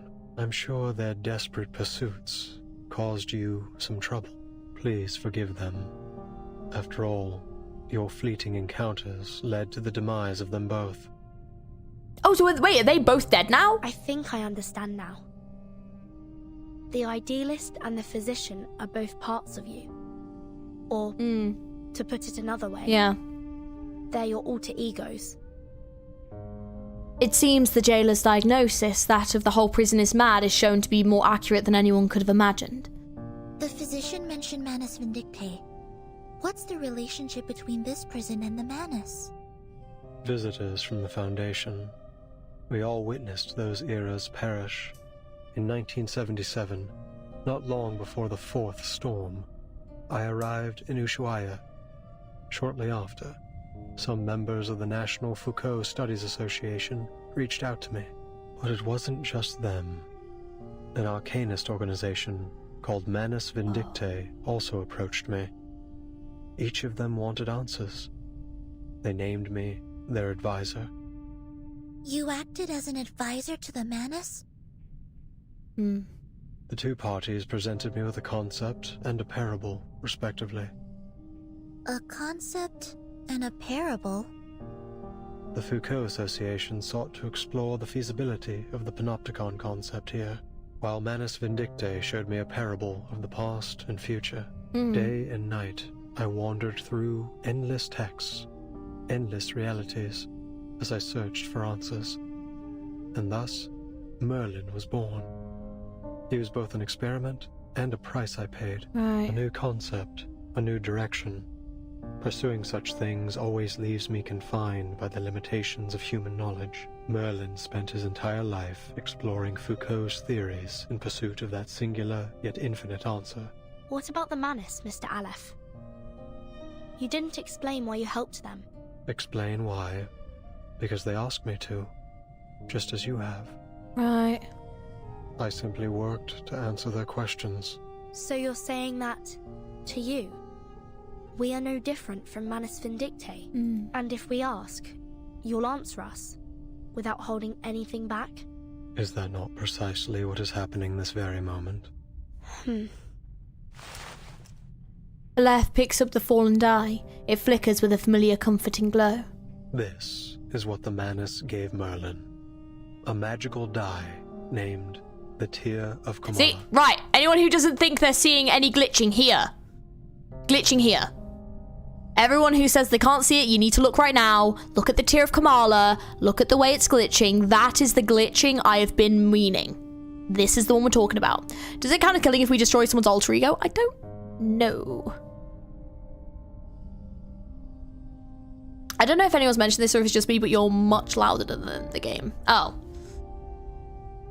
Don't know, but a little bit. The problem is the battle music gets like super loud. I keep picking up a pen. I don't know why. Chat is so locked in. As long as the physical body is there, I think it doesn't. But Mario, yeah, I guess so. Nah, Georgie, you're tripping. No. Georgie, what the hell are you talking? No! I refuse to let you lot gaslight me. It's right there. It's right there, okay? The proof is there now, okay? You've seen it. It was once a gemstone that belonged to a god. At the beginning of the century, explorers plucked it from an ancient gate they discovered in Antarctica. Antarctica coming up again? Okay. This place has been mentioned a few times now. To the explorer's amazement, the gemstone could turn human desires into reality.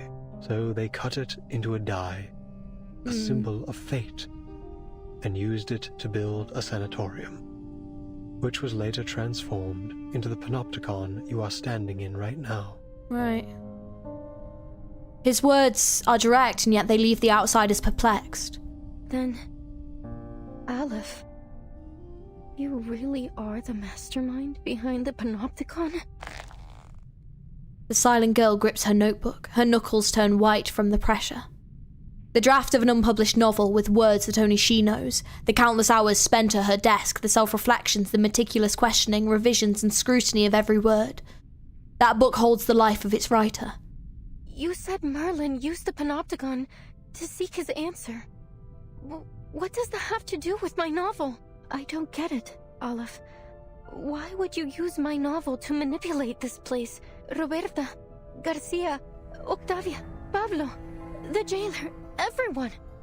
Not one of them deserved to be trapped in a deadly loop in which everyone's fate is already predestined. They're just like the ghosts in Amalfitano, inescapably trapped within the ruins. Tell me, what is it you really want? Hearing this, the lonely prisoner fidgets with the die, looking puzzled. It's not about what I want. It's about what you want. The third line of your first letter. You said you wanted to give the rise and fall of sanity an ending. Because it doesn't really seem like he wants anything.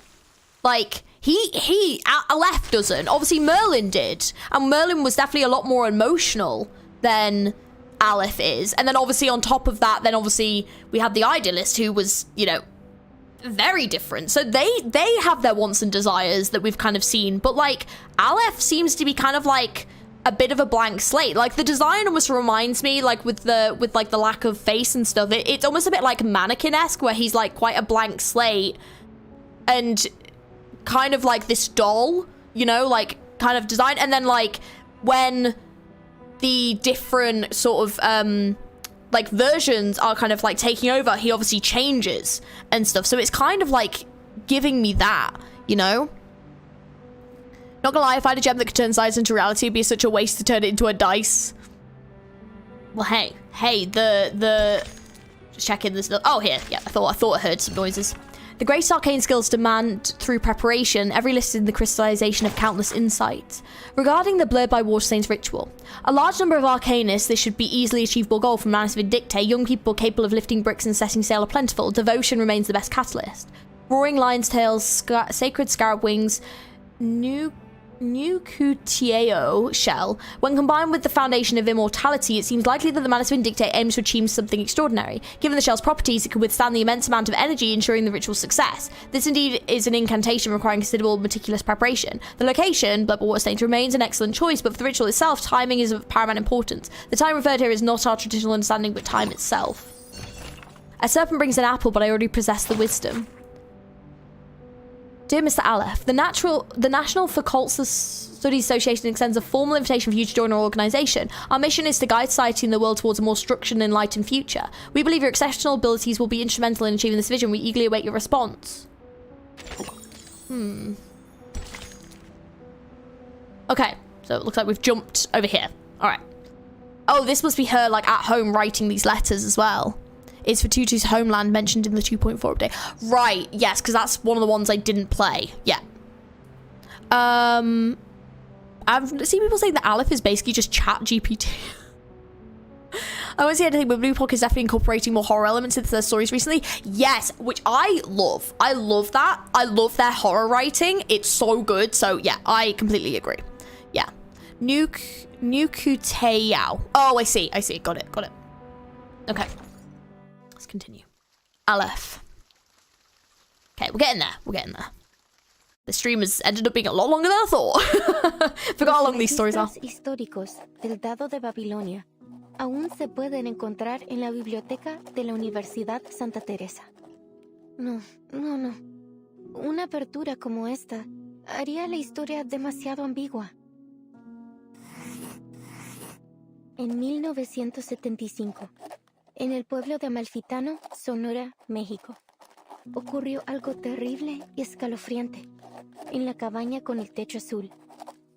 Todo comenzó con las costumbres peculiares de los Espera, ¿cómo supe todo esto? Necesito agregar un ro para el narrador. El cuentacuentos. Un poeta surrealista de México me contó esta historia. Una anciana entró en el bar al que solía ir en el pueblo. Al mismo tiempo, el empleado del banco también entró al bar, trayendo la noticia de que una corporación multinacional iba a construir una fábrica de jabón de galletas en Amalfitano. Espera, empleado del banco. No sabía que había bancos en Amalfitano. Pero sí, tiene sentido. Los bancos comerciales son, sin duda, un sello del capitalismo. Gracias, amigo por correspondencia. Antes de convertirse en empleado del banco, era un defensor de las antiguas costumbres del pueblo. I wasn't expecting Aleph's VA to speak Spanish.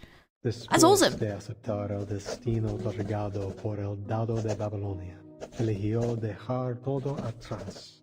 El triste y aterrador pueblo y los ciclos ocultos dentro de la infinita aleatoriedad. Oh, qué irónico. Pero también es realista. Ahora solo necesitamos un personaje contrastante. Un creyente en el destino. Una anciana tejedora se sentó en su antiguo taller, girando incansablemente su rueca, un regalo precioso otorgado por el Dado de Babilonia. La tejedora ciega relató suavemente todo lo que había vivido. ¡Qué idea brillante, Aleph! Una tejedora ciega no podría haber presenciado el asesinato. ¡Fantástico! En este caso, agregaré a un conductor de burros que es asesinado en este capítulo.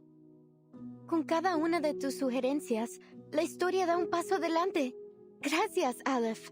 Which, like, this makes so much sense why, like, the pen pal aspect of things means so much to her, because he essentially gave her feedback and inspiration for her being able to, like, do the writing in this way, and it seems like the people around her are not open to these conversations, or not open to this kind of same literary discussions and writing and everything, and which is why she's been like so shocked by the prison that has been.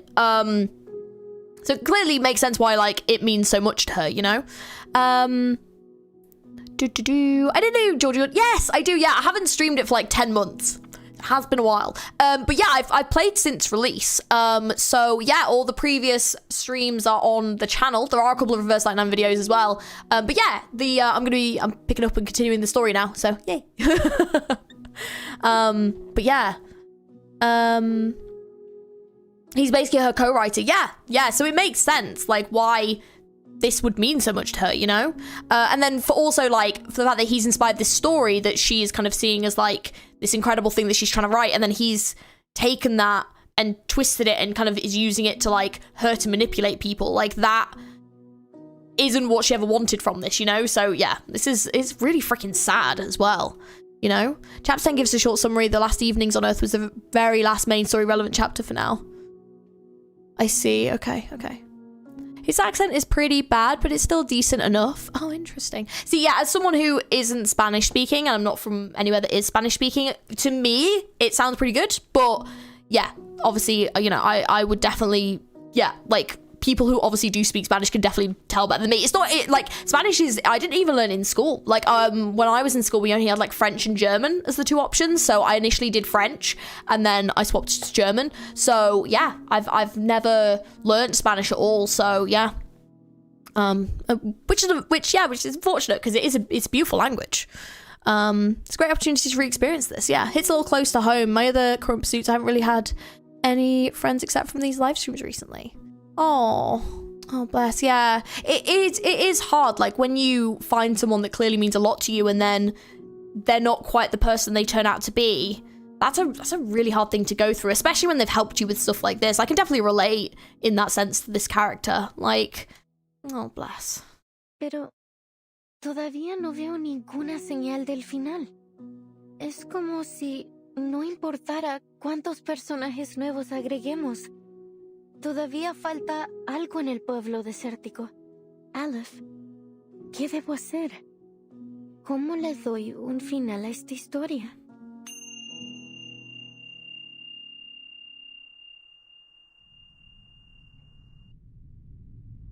Tú misma me preguntaste, ¿cómo le doy un final a esta historia? Me describiste cómo tus palabras se habían transformado en un rompecabezas desmesurado infinito, un lenguaje irreconocible, una colección de información ambigua, y una parábola que había perdido todo su significado. La ausencia de un final aún te roe, atrapándote para siempre en ese abrasador pueblo desértico. Todo lo que estoy haciendo es intentar encontrarlo para ti. And he's doing that because she's asked him to, I guess? ¿Estás diciendo que has estado manipulando los acontecimientos en el panóptico desde que intercambiamos cartas por primera vez septiembre pasado? Oh man, that must be horrifying to learn. Oh my gosh. She struggles, vainly hoping for him to deny it. Sí, cada vez que revisabas la novela, se hacían ajustes correspondientes en el panóptico. Reflejar fielmente las complejidades de cada detalle era clave para asegurar que la historia avanzara sin problemas. Estos ajustes los manejaba principalmente Merlin, a veces el idealista, y antes de ellos, Zahir y Paracelso. Oh, there was more? Cada vez. 6 versiones de la historia del Amalfitano ya se han desarrollado en el panóptico. Shit. Eso significa la rana aplastada en el barro, la vaca muriendo de vieja, el fantasma asesinado en el duelo y los cambios repentinos al dado de Babilonia. Todas las revisiones que sugeriste, todas las muertes, el caos y la locura. So he made the suggestions. ¿Sucedieron aquí mismo? He made the suggestions because they happened in the prison And then she put them into her book. Oh, I see. The ever-knowing prisoner falls into a long, dark silence. He will not answer a question when the one asking already knows the answer.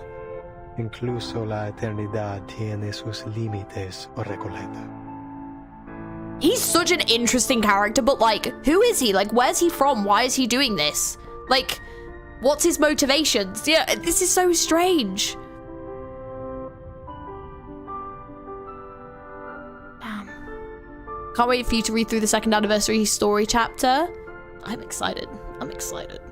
On one hand, horrifying. On the other hand, he went to a lot of effort to help. Thanks, mate. Oh, God. Oh, no. Oh, this is too far. It's too far. Yeah, that is, yeah. It kind of actually is like Isolde and Cacarnia. Yeah. Yeah, you're not wrong. Yeah. This is almost like he's like twisted. He's like twists the wishes of people to like do what they want, but it's not necessarily what they always want. It's like making a wish, but there are like consequences to that wish, you know? Like, it feels a bit like that. He's almost a bit like not necessarily like a genie, maybe more of like a djinn. Like it's like he's making people's kind of wishes come true, but in like a very twisted way, you know? And there's like consequences for that happen as well. In the 6th revision, we added the Blind Weaver, an extraordinary figure, just like the paracausality researcher who carries a suitcase that you introduced in your 7th letter. But he's clearly something supernatural because he's been around for so long in the storms. Like, he's clearly not human. Oh, like a monkey's paw, that's what I'm thinking of. Sorry, yeah, kind of like that, right? He's kind of like that, I would say. Yeah, like, there's, like, you make a wish, but there's consequences. Yeah, I would say so, yeah. The paracausality researcher carrying a suitcase.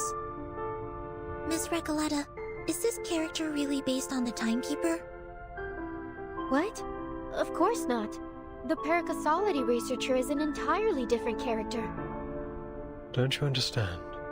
We're only one die roll away from the ending. Oh. Aleph lifts the core of the infinite labyrinth. The tear of Kamala swirls slowly in his hand. I don't. What on earth are you trying to do? Oh! Oh dear. Oh no. The filament lamps on the operating room dim in time with his motions. The walls ripple like water and then transform into countless mirrors. Oh, here we go again. Within the mirrors, the endless stream of information appears.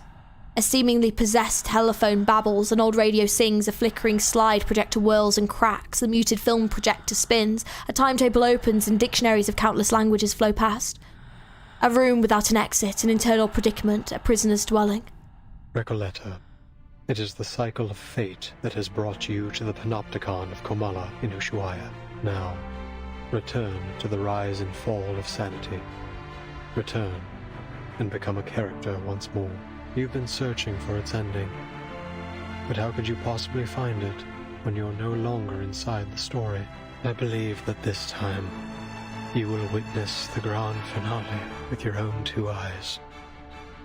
No more sadness, no more loneliness. The answer you've long sought lies in the inevitable final row of the die.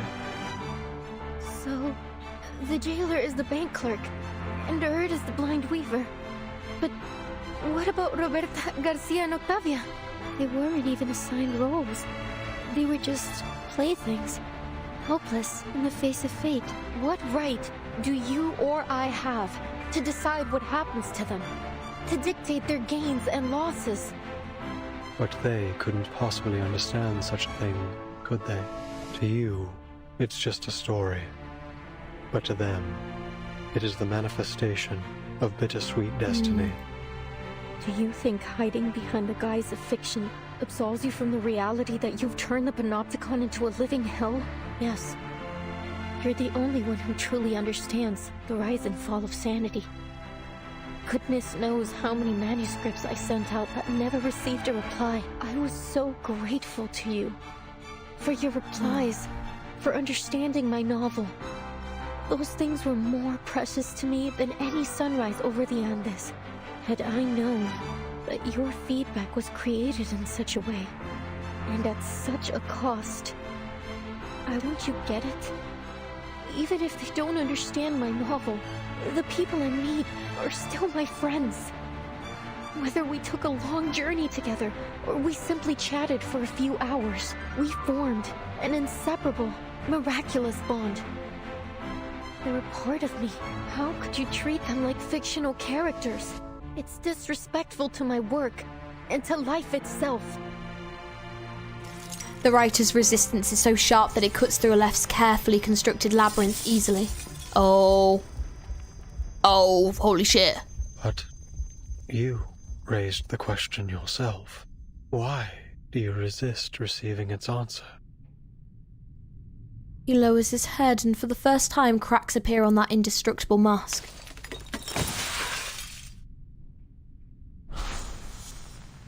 Oh!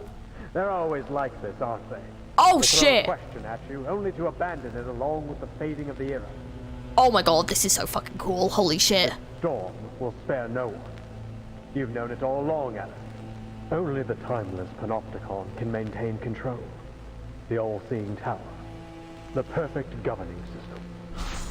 What a hopeless fool you are, Merlin. Haven't you heard what they say? There is no need to build a labyrinth when the whole world already is one.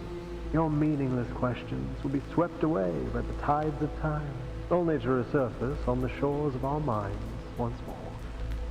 We've seen it happen over and over again. Oh, it's like they're fighting for control. Surely you realize by now that the only true meaning can be found in literature. For over a century, literature has remained the singular, ultimate answer.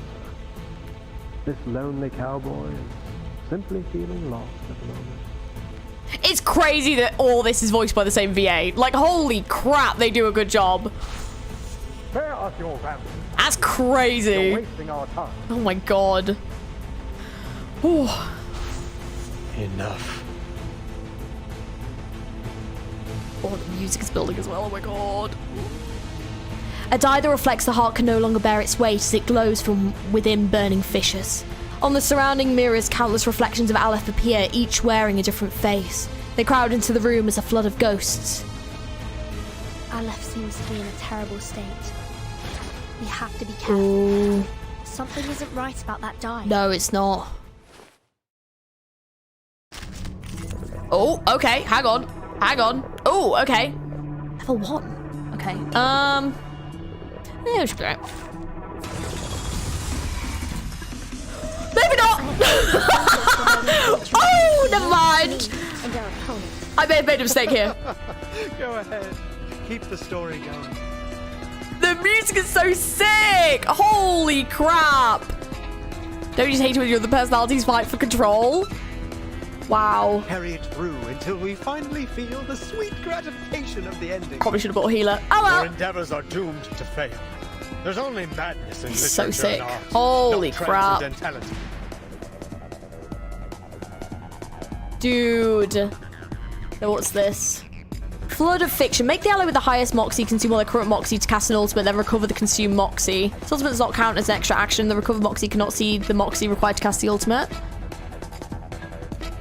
Time to beat an Eldering boss. Good luck. Oh, he is banging. Do not attack for a bit.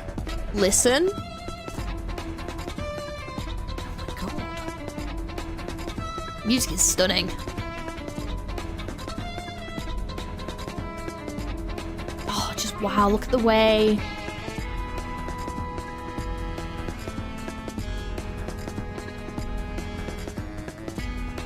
Oh, wow. Chat be like, I don't see any visual glitching. Yeah, the face reflects his egos. Ah, it's so sick.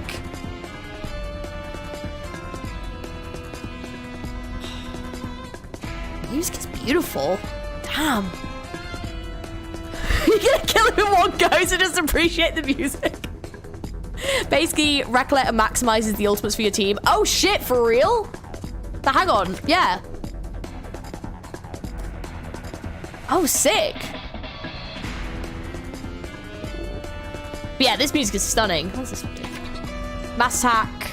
21 enemy target grants 5 stacks to self. Oh, okay. Hang on, so, alright. Red grave.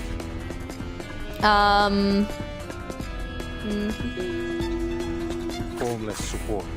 Alright, time to crack some code. Let's see if this was what I think. Oh, there's more? Okay, I didn't realize that was gonna be a thing. Alright, I'll handle the tech support. Очистить цель. Атакуйте фланг. The perfect solution. Всем подразделениям. Oh, yeah, okay. It's doing what I thought, okay. Oh, wow. Don't you just hate it that we need to fight Eldritch Horrid? Oh, god damn! An adequate sample.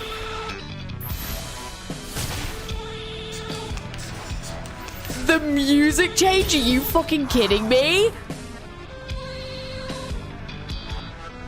Holy fuck! That is so sick!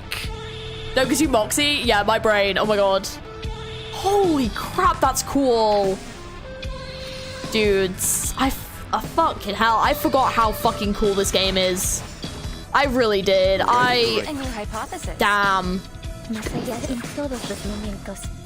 Тени из прошлого. So No other sick. study could show you this. Oh my god. Realismo. Duelos de fantasía. Nuestro adversario es el tiempo. Oh wow, that looks awesome. Oh, and he's doing it again. Okay.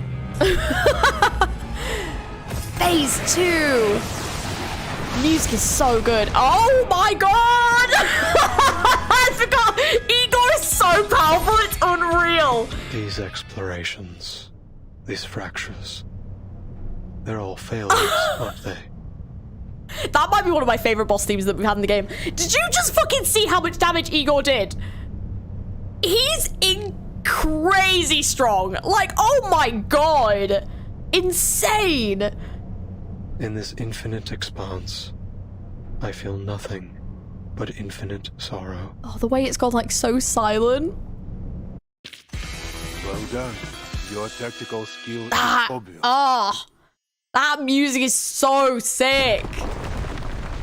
I think that's the most damage I ever have done in this game. That was crazy. The chaotic battle comes to an abrupt halt. Recolor is good, though. Mr. Olive, are you human?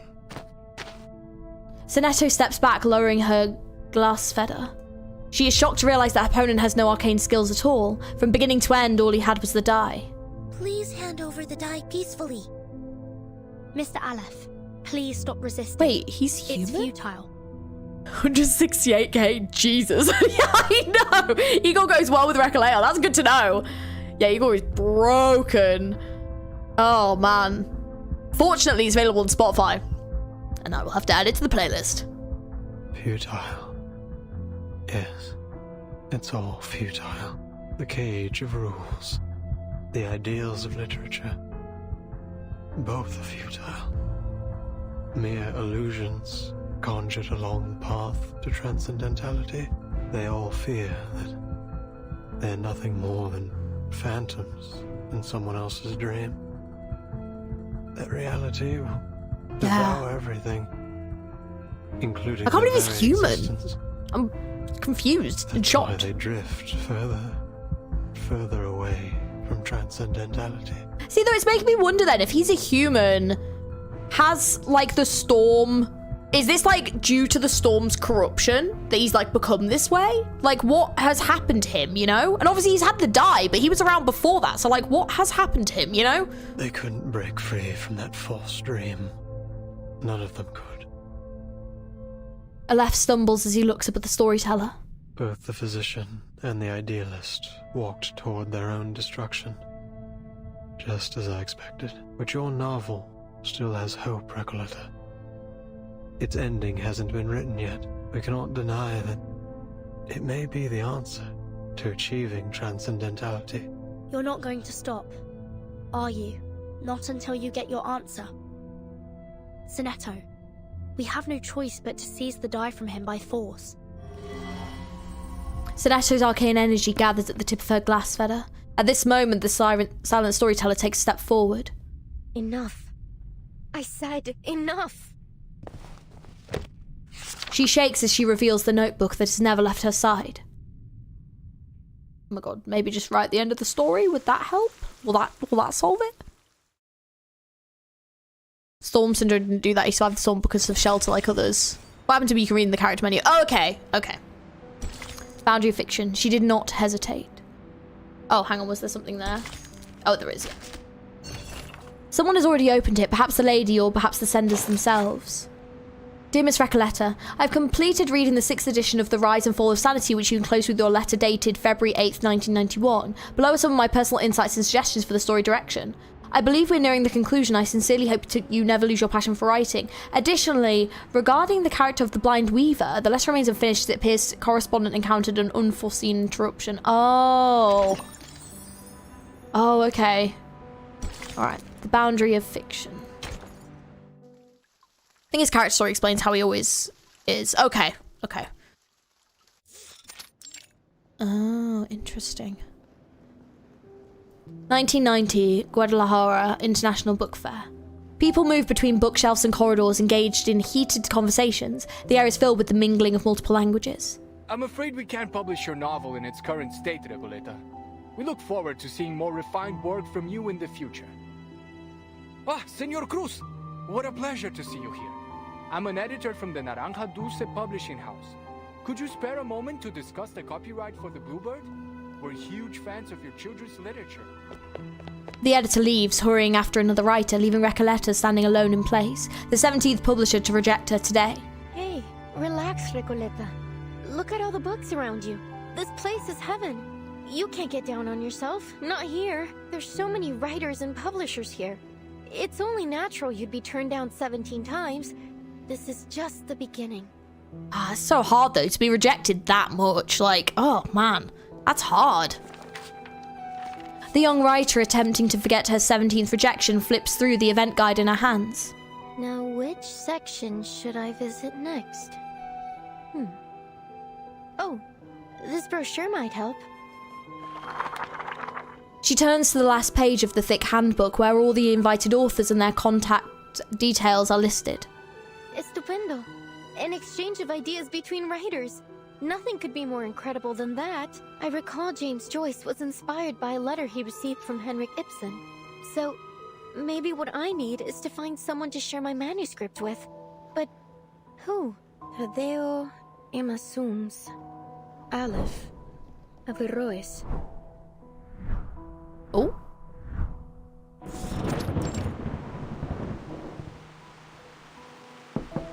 A knock at the door interrupts her daydream. Oh, it's you, senor. Don't worry. I promise I'll catch up on the rent next month. Although I must say, this apartment's hardly worth the price. The cracks on the walls must date back to the last century. Make all the excuses you want, Ingrid. If you don't pay the rent soon, you'll either end up in that crumbling colonial building on the corner or on the street, selling oranges at the San Telmo market. By the way, Julia told me you lost your job at the textile factory. You under some kind of can't work in one place for more than 3 months, curse or something, senorita. Oh, you don't even want to know about the terrible things that happened in that factory. Oh. All I did was lend the oppressed workers a hand. Bah, you're just like those college kids, full of hot air. Anyway, I am not here about the rent. Didn't you tell me to watch out for your letters a while back? When you just returned from abroad? Well, here it is. A letter for you. Oh. The girl freezes for a moment, then snatches the letter and slams the door shut. I was buzzing with excitement as she unfolds it. Dios mío! Someone actually wrote back to me. This is incredible. Oh, thank you so much for bringing it to me, senor.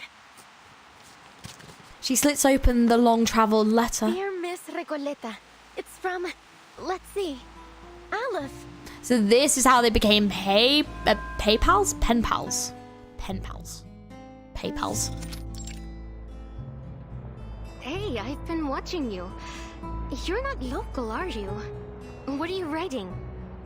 Oh, hola. You're right. I just arrived in Buenos Aires 3 days ago. My trip's been a lot like a Copes tango performance. Full of twists and turns, but nothing much worth telling, really. I'm actually writing a reply to my pen pal. Long story short, I sent him a manuscript of my novel, and to my surprise, he actually wrote back. Pen pals. They're basically the same. Amazing, isn't it? In our recent letters, we've been discussing how my novel lacks a key character to drive the story toward a decisive ending.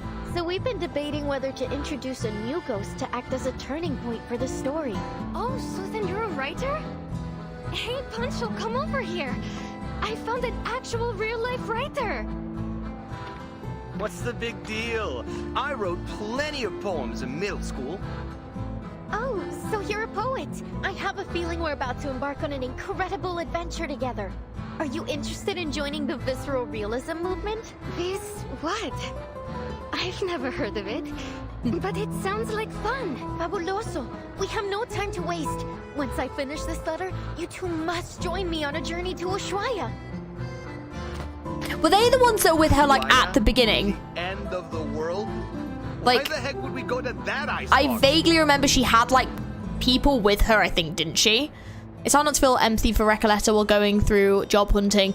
Yeah, it's hard, it's hard. PayPal's just sharing a credit card. Surely they won't leave her behind. Never. Why would they ever do that? She slammed the door and then thanked him. Oh, don't be such a downer, Pancho. Just think of I'm sure they were at the beginning. Yeah. The breathtaking scenery we'll see and the incredible stories we'll hear. I was gonna say, I was like, I'm sure I vaguely remember them being like at the start and then, yeah, then they like leave her, yeah. So this is how she met them. I'll deal with the cold if you really want to go so badly. By the way, could you tell us about your novel? Of course. I'll tell you all about it on the way. Now where to begin? Alright, let's start with the cottage with the blue roof in Amalfitano. Yeah, so this is how she met her friends at the beginning, who then abandoned her. It's been 6 months since we first exchanged letters. Since then, I've been traveling. First from Chile to Mexico, then from Mexico to Argentina. And I've never stopped writing. I'm not really sure what the purpose of my novel is. I just keep writing and writing. I can't stop. Wait, what stage are you continuing on from? I was on stage 6, so I finished stage 6 and then I stopped playing for like 10 months, so it has been a little bit of a break. So I've had a bit of a gap, but it's not been too bad actually. I've like pretty much picked up what's been going on. I think Poncho likes Maria. I think so too. She got them to join after meeting them for 5 minutes. What a charisma roll. Agreed. Recoleta just has that riz, but Verton has a higher riz. They're the ones that she wanted to convince to spend the winter in Kamala. Sounds like a sitcom in the making. Yeah, and then they left her, I think. Yeah, I remember. What power does literature hold? What responsibilities? Perhaps only by continuing to write will I understand one day. Recoleta flips through her notebook at every turning of a page containing a different coloured letter. After the long journey, those pages of letters formed a faded riddle, their handwriting long since blurred. Aleph, you're right. I do want an ending to my novel, but not like this. You really have no idea, do you, Recoleta? Her only reader realises she has still not grasped what is happening, forcing him to reveal a truth he has long concealed. The rise and fall of sanity is your story. What do you mean? You are a ghost, wandering this forsaken Oh, land. I thought he meant like physically. Still striving to create a miracle. That really panicked me. I thought he meant like she was actually a ghost. I was like, wait, what? But no, he means like a metaphorical ghost, I'm guessing. Are you gonna start with the current events, spring unending? I'm probably not. I'm probably going to just try and get the main story played first. Mostly because I've obviously got a lot to catch up on, but also I've not been spoiled for it so far, so I want to make sure that that doesn't happen. And then I'll start picking up on the events. But yeah, I want to make sure I kind of complete main story first. At least version 2's main story. Yeah, so we'll probably just be continuing with that for the moment. You are a wandering poet, born in Amalfitano, the foolishly brave protagonist of the story, and the embodiment of the author herself. Wait, hang on. A reflection, yes. The author, no. You are simply a figment of her imagination. A manifestation of her dream to wander. Wait, hang on. Wait, she's in the book? So she's not real? Wait, oh! That's even worse! The literary pursuits and romantic adventures you describe. Oh! They are merely faded memories from 1975. Oh no, I didn't bloody realize. The poets who joined the visceral realism movement Oh. with you left Latin America long ago. Oh, what the fuck? Faded memories. So wait. As for the novel, it's yours now. A story you're Oh. writing. A story about yourself. Oh, damn. Your departure has turned Amalfitano into a ghost town. The characters have lost their connection to you. They're gradually fading away. Oh, fuck. If Okay, the hang novel on. is destroyed, you too will cease to exist. Oh. Oh, shit. Okay. Oh, that's not good. Wait. This is... Miss Recoleta? Is what he said true? Did she not know? I know you never lie, pen pal. In your first letter, you told me that a character's role in fate must be determined from the outset and consistently adhered to throughout the story. Reading the perspective and insights of a walking encyclopedia, having such a person be willing to share their thoughts at all was an exhilarating experience. I had never imagined my novel could develop in this way. Words could hardly describe how I felt in that moment. Oh, shit. Oh, okay, I did not see this fucking twist coming. Holy crap. What? Yeah. I think this moment is like Recoleta is kind of like an awakened. So she's essentially a figment of the book, and her character in the book is the protagonist who's writing a book. And so it's like a loop. Right, I see. Yeah. But like in the die, it's like made it real. And so like this like town of like, it's not just the prison that's in this dice, it's like that town is in here as well. And her leaving that town has like left all of that like a ghost town, and so she's come here. But if this ceases to exist, then she'll cease to exist. Right. Shit, okay. No one but you has ever understood the story of that town, let alone offered any revisions. I think that's right. Yeah.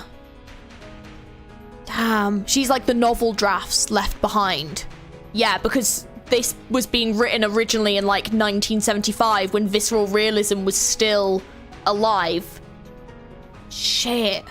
That is not what I saw coming. That is so interesting. Following your advice, the fuck? I added the bank clerk, the dune piscator, the blind weaver, and the murdered donkey driver.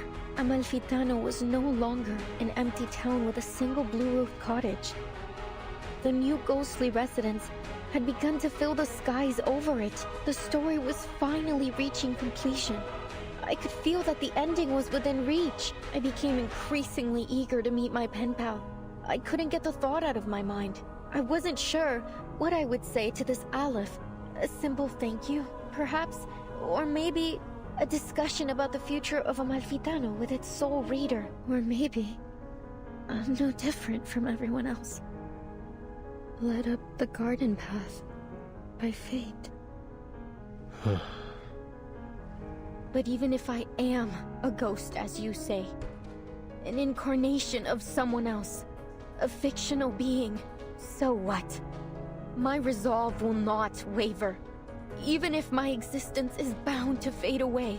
I wonder if the original Recoleta is still alive, or I wonder maybe she like got like when like a storm or something. Like I wonder what happened to her. Literature is supposed to be. You once told me there isn't an ounce of reality in fiction, only voids and glorified lies. Let me tell you this. Whether real or fictional, corporeal or intangible, I have accepted my existence. Now, let's put a stop to this, Aleph. Oh, man. Oh! The inmates aren't characters in my novel. They're people trapped in a prison, just as you are. By simulating my story here, you have made me into some kind of god.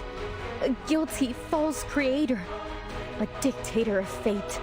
Oh, fucking hell, this is gorgeous. But oh my god. Holy shit, hang on. Did she just die? Oh. There's no turning back. Oh, so these are the ghosts of Al Malfitano? Lo veo. La frecuencia perfecta. Creo que lo he encontrado. La fuente del dado de Babilonia. This is so fucking interesting. Recoleta is like Mr. Apple. I think she'd be like beyond category. So this is Danganronpa V3. It's exactly the same. Is Igor's Japanese VA is Kazuma from you? Oh, really? That's cool. Just like, yeah, Recoleta is like the embodiment of visceral realism, just like Lucy's the embodiment of scientific... Right, I see. Okay. Got it. No edge got ad right now. No! Okay, thanks guys, so much lore, but no, it's good. It's nice that everyone gets to like have discussions like this to figure out the lore, because it is very extensive and there is a lot to it and stuff. Las deudas de los muertos. Esas facturas. Todas han sido hechas cenizas. Ya no estoy atrapado. Desde el día en que perdí la vista. Oh. Nunca imaginé que la rueda These are giratoria these are the people they've written about in the book, right? Does it say in here? Oh, it's on here, isn't it? Yeah, the Doorside Beggar, the Murdered Donkey Driver, the June yeah, so these are the ones that she's been writing about in her novel. I see. Fullness support. A new hypothesis. All right, time to crack some codes. I mean, yes, we can do. En todos los momentos. Очистить цель. The benefits of field mapping. Encryption complete. Всем подразделениям. Вперед! Left's Japanese VA is Sephiroth Dante. The Fort by Cargo.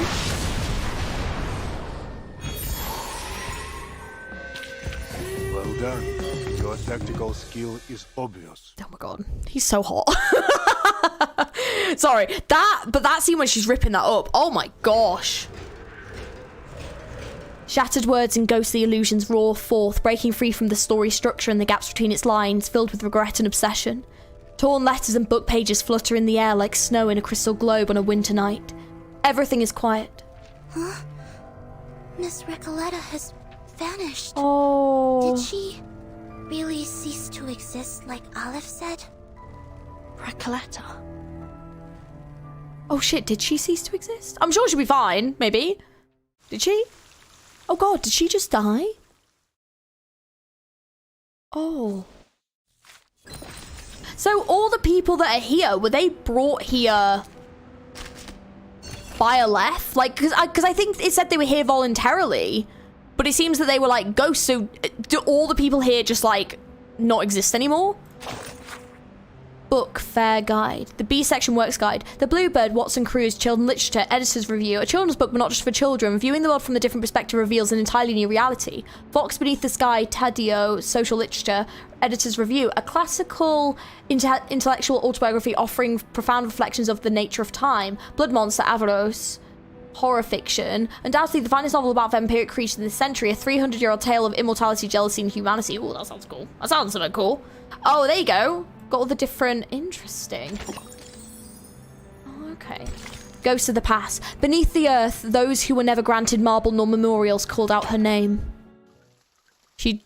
Oh... Have you seen the Igor edits in the official channel uploaded? No, I haven't. Sounds good. Oh. Oh, hang on. Let me read. In the Cosby Ruth, the girl dreams of a circular prison. Then she wakes.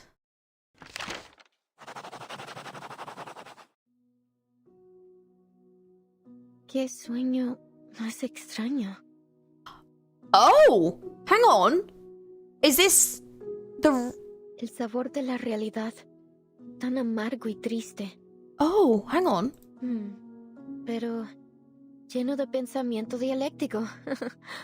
Tal vez la gente del panóptico reflejaba mis pensamientos internos. She looks around, surveying the cobwebbed corners of where stacks of manuscripts have piled up to the ceiling and over emptying ink bottles collecting dust. Entonces realmente soy un personaje en la novela. Oh, so this is like her character in the La book. misteriosa cabaña con el techo azul fue mi hogar todo el tiempo. Entonces, los rumores que los fantasmas propagaron eran realmente eso. Rumores. The young writer steps out of her home and into the streets of the familiar yet foreign desert town. Countless nameless characters and ghosts arrive upon hearing the news, filling the roads and skies. Bienvenida de nuevo a Amalfitano, querida escritora. Gracias, querido ícono del capitalismo. Pero, ¿no desgarré esta novela en pedazos? A woman wearing a peculiar hat steps forward. Verás, Amalfitano es una dimensión más allá de la vida y la muerte. Oh. Este pueblo es un reflejo de tus pensamientos internos. Es incorpóreo. No puedes desgarrar algo incorpóreo en pedazos. La literatura es infinita y atemporal, como un río que fluye a través de la vida y la muerte. No me extraña que seas mi personaje favorito. Nunca dejas de iluminarme. Desafortunadamente, la literatura es una vocación peligrosa e inútil. Nadie entiende realmente. ¿Recuerdas el dicho? Los únicos verdaderamente muertos son aquellos que han sido olvidados. Recoleta, desaparecerás para siempre si dejas a Amalfitano otra vez. Será como si nunca hubieras existido. Siempre he admirado tu pensamiento crítico, señor. Encaja perfectamente con tu rol. Rough hands grasp the writer's palm, feeling at the lines etched into her skin. Todo estará bien, Recoleta. Lo que sea que haya pasado. Ahora has regresado. El dado de Babilonia rodará de nuevo. Y cada uno de nosotros obtendrá nuestros finales. The crowd erupts in cheers. Así es. Resuelve el asesinato en el bar y pon mi alma en paz. Libera al pueblo de la locura infligida por el antiguo espíritu. Arregla la aleatoriedad del dado de Babilonia y aplana la frecuencia catastrófica. The young writer takes a step forward. Everyone, the living and the ghosts, watch expectantly. Entonces, el final que he estado buscando es el que el otro yo no pudo darme. El yo que se lanzó de cabeza a la lucha contra un poder invencible. El yo que finalmente dejó esta tierra después de So todo gorgeous. este Oh tiempo. my god. Finalmente he encontrado mi final. She grasps the gleaming die of Babylon.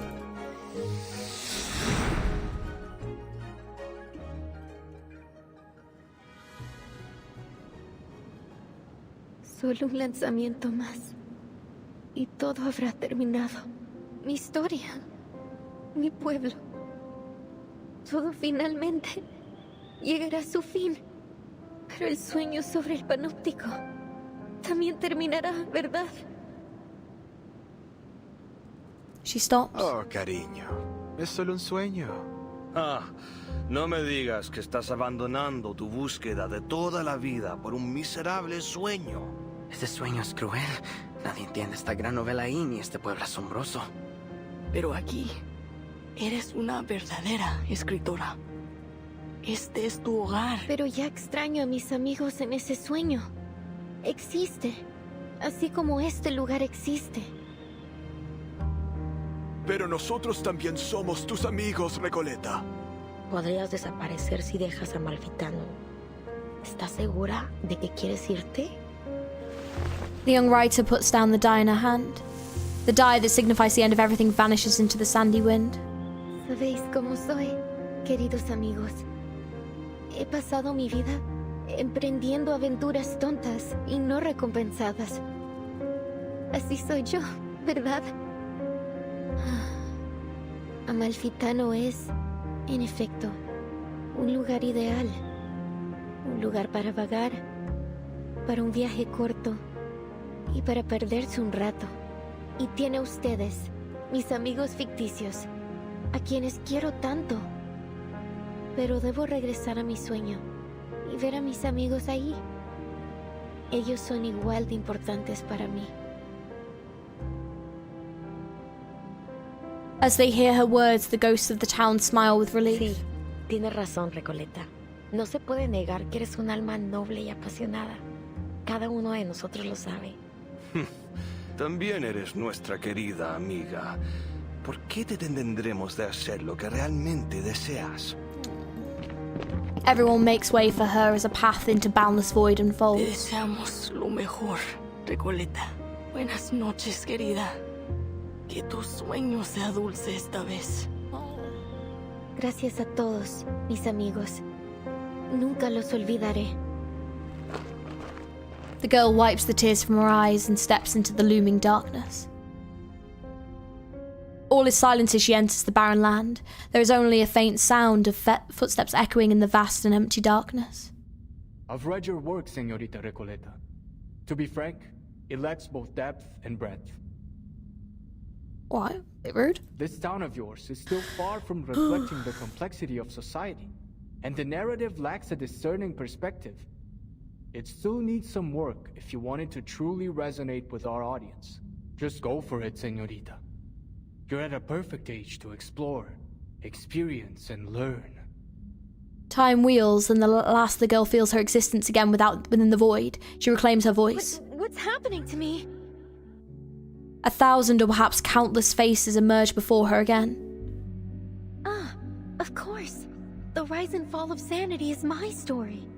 So, even though the novel's been destroyed, the story, and myself along with it, lives on in the minds of those who read it. Thank you for your feedback, editor. Even here in this great expanse of darkness, I can still hear your words. You have my gratitude. Thank you for reading my novel, even if you didn't understand it, and likely never will. She navigates the labyrinth of words and endless expanse of mirrored waters, the darkness surging towards her like a rush of waves on a dark night, making her presence feel heavier. Honestly, I find your story totally fascinating. But I'm still struggling to understand the connections between all these nameless characters. Couldn't you make it clearer? Like a movie? Typical. Trust a writer to try to be all obscure and mysterious. Maria, Pancho, you guys are the best traveling pals I've ever had. Our paths may diverge in the future, but the joyful memories of our journey across grasslands, snowfields, and deserts together will remain forever. It's been great coming along with you. You're totally one of a kind. We'll be waiting for you at my aunt's vineyard. A little sun after a hard day's work will do you good. The passionate companions wave to her, never looking back as they continue forward. The girl's steps are no longer weightless. With every step she takes, they feel heavier and more real. She lingers inside the infinite mask in the mirror, the boundless universe filling her with both confusion and illusion. There is ambition in her writing. It's passionate and poetic, fractured and chaotic. But when viewed as a whole, her work feels like little more than a superficial illusion. It lacks the depth to truly touch the soul. I will refrain from offering further comments until she stops romanticizing her childish adventures. To put it bluntly, her phraseology feels overly deliberate to the point of distortion.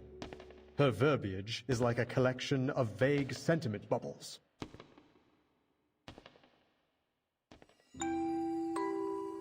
Oh, wow. I see, Aleph. Then this is how you really feel about my novel? 1,000 readers will interpret a story 1,000 different ways. Some believe the text itself is dead, and it is the reader who gives it life. The truth cannot be fully conveyed through words alone. That said, I think the rise and fall of sanity is a good story. Her heart skips a beat. Within this paradise that harbours the boundless histories and mysteries of humanity, she finally finds the mirror. So the Eternal Paradise is a library of sorts, just like I always imagined. Or is this just another reflection of my inner thoughts? I like it here. It's nice being surrounded by literature. But time to go back to reality.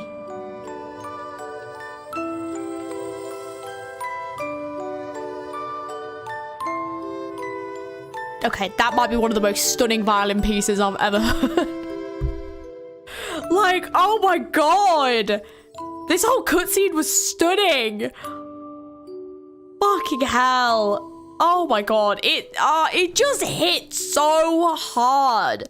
Like, fuck. That was so good. That was beautiful. You're right about literature, Doris. Wow.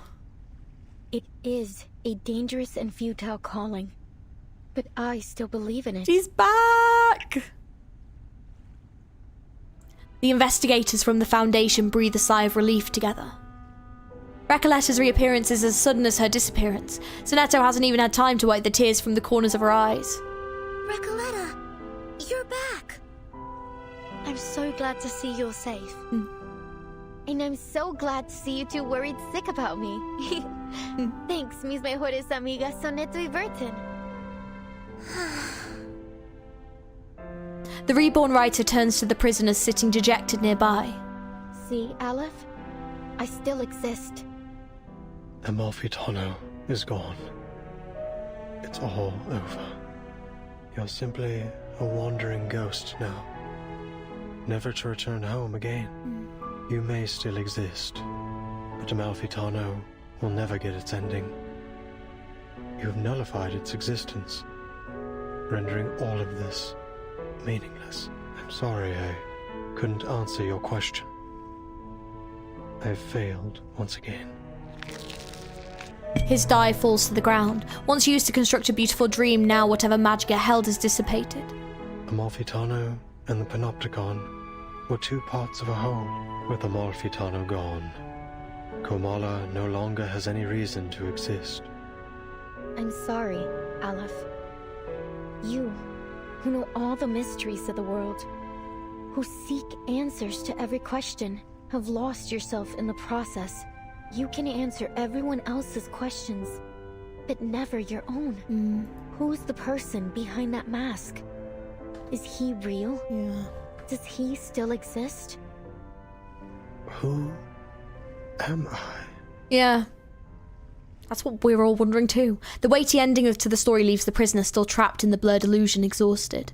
Kamala prison groans like an aging water wheel struggling under its own weight, distorting, fading and collapsing into the currents of his mind. Stay vigilant, everyone.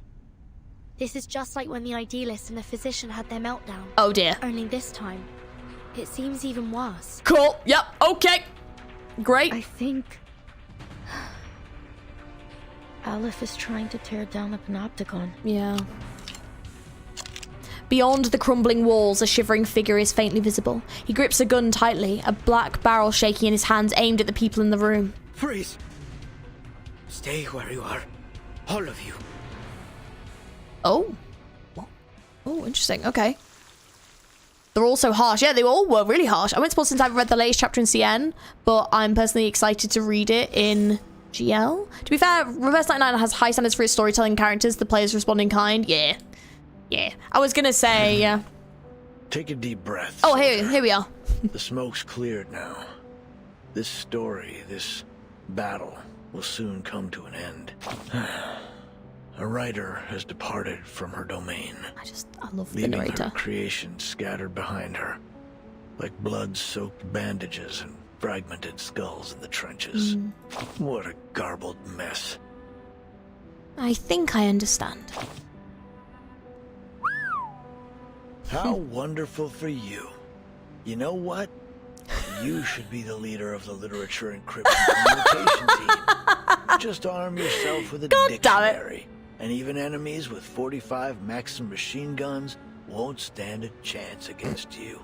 Because the poetry you recite will surely blow their minds before their bullets pierce yours. You've developed a sense of humor.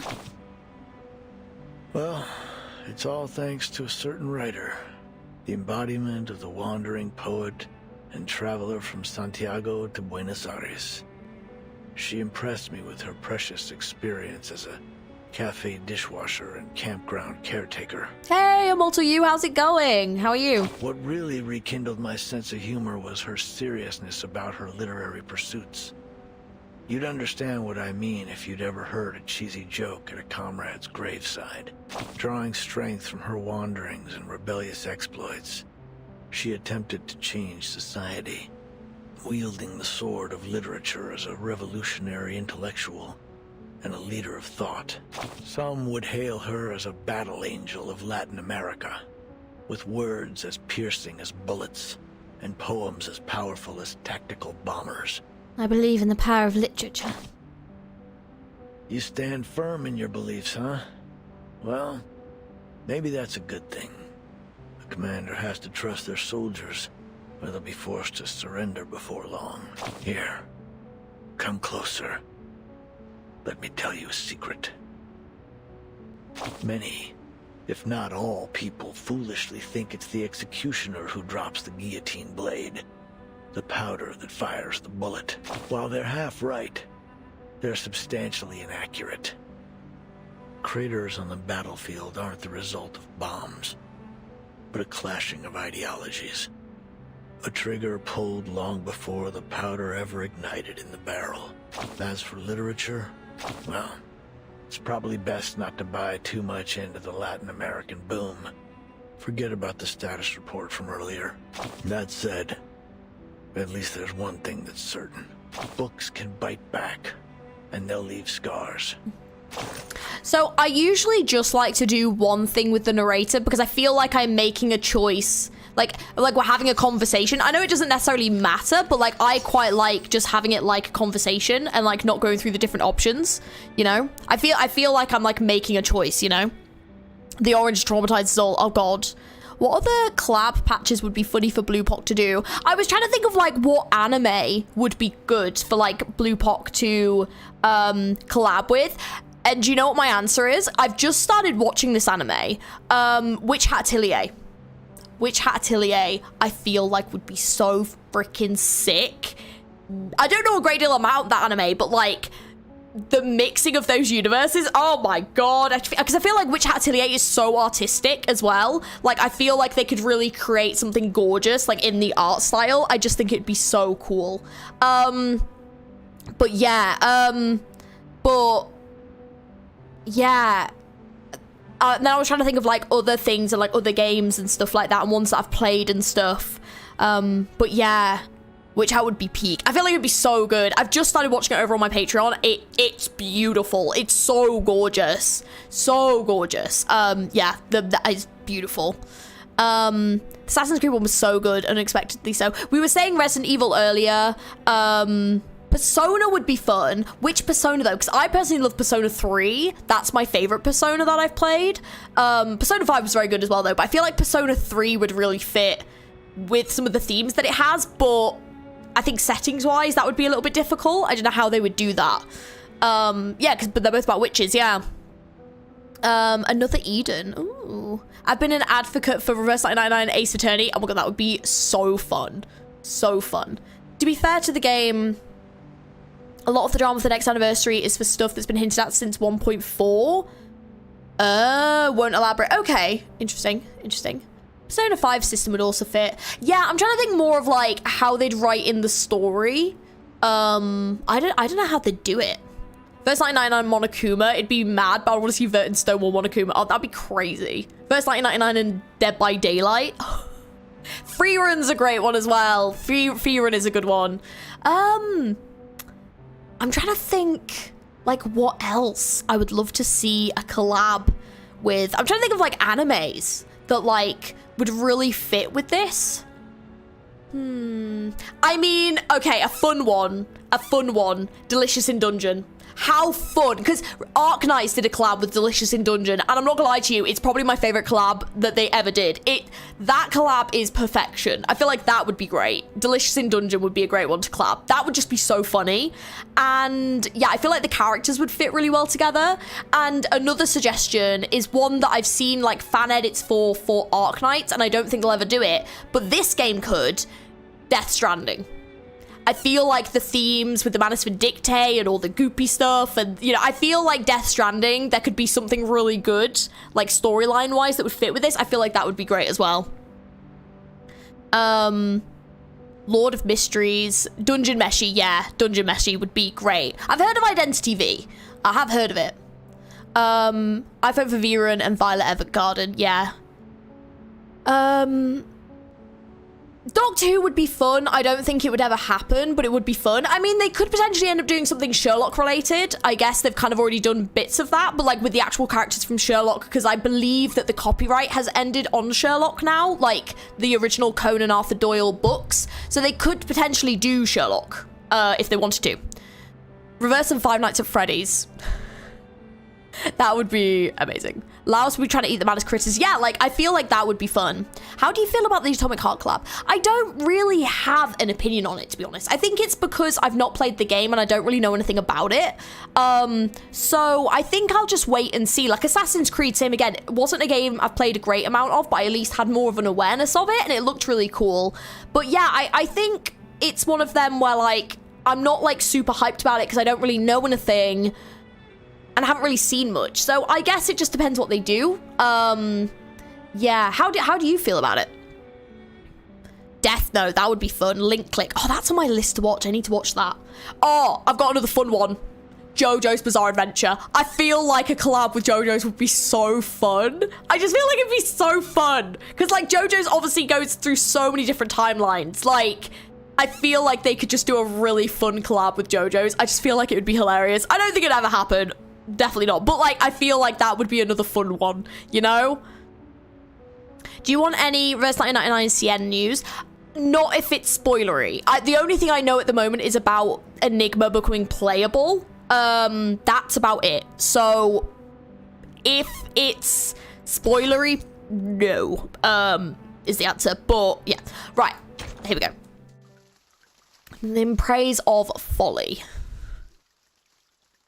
I've not seen Love is War either, so I don't know much about it. Oh god. A prisoner steps out from behind the wall, a weapon held in his shaking hand. Okay. I was just setting up my exhibit when everything started shaking. Oh! Then I realized it wasn't just my imagination. Okay, I wasn't expecting Garcia. Okay, Garcia, buddy, what are you doing? Okay, we need to put that down. We need to put that down. So I followed the cracks in the wall and found my way here. I didn't mean to eavesdrop, but something's happening to the Panopticon, isn't it? Okay, his panicked hands shift the gun towards Aleph, who has collapsed on his side. Are you the physician? Or is it Aleph? Oh no, this has all gone to shit. Oh god. Oh god. Whoever you are, please restore the Panopticon to the way it was. I'm begging you. Oh. You can do that, right? The mind that once created infinity now watches as it falls back into nothing before him. Why? Why aren't you doing anything, damn it? Why is this happening? Oh, the die. If you want no! Then I'll do it myself. No, Garcia, don't do it! Oh no, he's so gonna die, and he's not gonna be playable. No! The prisoner in desperation lunges forward. Calm down, Garcia. No, please, Garcia! Oh, god damn it! Why? There's no turning back. Is this meant to be Garcia? Garcia, other self. Great self-awakening. Take no damage on the first round. Okay, good to know. Okay, let's just build and buff then. Alright, time to crack some codes. Assisted faith. The perfect solution.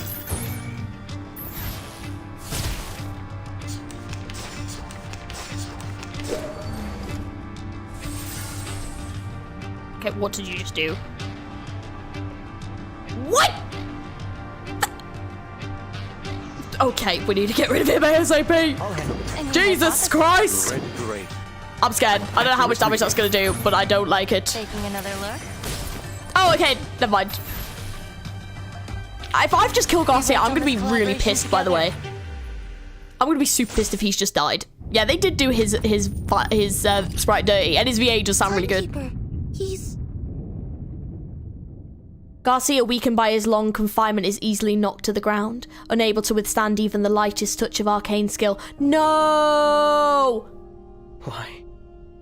Why is this happening to me? No, he's too pretty! No! Don't you dare kill him off! Oh, I'm gonna be so pissed! I was so close. So close to completing the exhibition. Can't you see, Garcia? There's no one controlling this place now. You're free. It isn't the dye that's trapped you, nor is it the walls of this prison. It's the rules, and that overpowering gaze from the central tower. But now that's all gone. You can go outside. You can set up your exhibit anywhere you want. No need to stay stuck in this. Looking back on all that he's lost, the artist cuts her off. No, Señorita Recoleta. You've seen the world out there. You know as well as I that there's nowhere else I can go but here. Oh. This is the only place in the world where I can hold my exhibit. And you've ruined it. You've ruined everything. This room's about to collapse. We've got to leave. Mr. Garcia, do you need a hand? I can take care of myself, thank you. Oh my god, he's making it. Oh my god, he's. Oh.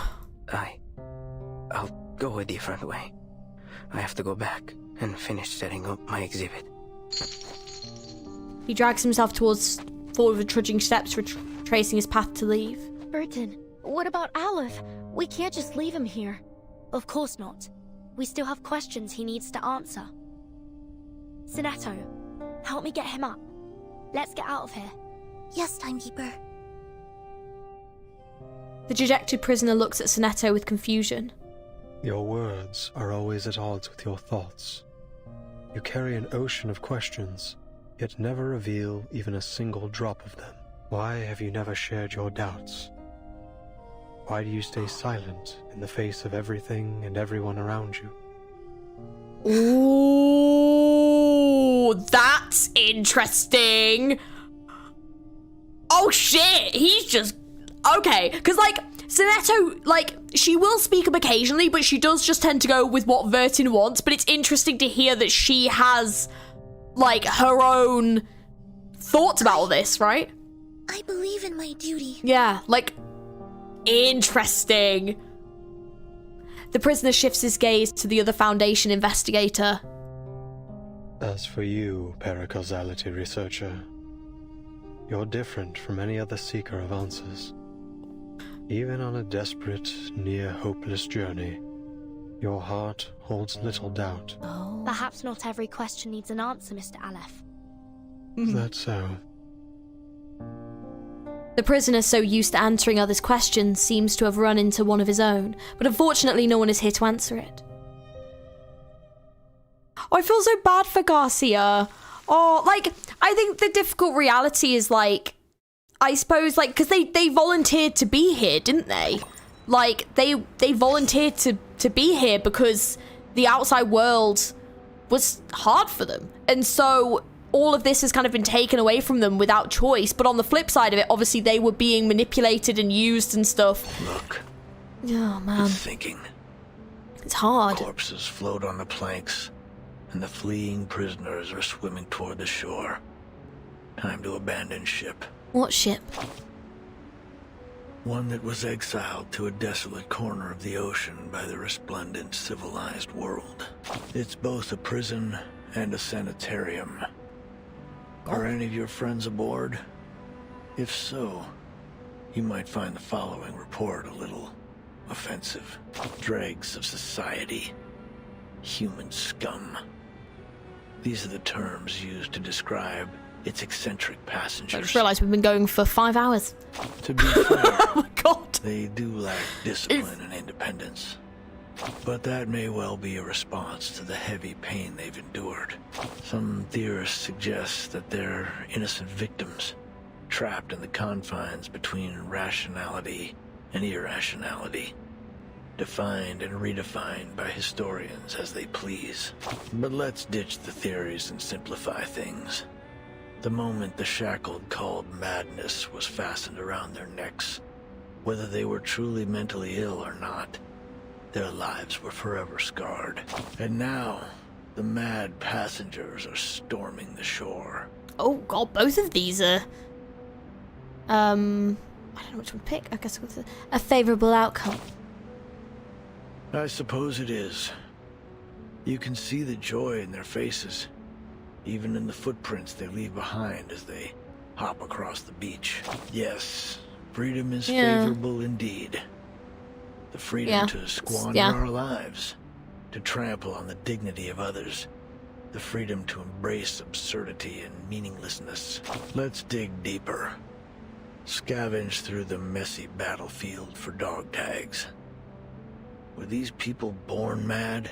After watching the inhabitants of this earth tear each other apart in one war after another, I've concluded this.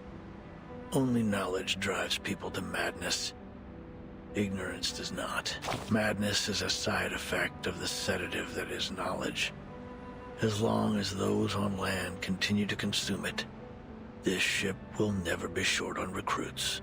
This is a war between madness and civilization. Both sides have leveled accusations, spilled blood, and pummeled each other. And soon, everyone will have leapt into the trenches and been beaten to a bloody pulp. Only a few can escape this fate. Like who? Check your 6. Oh. The one leaning against the sunken ship, showing no signs of struggle or sorrow. Garcia. The seawater has flooded his windpipe and reddened his eyes. Yet there he is, staring blankly at the shore. He's in his home base. He holds no hope for forgiveness from his enemies. Not in the slightest. He's a one-man army, fighting only for himself. Alone. Now, do a 360 and look again. He's been utterly defeated.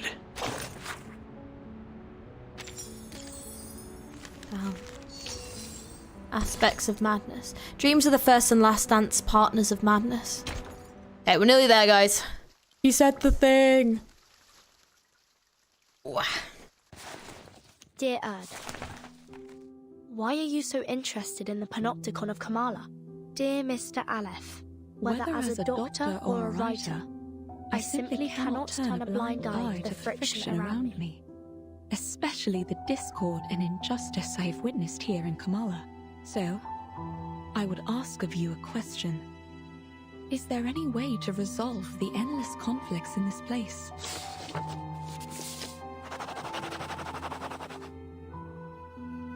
To put an end to this, a true ending is required. Your arrival has made it possible for this simulation to have an ending, or rather, a victory. I really like this style that they've started doing as well. It just looks so good. Salt ferret at it. What do you mean by victory? I'd appreciate it if you could clarify in simple terms. If this victory comes at the cost of any inmate's life, I'm afraid I cannot accept it. I also have another question for you. If I leave, will the stories and conflicts here come to an end? Miss Grace of Manus Vindicte will grant you passage. But in any case, the cycle of history will continue to repeat itself in this prison, and in the entire world.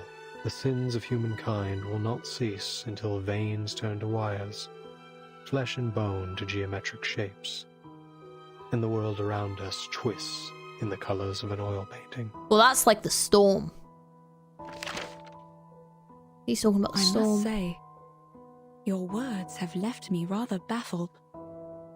Fragments of the events you describe often appear in my dreams. Could it be that these things really happened? If that's the case, why can't I recall the details? Why am I left with only disconnected pieces?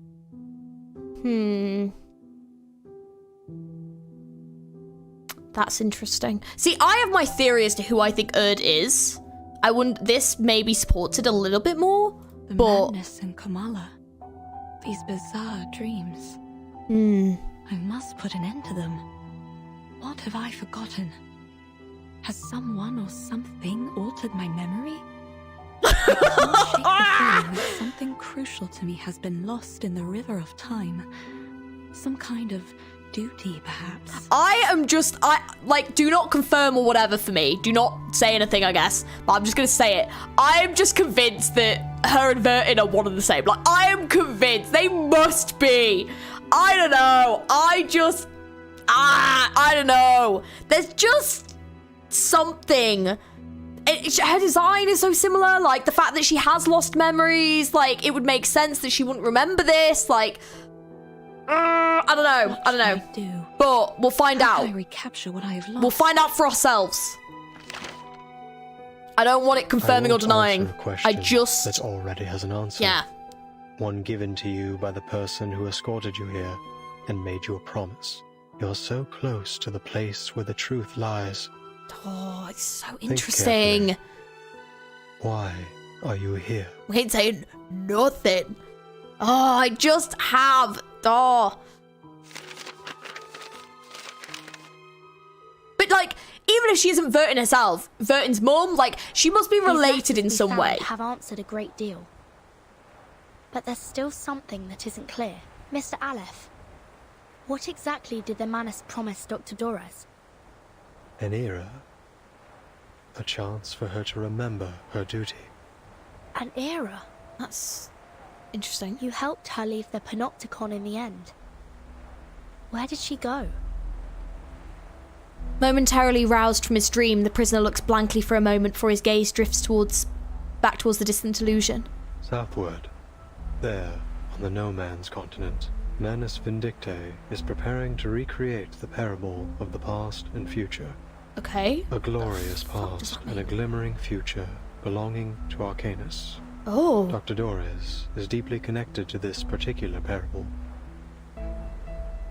Right. What exactly are the Manus planning to do in Antarctica? This freaking place again! We're so going to Antarctica, right? And why would Dr. Doras go there voluntarily? Well, it must be because the Manus have promised her something. The information revealed stirs a need in the hearts of the investigators from the Foundation. Mr. Aleph, when did Dr. Doras depart? It was a day when both the clouds and sun were visible. A day when both the clouds and sun were visible. Could you be more specific? Pacific? You mean the time of day? His mind long ago lost any sense of time and necessary exchange to make room for the infinite cosmos of words. He once again finds himself without an answer. When both clouds and the sun were visible. Hey, Vertin, I think I know. It was 3 days ago. Oh. Then Dr. Doras wasn't going to Comala on the day I met her. She was leaving. She was headed to Antarctica. Oh. It was cloudy that afternoon, with a brief spell of sunshine, just like Aleph described. Then it hasn't been long since she left. Excellent news. Yeah, we're really close. 3 days. If we set off immediately, we might still catch up to her. But, based on the intel we gathered in Ushuaia, Manus Vindictae bombed the entire port 3 days ago. Yeah, of course they did. Of course they did. Clearly, they wanted to prevent any interference from the Foundation. It's unlikely we'll find any functioning ships there. Yeah. I'll report the situation to the Buenos Aires branch. Timekeeper, I'm afraid we'll have to find another way to get there. I have a boat. Oh, you do? A small boat gifted by Manus Vindictae. During the past several storms, he has taken this boat, travelling to Antarctica at Manus Vindictae's invitation to evade the reversion. Oh, so that's how he's been evading it. Okay. Could you lend it to us? The situation's urgent, Mr. Aleph. Secret dock. Beneath the decrypted lighthouse, a battered little boat bobs in sync with the waves. It's small and fragile, not the kind that seems capable of braving an icy sea. This boat will automatically take you to McMurdo Port, the landing point Manus Vindictae established by the shores of the Ross Sea. Sonetto eyes the boat with skepticism, rightfully distrusting this advisor of Manus Vindictae. This looks like Manus technology. Its arcane energy source is highly unstable. Timekeeper, I suggest we wait for support in Ushuaia. I don't usually agree with Sonetto, but I have to admit, I don't have much confidence that a boat this small can actually make it to Antarctica. Mr. Aleph, do you know anything about Manus Vindictae's ritual? How far has it progressed? I mean, I'm presuming quite far. The ritual could begin at any moment. Oh shit! I believe that's why they left Kamala. Oh, cool! Upon departure, Okay. one of their members, a woman named Grace, told me they would seal off the sea. Well, that's not good. Are we too late? Shit. If you wish to find Doris, you must follow the same path she took. The distant drone of the raging waves fills their background like a repeating omen. I see. Mr. Aleph, members of the Foundation branch will arrive soon to evaluate your condition. I hope you'll answer their questions with the same patience you showed us. Thank you. Sonetto, let's go. Yes, Timekeeper. As always, Sonetto keeps any mission-irrelevant queries to herself. The girls preparing to set sail turn to the young writer beside Thank you them. for your assistance too, Recoleta. Perhaps you'll consider joining the... A thunderous crash echoes from behind them, the sound of a collapsing building. Oh! What was that? It came from the Panopticon. Oh, shit! Well, I'm guessing that's the Panopticon, like, breaking. Kinda sounds like it. Oh, hang on, was that... Oh no, maybe not. Okay, in the place of ashes. As day breaks, the story ends where the ashes rest. In the end, the night is not eternal. I think, is this the last node? I think it might be. I think someone said there was about 20 parts. I know it's like a passenger boat, but I keep imagining left rowing a small wooden canoe. Yeah. Blazing flames reflect in their eyes, just like the name this island might suggest. A winter night stands sentinel over a great conflagration as every brick of the Kamala prison crumbles and falls. So wait, did they get out? Like, did all those people get out, or did they die? What about the jailer? What about Garcia? With Aleph's control gone, Kamala is collapsing. The inmates aren't even real criminals, are they? And they're still in there with no clue that they're no longer being watched from the central tower. Oh, shit. We have to go tell them. We have to get them to safety. Yes, we should help them get out. At least until support arrives. But the Manus ritual... The battered boat sways within their sight. Don't worry. I'll go alone. Huh? You should hurry. When this is all over, I'll write to you, my dear friend. Damn. During this journey together, our teamwork has been impeccable. So, you can trust me to do this. Oh, so we're just gonna leave? I'm not doing it just to help you or the organization you represent. I'm doing it because the inmates are my friends. Okay, I trust you. Take care of yourself, Recoleta. But if the storm truly is imminent, as Dr. Merlin said, then, Miss Recoleta, you... Sonetto, more familiar with anyone with the Foundation's exhaustive regulations, has no ready answer. She knows that in this era, before those arcanists who remain ignorant of the truth, she must watch her words. I don't quite understand what this storm is all about. But don't worry. A brand new adventure is the best thing that can happen to a writer. And I doubt it'll surpass the epic adventures we've shared over the past couple of days. I'm going to write everything, including the two of you, into my new novel. Then I'd like to be the first to read this new novel, if that's all right. Of course. Listen, I believe literature is like an endless, timeless river. So we'll meet again someday, somewhere. Probably in someone else's story. Who knows? She takes one last look at her new friends, feeling a longing as if they've known each other for decades. Then, without a backward glance, the girl sprints back to the burning ruins of the prison. Adios, mis queridos amigos. How imminent is this storm?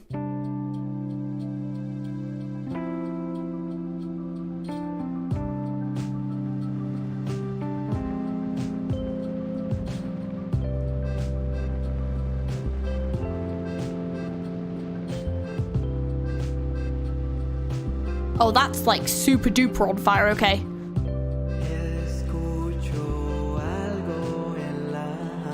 Oh, wow, okay, we've got a full-on music video. Well, there she goes.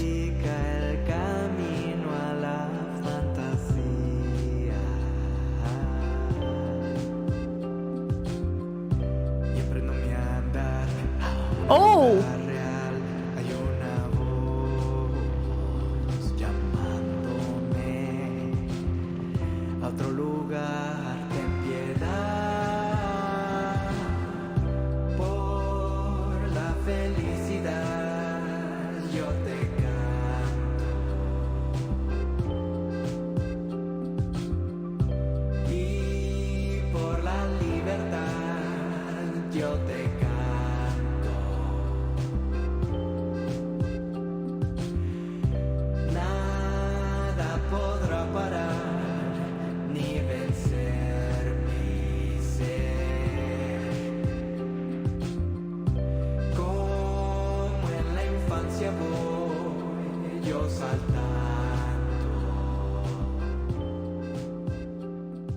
Hang on. Are they all gonna die? It's a beautiful song, but I'm very distracted by what's happening. I'm like... Because they're all just dancing. Did they get out? Oh my god. Did they actually get out or no? Please don't tell me they're leaving it there. All the visitors depart one after another. Amid the distant echoes of singing, the creator of this prison stares into the fire as it burns. The moment holds for a time until a breathless jaguar appears at the dock's edge, staring at the human before her with uncertainty. Dr. Merlin. Oh. You're Dr. Merlin, right? I finally found you. What on earth happened in the central tower? Right after I left, the whole panopticon started collapsing. The tower's in ruin. I've been looking for you everywhere. Please, sir, come with me. It isn't safe. That won't be necessary. The snow is still falling, yet everything in the labyrinth has already gone up in flames. Going out in a blaze of glory, the prisoners have chosen their fate. Oh, it's so similar to, like, the Island of Numbers again. Where they all chose to be, like, stormed, didn't they? Oh, God. It's so similar to that. Recoleta went to save them. Surely fine. I'm so concerned. I hope she doesn't end up dying. Oh, my God. Fortune, fate, karma. They're nothing but a ridiculous joke. It's over, Jaguar. You have lost your memories, your identity, your name, and now your title. You are no longer a jailer trapped in the Panopticon. I don't get it, Dr. Merlin. What are you talking about? The jailer takes a step back, her predator instinct sensing the danger in the words to come. The damage may not be physical, but it threatens to shatter what little faith she has left to hold on to in the life that she has always known. I'm going back to Komala. Order must be maintained. The prisoners mustn't be allowed to escape. Please take care, Dr. Merlin. Oh. Oh, God. Nerves torn between panic and hesitation, the jailer at last turns towards the searing flames. Hey, you! Don't run off like that. It's dangerous. No one heeds her cries. One prisoner after another flees in terror, escaping the crumbling labyrinth. Oh, okay, so some of them are escaping, okay. In deserts, in stars, in labyrinths. We dream on death's straw pillow. The jailer drifts through the raging scene, unable to steer a sensible course. At last, she pins down a frail and powerless prisoner beneath her weight. Stop! Get off me! Let me go! Oh! Are you blind? The panopticon is falling apart! She got the... Yeah, they can't stay in there! It's you, Roberta. The jailer recognizes the prisoner under her grip. Roberta, a kind and quiet prisoner, always well-behaved, now panicked and desperate to escape. They are all mad! I knew it! They've been insane from the start! Oh. The whole place is burning to the ground and they still want to leave. They're still talking and talking about things that no one cares about. I can't help them. I never understood what they were talking about. The rhythms, the fractions, the ideologies. Yes, the people were nice. The idealists too, but I've had enough of this prison. I've had enough of the panopticon. She collapsed onto the ground, sobbing.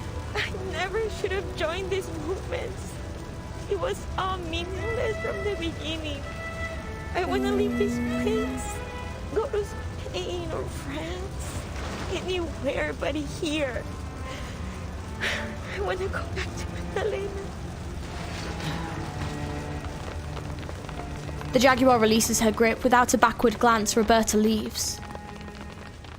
Oh, man.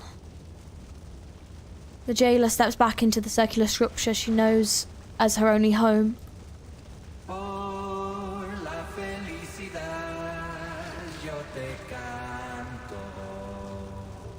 Oh, she's not gonna stay.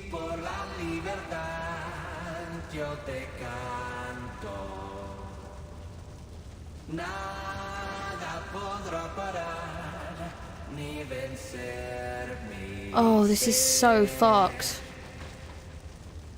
Under the night sky, she sees the Kamala prison glowing like a brilliant bonfire.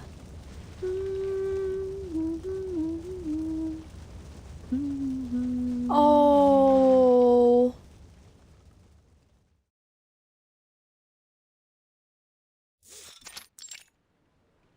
Oh. Oh, damn. Oh, it's so sad. How does literature make you feel?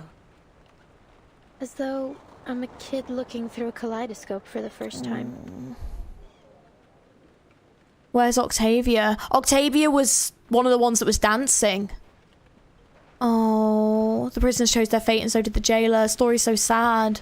It's really sad. Like, I think it goes to show that, like, there were certain prisoners that were so manipulated by the Die of Babylon and the rules that were put in place by Aleph and everything, that they genuinely were like, when they were broken out of that, there was no sense of relief or wanting to escape like other prisoners kind of had. There was just like this thing of like, this is their home, this is where they have to be, you know. And a lot of the characters, I think they were so heavily influenced by it, were the ones that had a role in the book in the first place. They were such key characters and they just like couldn't escape from that fate. And obviously Aleph could, because he knew about it the whole time, because he was the one that was perpetrating it. But like, even for the jailer, like, this is all the jailer's ever known, you know? And yeah, and it's just kind of goes to show that, like, even if you give something freedom, if it's been trapped for a long time, it may not necessarily want to escape, because the outside, it may perceive that as worse, or it may be scared to, you know? As freaking just, oh, it's so like, it's so, like, horrifying. It really is. Well, maybe that's not the best way to put it. Perhaps something a little more subtle. Oh, man. And I do wonder if Recoletta's going to make it out. The young writer drowns in the vortex of words as the blind woman walks away. She walks silently towards Kamala Prison, arriving at the dock hidden between the cliffs and the reefs. There, the prisoner who answers all questions awaits her arrival. A ship, sailing to an unfamiliar land, a parable of the past and future, an era that once existed and is yet to come. Is this the answer you've provided, Mr. Aleph? No, Erd. You will have to find this answer yourself. No one can help you with this. No one. I see. Thank you, Mr. Aleph. I will remember what you've told me. Damn. Oh my god. Oh.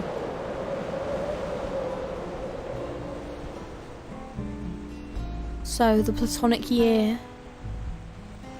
Oh my god, this art style is absolutely stunning. Oh my god, hang on, I'm so in the way. Don't make myself tiny.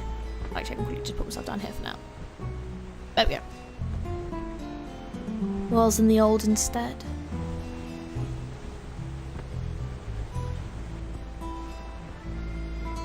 All men are dancers in their tread.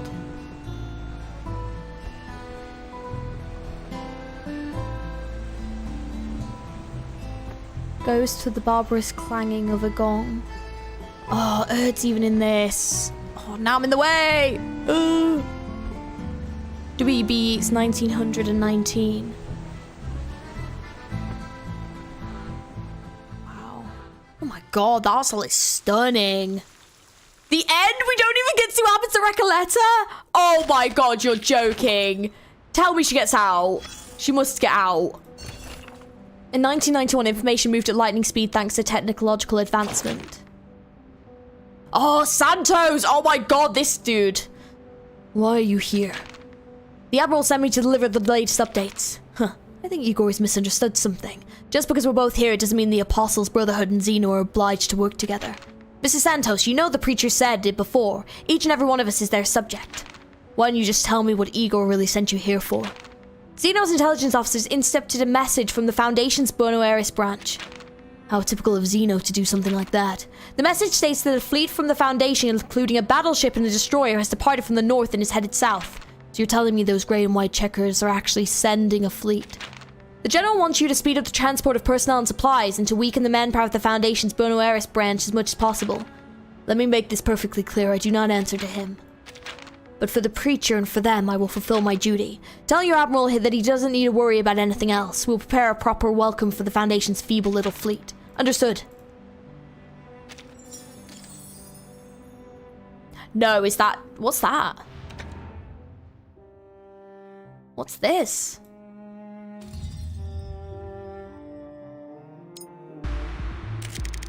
Oh. Oh, okay, this is something that I can... Yeah, this is something I can do on my own time, that's fine. Oh my gosh. Is that it? It's just leaving it there. Oh my god, okay. The next one. Paradise Regained. Okay. So this is where we're going to start off next time. We've made it to the next one. Oh my god. Now you can react to the Recoleta and LF's trailer. This is basically a left story. It's like a mini game. Okay, I think it looks like I've already done a couple of bits and pieces. Verton is following in Erd's footsteps. Yeah. It's like side mode for a left. Yeah. Okay. It looks like I've already done some of it, so I think I'll continue to do that in my own time. But plus also it's been 5+ hours. Oh my god. To be continued. But wow. What a fucking story. That was so good. Like... Holy moly, that was devastating though, and I think that it was very twisted, and I think it really left a lot of questions in regards to what Erd is doing. I think it set it up really, yeah, cinema next stream, peak cinema. I'm excited. I was gonna say, I think, yeah, I'm looking forward to seeing where this goes, because I was gonna say this is the next one, I think, after that. So yeah, I think I played some of the notes for these, but I didn't read through the story, so I don't know what on earth is going on with these, but we'll find out. But yeah, so next time is going to be Paradise Regained. Father used to tell me about the Great Patriotic War. Yeah, Paradise Regained is my favorite chapter. I'm excited. That was really good though. Yeah, that story was fucking amazing. The cinematics were so good. It was so sad.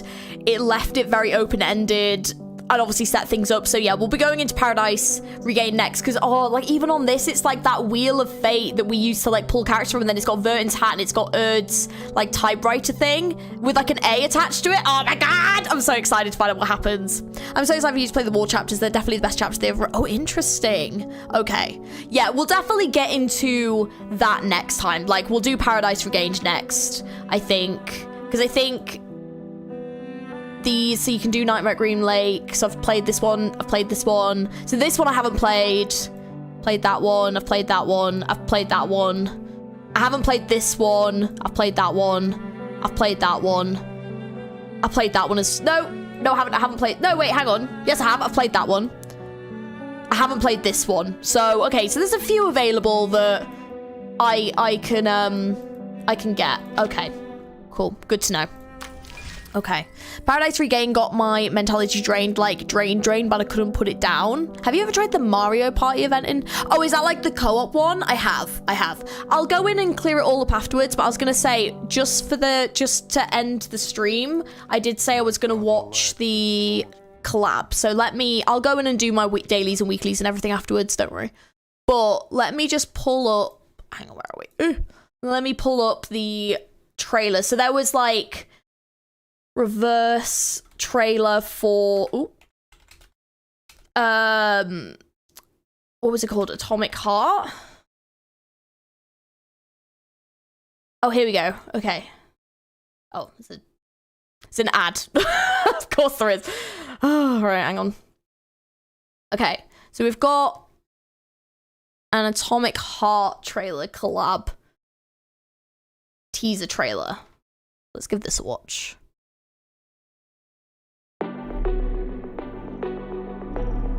Oh, wow.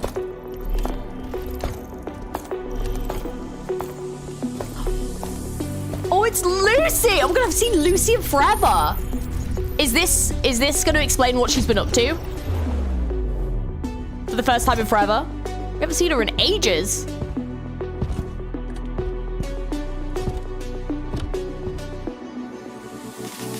Oh. Okay. Hang on. What? Hang on. Wait. Whoa! Lucy, what? Wait. Hang on. Oh. Oh. July? Okay. So soon. Okay, I have questions. That that was quite homoerotic, wasn't it? What is Reverse even about? What was that trailer about? What? Okay, I mean, I'll definitely take more Lucy's story. We haven't had anything in ages. I'm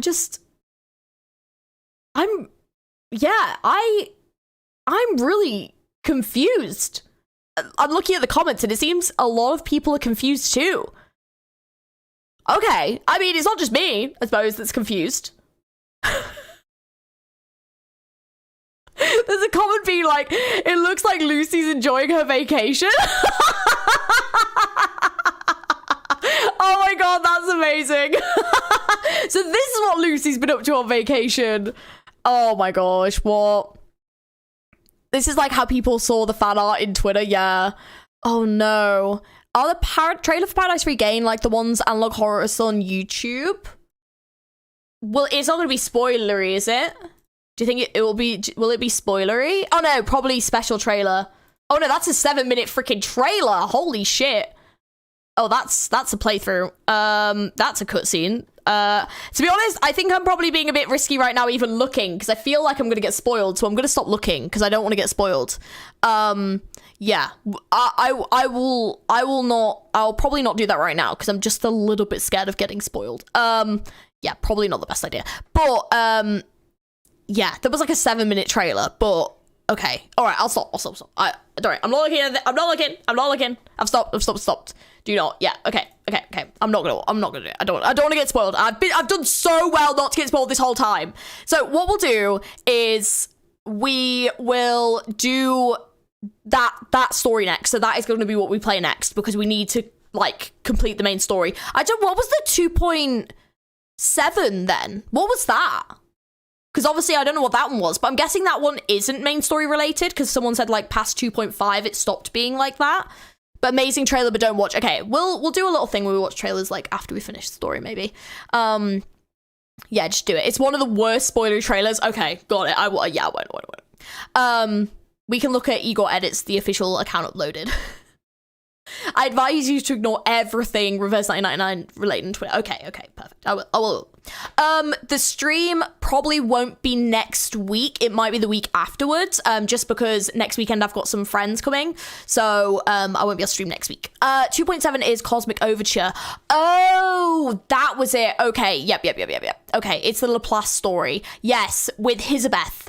That's the one. Yes, so that's not main story related then, I'm guessing. So that's fine. 2.7 is where they ship Kipperina into space. Right. I remember seeing it, but I was going to say I didn't. Yeah.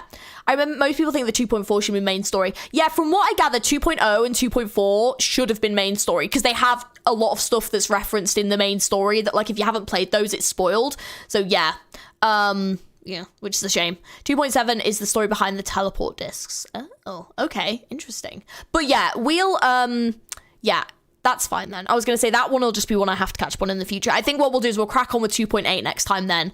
And yeah, so like I said, it probably won't be this week coming. It will probably be the week afterwards. And we'll probably, is it quite a long story? Is it about the same length as this? Because I think in total this took me, about 8 hours? Maybe like 7 and a bit hours. Is it about the same length? Because if so, I'll plan to do like a long stream. 2.4 was supposed to be main story, actually, but there were issues. Oh, okay. It's not main story relevant, but the backstory of them. Oh, okay. So, all right.